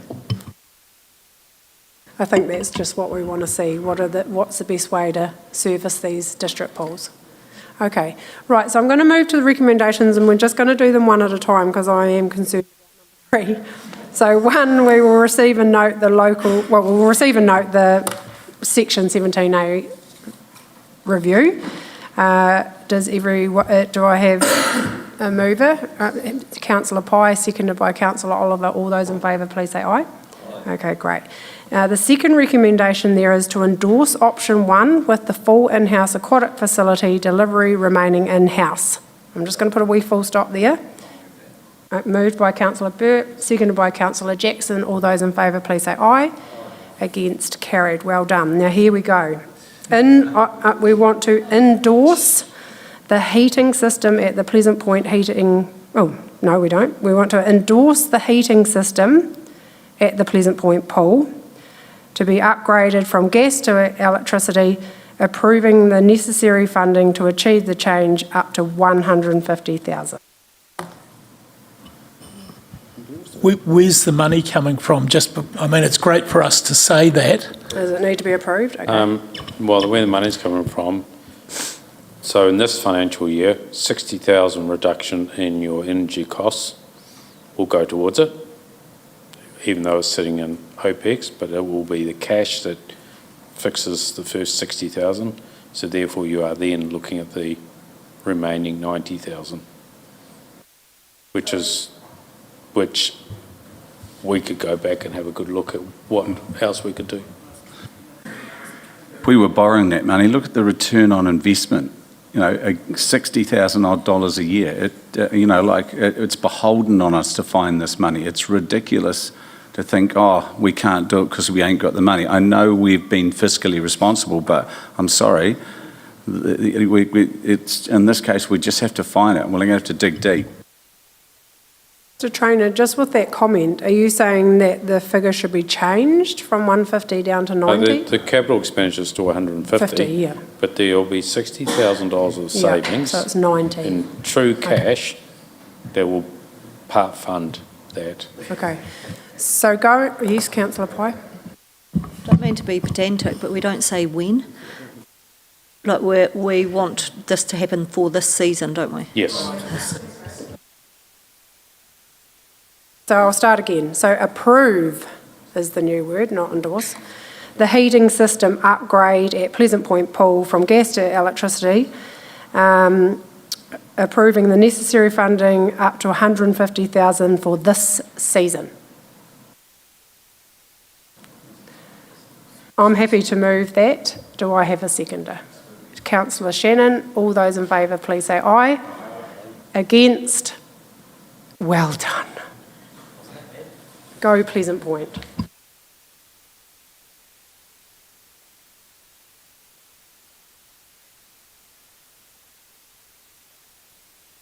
Shipin and Anita, well done.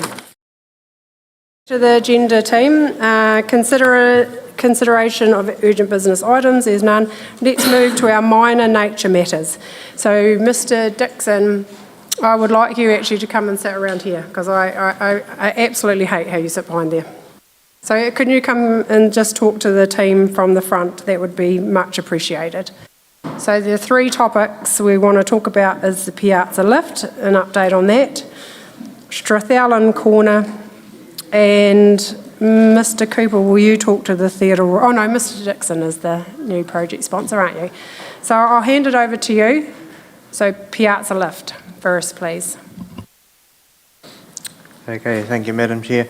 The Piazza lift is making progress, but is still a bit of a few technical issues. What the issue is that the pressure in the system is tripping the electrical system out. We are in discussion with Schindler over this, and they seem to be very fixed on this is the pressure it should operate at. We are pointing out that the lift is slightly heavier than their normal lift, so therefore naturally there will be a pressure increase, and also there's brand new seals. So we have operated the lift manually. It does go up and down, no problem. It's just got to overcome that trip out on the pressure system. So we are working with Schindler on that and hopefully get a resolution very shortly. It's on Schindler's list.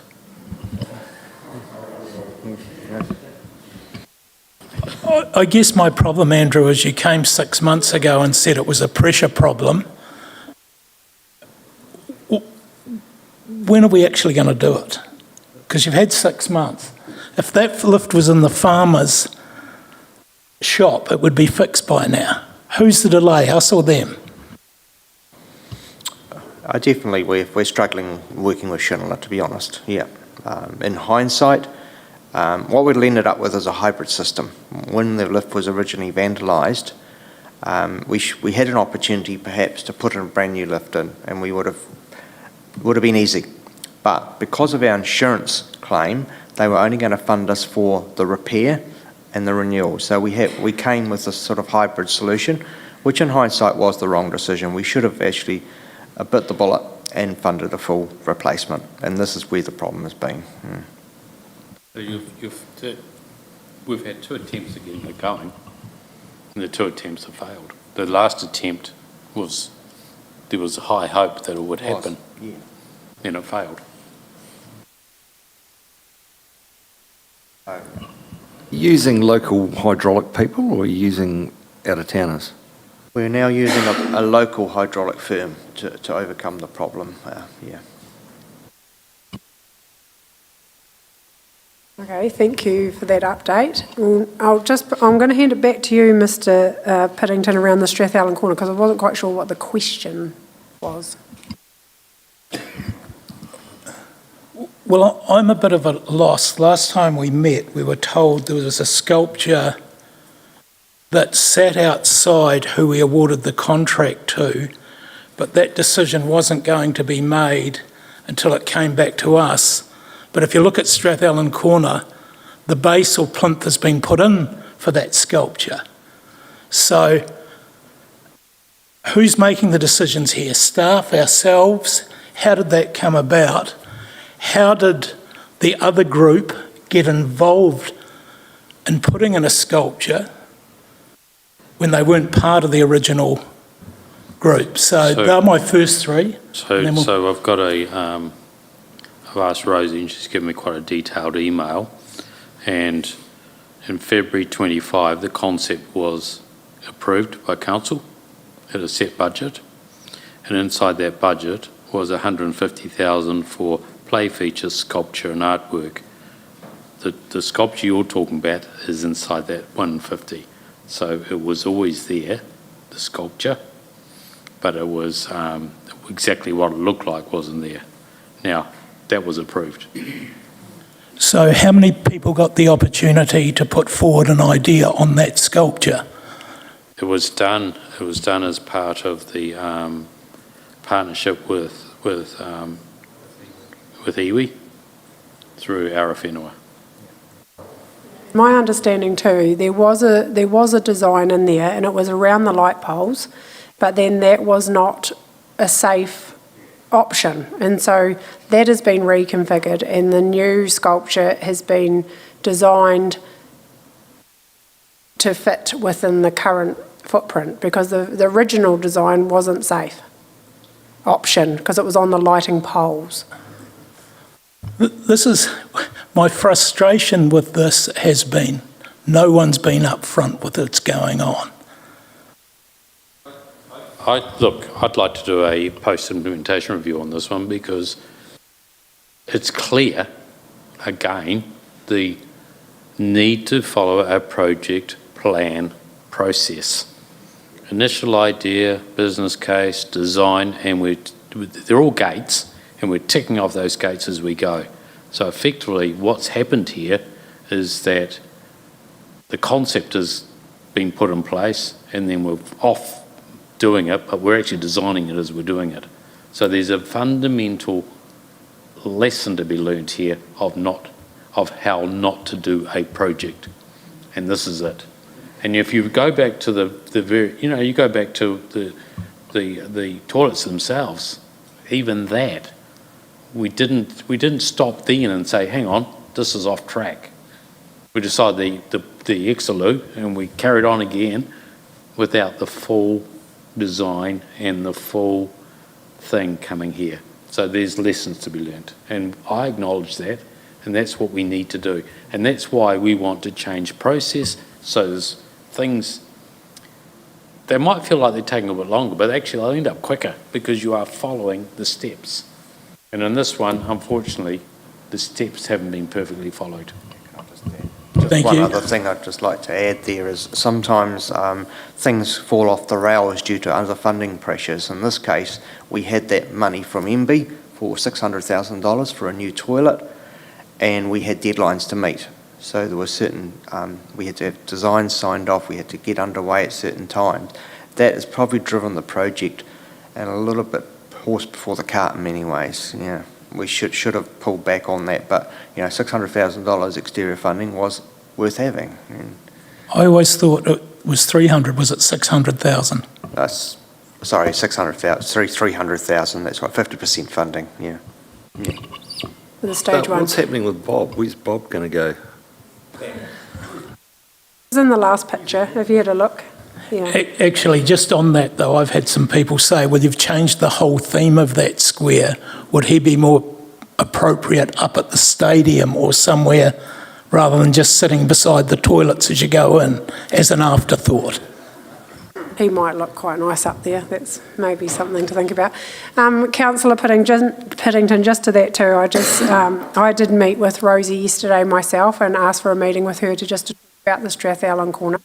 And it was actually more around the financials, because I just wanted to make sure that we were on track and that I had a full understanding of how that was and the project itself. And Rosie was very open and honest and transparent. She had every single spreadsheet out. And we actually did talk about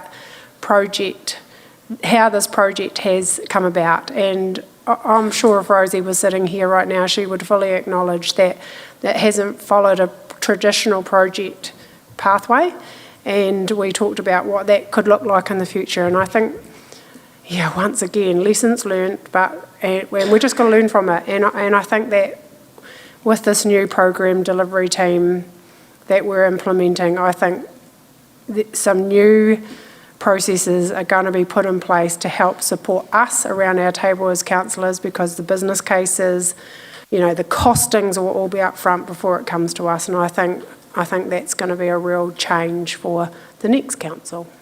So I just wanted to acknowledge the meeting with Rosie yesterday, and I appreciated her time. Okay, so is any other questions on that? No? Right, Theatre Royal. Expressions of interests have closed. So Mr. Piddington has asked for an update on that.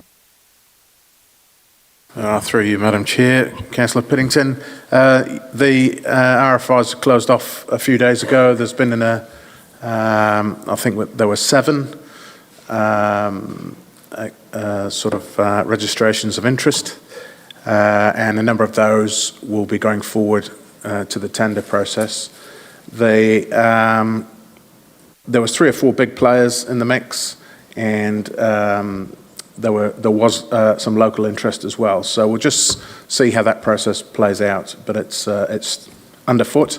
We'll be able to share more at the project steering group tomorrow. We'll give you more information. Are you able to say how many of those were museum only? Because it's a new build versus... My understanding is it was for the whole for both. Oh. I'll just wind that back. I'm not entirely sure off the top of my head. Maybe the chief executive.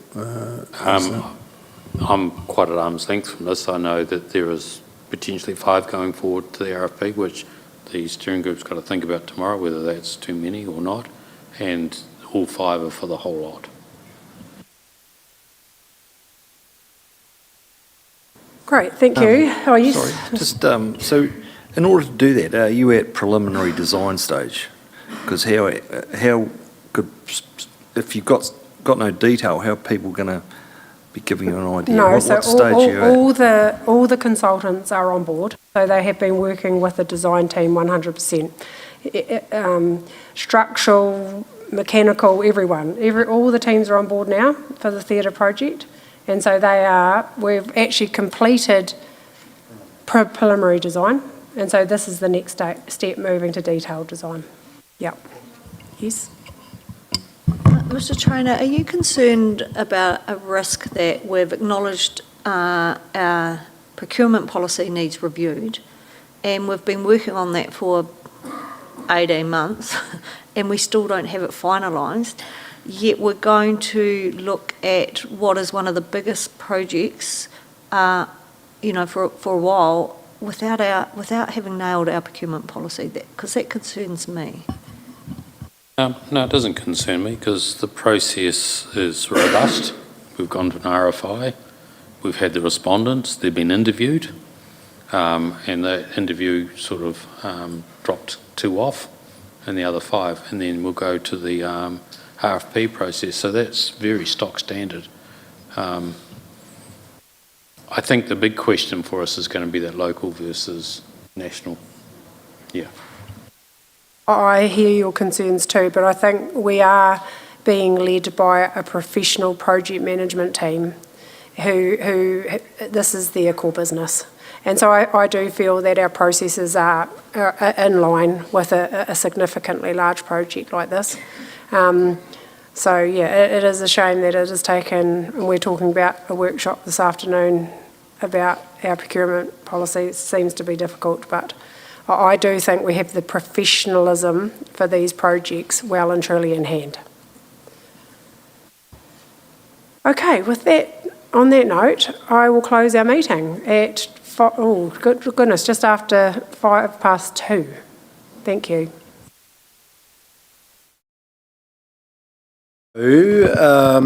Let's have a half-hour break and then we'll come back commercial and street and workshop. Yeah.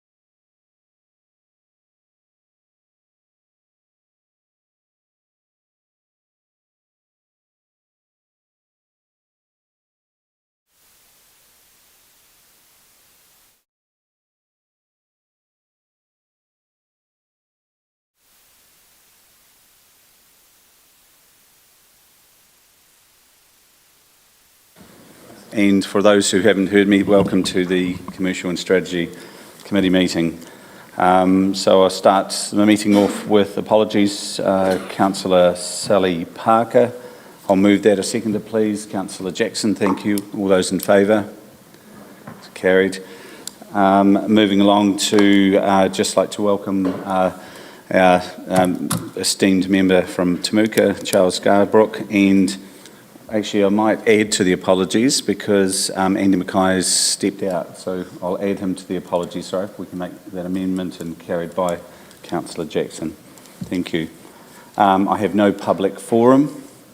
I have not been addressed around matters of urgent business or a minor nature. Do I have any conflicts of interest? Very good. Confirmation of previous minutes held on the 17th of June. Any discussion around those amendments? So moved Councillor Shannon and seconded Councillor Oliver. All those in favour? Against? Moved, thank you. Moving along to schedule of functions attended. I'll again, like the other councillors who mentioned, went to the Business Awards. They're always very enlightening, great to see businesses out front and being put up there for the work they do in the community and everything they do, because they support our economy very, very well, and great for Presbyterian support to come out on top. And very unashamedly, I'd like to mention that the WTT got a very significant mention too in a difficult category. And with that in mind, the 2006 WTT is going ahead. So we've got a lot of work to do there and what have you, but put your thinking caps on how you might be able to help us do that. All right, reports. We'll go to... I'll move that, thank you. And the second, if please, Councillor Pye, thank you. So moving to reports, and on page 14 we have our action register update.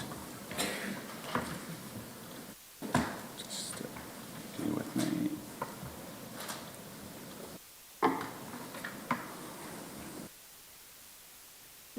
So we obviously we can move that we can get the Rangatata Huts thing moved on. It looks like that's... Sorry, just on that one, okay. Mr Chair, was that in the infrastructure action list? I don't recall it being there. No. No. No. It was supposed to be shifted across. Can we? Yeah. It was supposed to be shifted across. So can we make someone? Yep. Whoever's, yeah. Shall I put that on the action points?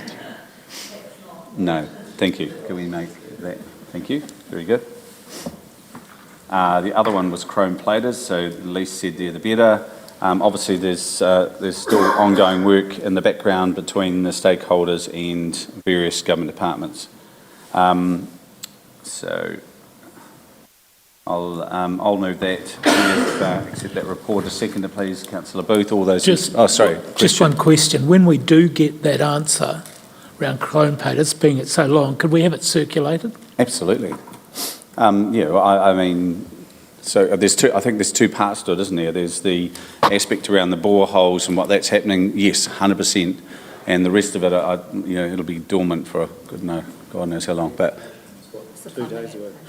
It's around the application. All They're right. saying we're going to get a response in 2 days' time. Yeah. If we do, it would be good to circulate 100%. that response around councillors. Yep. And on the boreholes, I see they've been dug, and there's a little cap to stop people dropping things on, and a place for a lock, but there's no locks on them. Yep. So you can go along and drop your stones down them. Thank you for enlightening a lot of people that that'd be a good idea. Okay. So we've moved that report. Moving on to our purchasing card implementation update, 8.2 on page 17. And we've got Nigel to come forward and speak to that. Thank you. Thank you. Right, you have the report. I'd like to present it and as read, and welcome any questions on the update. Open the floor. Do we have any questions? Yes, Councillor Shannon. Thank you, Mr Chair. Just a couple quick ones. How many P cards are going to be used just for the testing stage, and then how many are fully going to be rolled out? How are you working through that? The testing process, Councillor Shannon, is we are utilising the current cardholders' data. We're running that through the flexi purchase system to make sure that it is robust and reporting the actions that we're expecting. From that, we'll develop a list of cardholders based on the new restructure and the way it looks, but looking at those low-value, low-risk spends, Seabay Cafe, libraries for their books and things like that in some instances. We've got a number of areas around the treatment plants where there's low maintenance, low-cost maintenance, O-rings, things like that, and particularly the parks group will be a good focus for us as well, because they have satellite operations out there. They need, if they break a set of secateurs or something like that, they can just nip in and buy a pair, so rather than have to come back for a purchase order, that kind of thing. And are they assigned to an individual or a team in every case? Every P card will be assigned to an individual. They'll sign a declaration form for that as well about the instructions of use, and it's not transferable. And I suppose at the end of the month, they'll get an electronic invoice, and it will, something to marry up, and it will all automatically probably presume that this is this cost centre and all that sort of thing? It'll automatically do that? The cost centres are built into the fabric of Flexi Purchase, the spend management system. So we will be coding those transactions in a live environment 24 hours to 36 hours after the transaction is posted. It'll be, you can load in the cost centre, so we call them master and a subcategory, and then the resource. So we have that information available. We're downloading the current chart of accounts in order to select a number of activities within their own cost centre that they're able to code to and not able to code it to anywhere else. And that will be reconciled internally, so we'll be managing that with internal resource here, probably myself initially anyway, to ensure that those transactions are all reconciled prior to the end of the month. But the money will be coming out of the BNZ Bank account anyway, whether we've reconciled it or not. But the plus side of that is that we will manage that reconciliation process, and either the people that are a bit reticent about coding, we will pretty much lean on them quite hard about getting that information through so we can keep the information up to date. They take a picture or something with their phone of the invoice? Absolutely they can, yep. You do take a photograph of that, it automatically downloads through the Flexi Purchase app that will be on their phones, and it will come through with the transaction from the bank, the merchant of the bank. And the program is able to read where it's supposed to go, depending on what it is? In some instances, you can build the technology so it does pre-code it, and then you're verifying that. But in most instances it's probably not going to be that. But that's one of the extensions that Flexi Purchase does provide.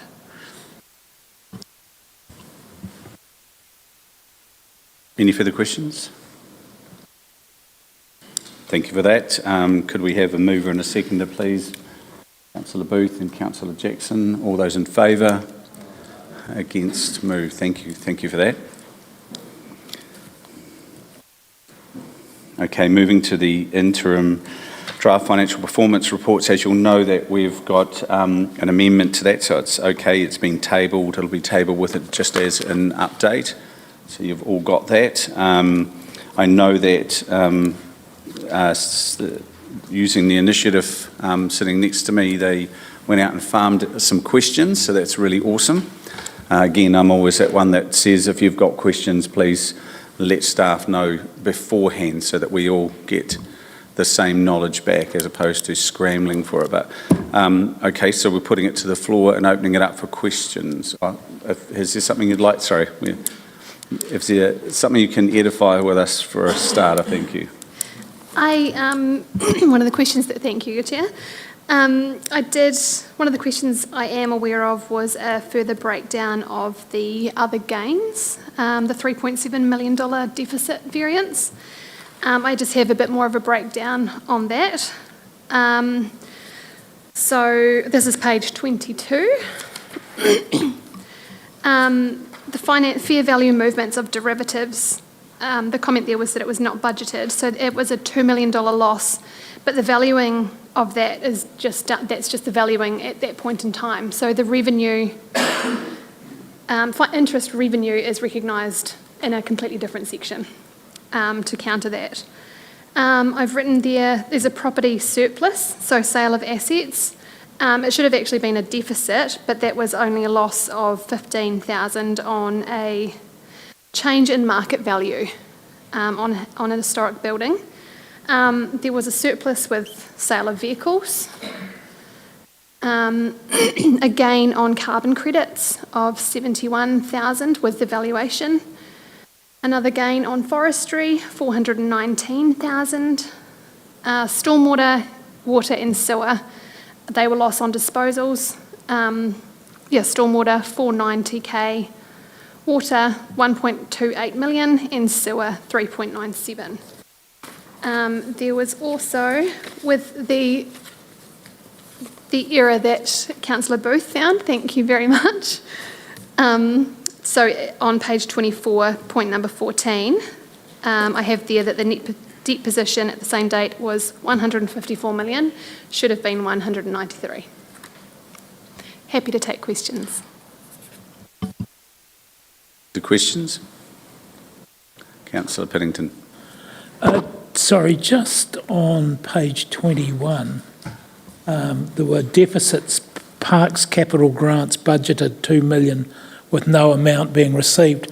Who would be giving us $2 million for parks? That would be the better off funding. Okay. For the tracks and trails. We have to do that work. We have commenced it, but we have to complete so much of it before we can make claims.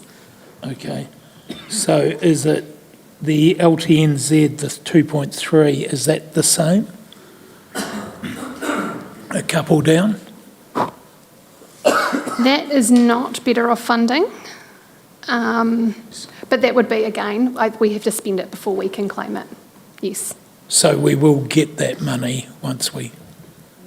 Not necessarily. The money that is in here that we haven't claimed, my understanding is it's annual. I'm looking at Andrew Dixon, who knows more about the LTNZ funding, is that if we didn't claim it this year, it's not available next year because there's a new set of funding? Or can it be carried over? My understanding is that there's one more year left to actually, it's better off funding. It came around from the Three Waters and it was part of that $5 million package. So yeah, no, so we do have to, but we have to spend it to get it. Yeah, not that funding, just the LTNZ funding, not the better off funding. Just Susie's normal subsidies. NZTA, yeah. So what are we, year 2 of a 3-year block funding? Yeah, so next year is our last year for, that funding, and if we don't use it, we lose it effectively. Mm-hmm. So, sorry, just follow. Why did we not use the 2.3 that we've lost? We haven't lost it yet. Or is it just timing? Yeah, we definitely will be using that NZTA funding. There's no doubt about that, because we are projects that we're doing are higher than what we're actually funded for in the first place. So, Thank you. Councillor Jackson. Thank you, Councillor Burt. Just for a little bit of clarity, I noticed on page 21 regarding building control, there was a deficit there, being that fees and charges were $580K below budget, potentially due to rising construction costs, etc., downturn compared to prior years. But then I heard Jason Ellis say this morning that we have lots of consents. I just want some understanding around that. Why is that? Mr. Through you, Mr. Chair. No, I'm not sure the context of what Jason said that this morning. But we are at the bottom of a trough where we've kind of flatlined at quite a low number of consents. What we're hoping is, as we introduce this new stuff, that we'll realise the benefits of it as we track back up towards 1,000 or 1,100 consents a year, depending on the market. Yeah. Perhaps I heard him wrong, sorry. Thank you. Further questions? Councillor Pye. I don't have too many today. The trade waste, this is on page 21 as well. It says that we're above budget by 198,000, and I may be totally confused here, but I thought with the closing of Alliance that was going to be an issue. So how did we end up being above budget? That basically, the new owners still hold a trade waste consent, as they're still paying, effectively. Good news then. My next question, this is around vested assets. And I noticed there was a discrepancy there. But how do we actually budget for vested assets when we don't really know what we're going to get?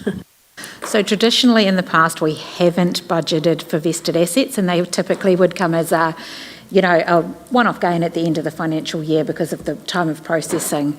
When we did the long-term plan this time round, audit made it a requirement that we budgeted for vested assets. Now, at the time, they wanted us to use a 5-year average, which came out to about the $5.5 million that we've budgeted.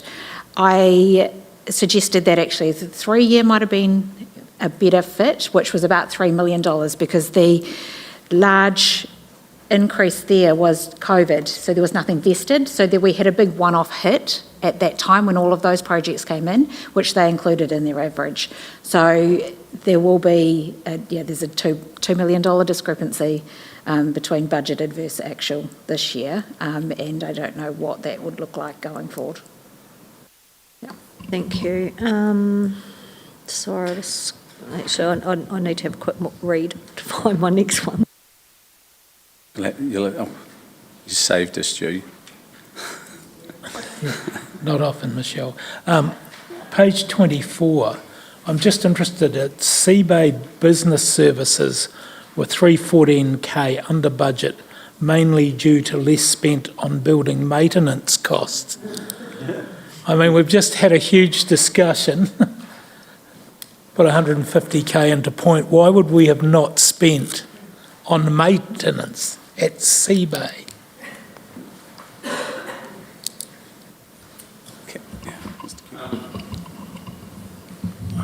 I think we went a little bit extreme in the change of culture to only spend when you need to. And I think that it's probably, people are taking that very seriously, and these results sort of show that. Because when you look at our expenses, wherever I can find them on these pages, we're actually $10 million down on expenses. So, albeit some of that is interest and depreciation was fine, personnel costs were close, and the rest of it was the expenses were down quite considerably.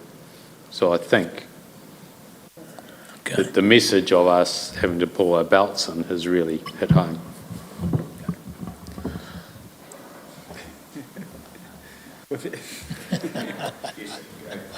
Can I also add to that?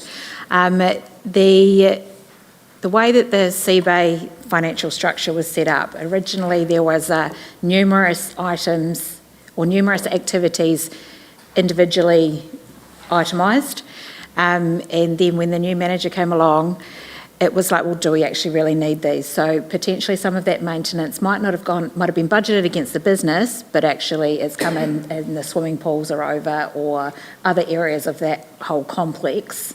There could be some ups and downs, and so there could be some of that as well. I just found it amusing after our big talk this morning about swimming pools maintenance.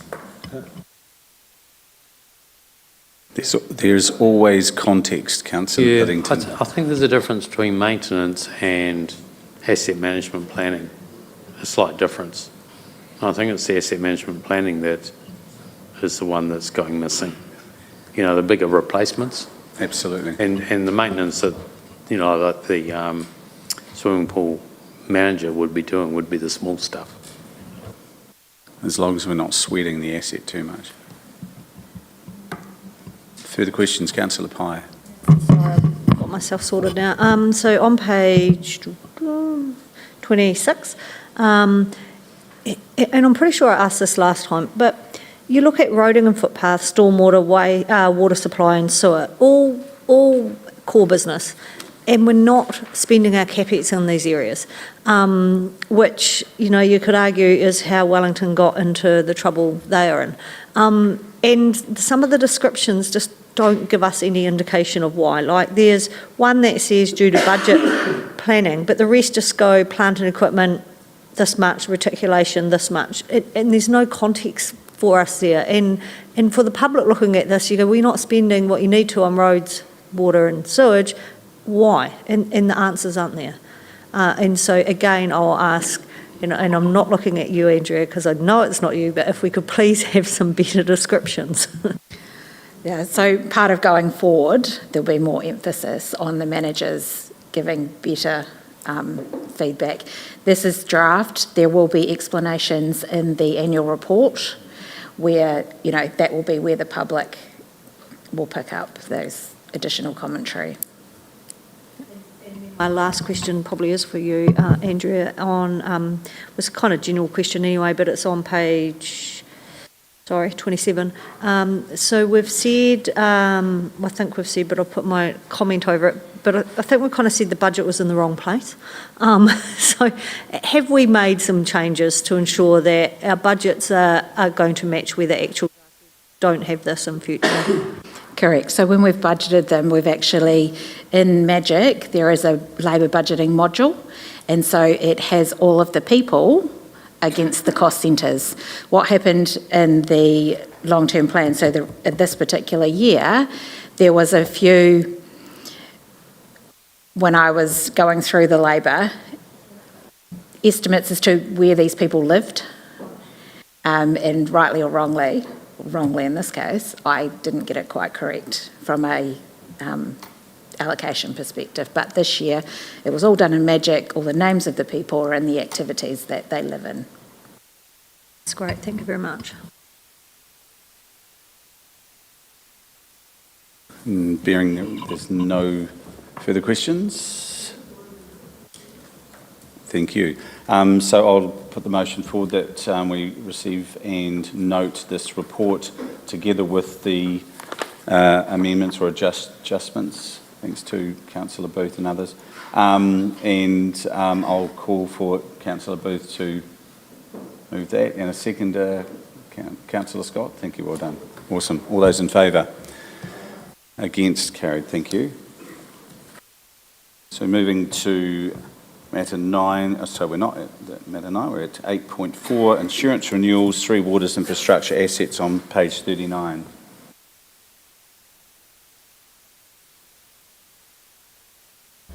Can I get there?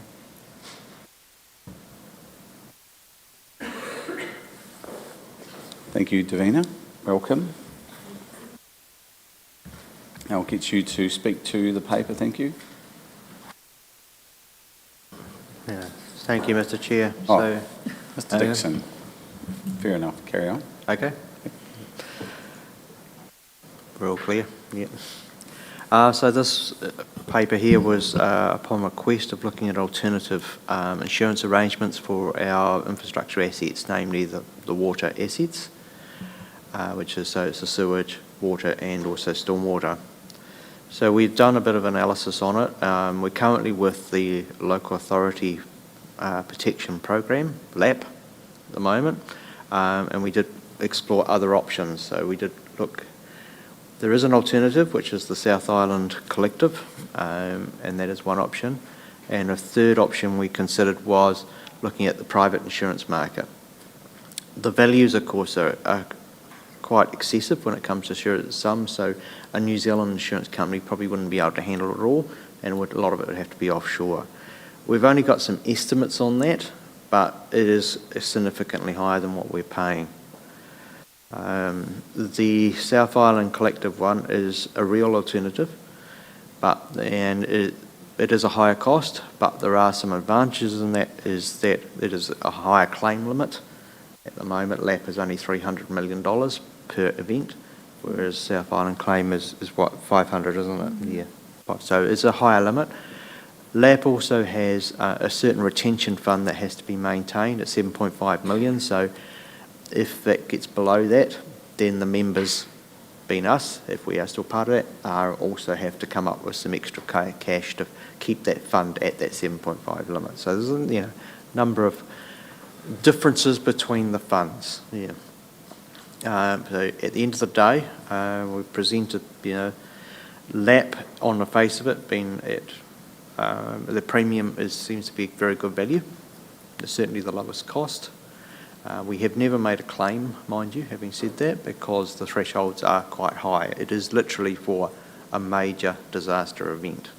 It would be a major earthquake, a major cyclone event. Davina, have I missed anything? I don't think so. No. Thank you. Put it for questions. Councillor Piddington. I get the premium being cheaper, but if it's for a really major event, are we well enough covered at 2 lots of 300 million? I mean, it sounds like a big number, but if our infrastructure was to collapse, Andrew, you... We're covered for about 40%. We have to carry that cover, and the government will cover us for the other 60, provided the whole country hasn't been wiped out. Yeah. Yeah, and suppose in terms of history, Gabriel and what have you, they give us sort of a really good indication of central government's input into these things. I think the only thing that the game changer will be an AF8. I think it's important to note that the government funding thresholds and rules are changing just about on every event, and it's certainly on the decline. I think we need to be aware of that. Yeah. Mm-hmm. Yes, Councillor Pye. I'm never really sure whether hindsight's a blessing or a curse, but imagine if we'd just self-funded, given we'd never made a claim. And you look at a premium of 500,000 a year, and you've put in here that Cyclone Gabriel for the Kaipara District Council was 4.5 million, so 10 years we would have covered that. So if you think of a 1 in 10 year, you could afford to have an event like that every 10 years and you're off. The Marlborough District Council 2.2, so 4 or 5 years, and you've funded that. The risk of doing that, I guess, is you have an event in year 1. But it does beg the question of at what point do we self-fund? Because it's a huge amount of money. Like, that's kind of 1%. That's a 1% of our rate take almost. Yeah, it's a good question, and there is a risk there. Self-funding is an option, but then what we probably need to do is look at what is our debt capacity if the major event happened. Yeah. And at the current point, our debt capacity is not that high. Yeah, so you're probably better to have that, carry that insurance. It's a bit like in personal life, when it comes to your house, you're insuring your house. You don't expect to ever use it. Councillor Booth. It's like you need to do a bit of a risk analysis. I mean, you mention that it's only for catastrophes such as Armageddon or something, or so what about the flood we had 3 years ago, and it was about $2 million? Would that actually have covered that? That was regional. Oh, that flood event unfortunately damaged mainly roading, which is not covered by LAP. So yeah, that was covered by NZTA. It's a separate fund. There was very little damage to our water infrastructure in that particular event. But what we're talking about with this fund is a major, like an earthquake event that took out Claremont Treatment Plant, or a tsunami that took out Arangi Road. That's where the big dollars will hit us. Yeah. And it's a case of when do those events happen? And climate change is indicating they're becoming more frequent now. And of course, we do live on the South Island fault line, so Alpine fault. Yeah, it seems a long shot. I mean, obviously it's going to happen one day, but will we be worried about it if that's the situation? I mean, I guess a good example would be Christchurch earthquake, wouldn't it? And whether it was effective in that. Anyway. Well, I was just reflecting actually that considering we're going to go to a CCO, this is no longer going to be our problem. So self-funding is probably not a conversation we need to have. On water. Yeah, absolutely. Any further questions? Okay, we'll move to the recommendation that the Commercial and Strategy Committee approve Timaru District Council's continued membership of the LAPP, Local Authority Protection Program Disaster Fund Scheme, and delegate the authority to the Chief Executive to authorise the execution of the agreement and premium payment. Can I have a mover and a seconder, please? A movement, Councillor Pine, Worship the Mayor, Mr Bowen. All those in favour? Against? Moved. Thank you.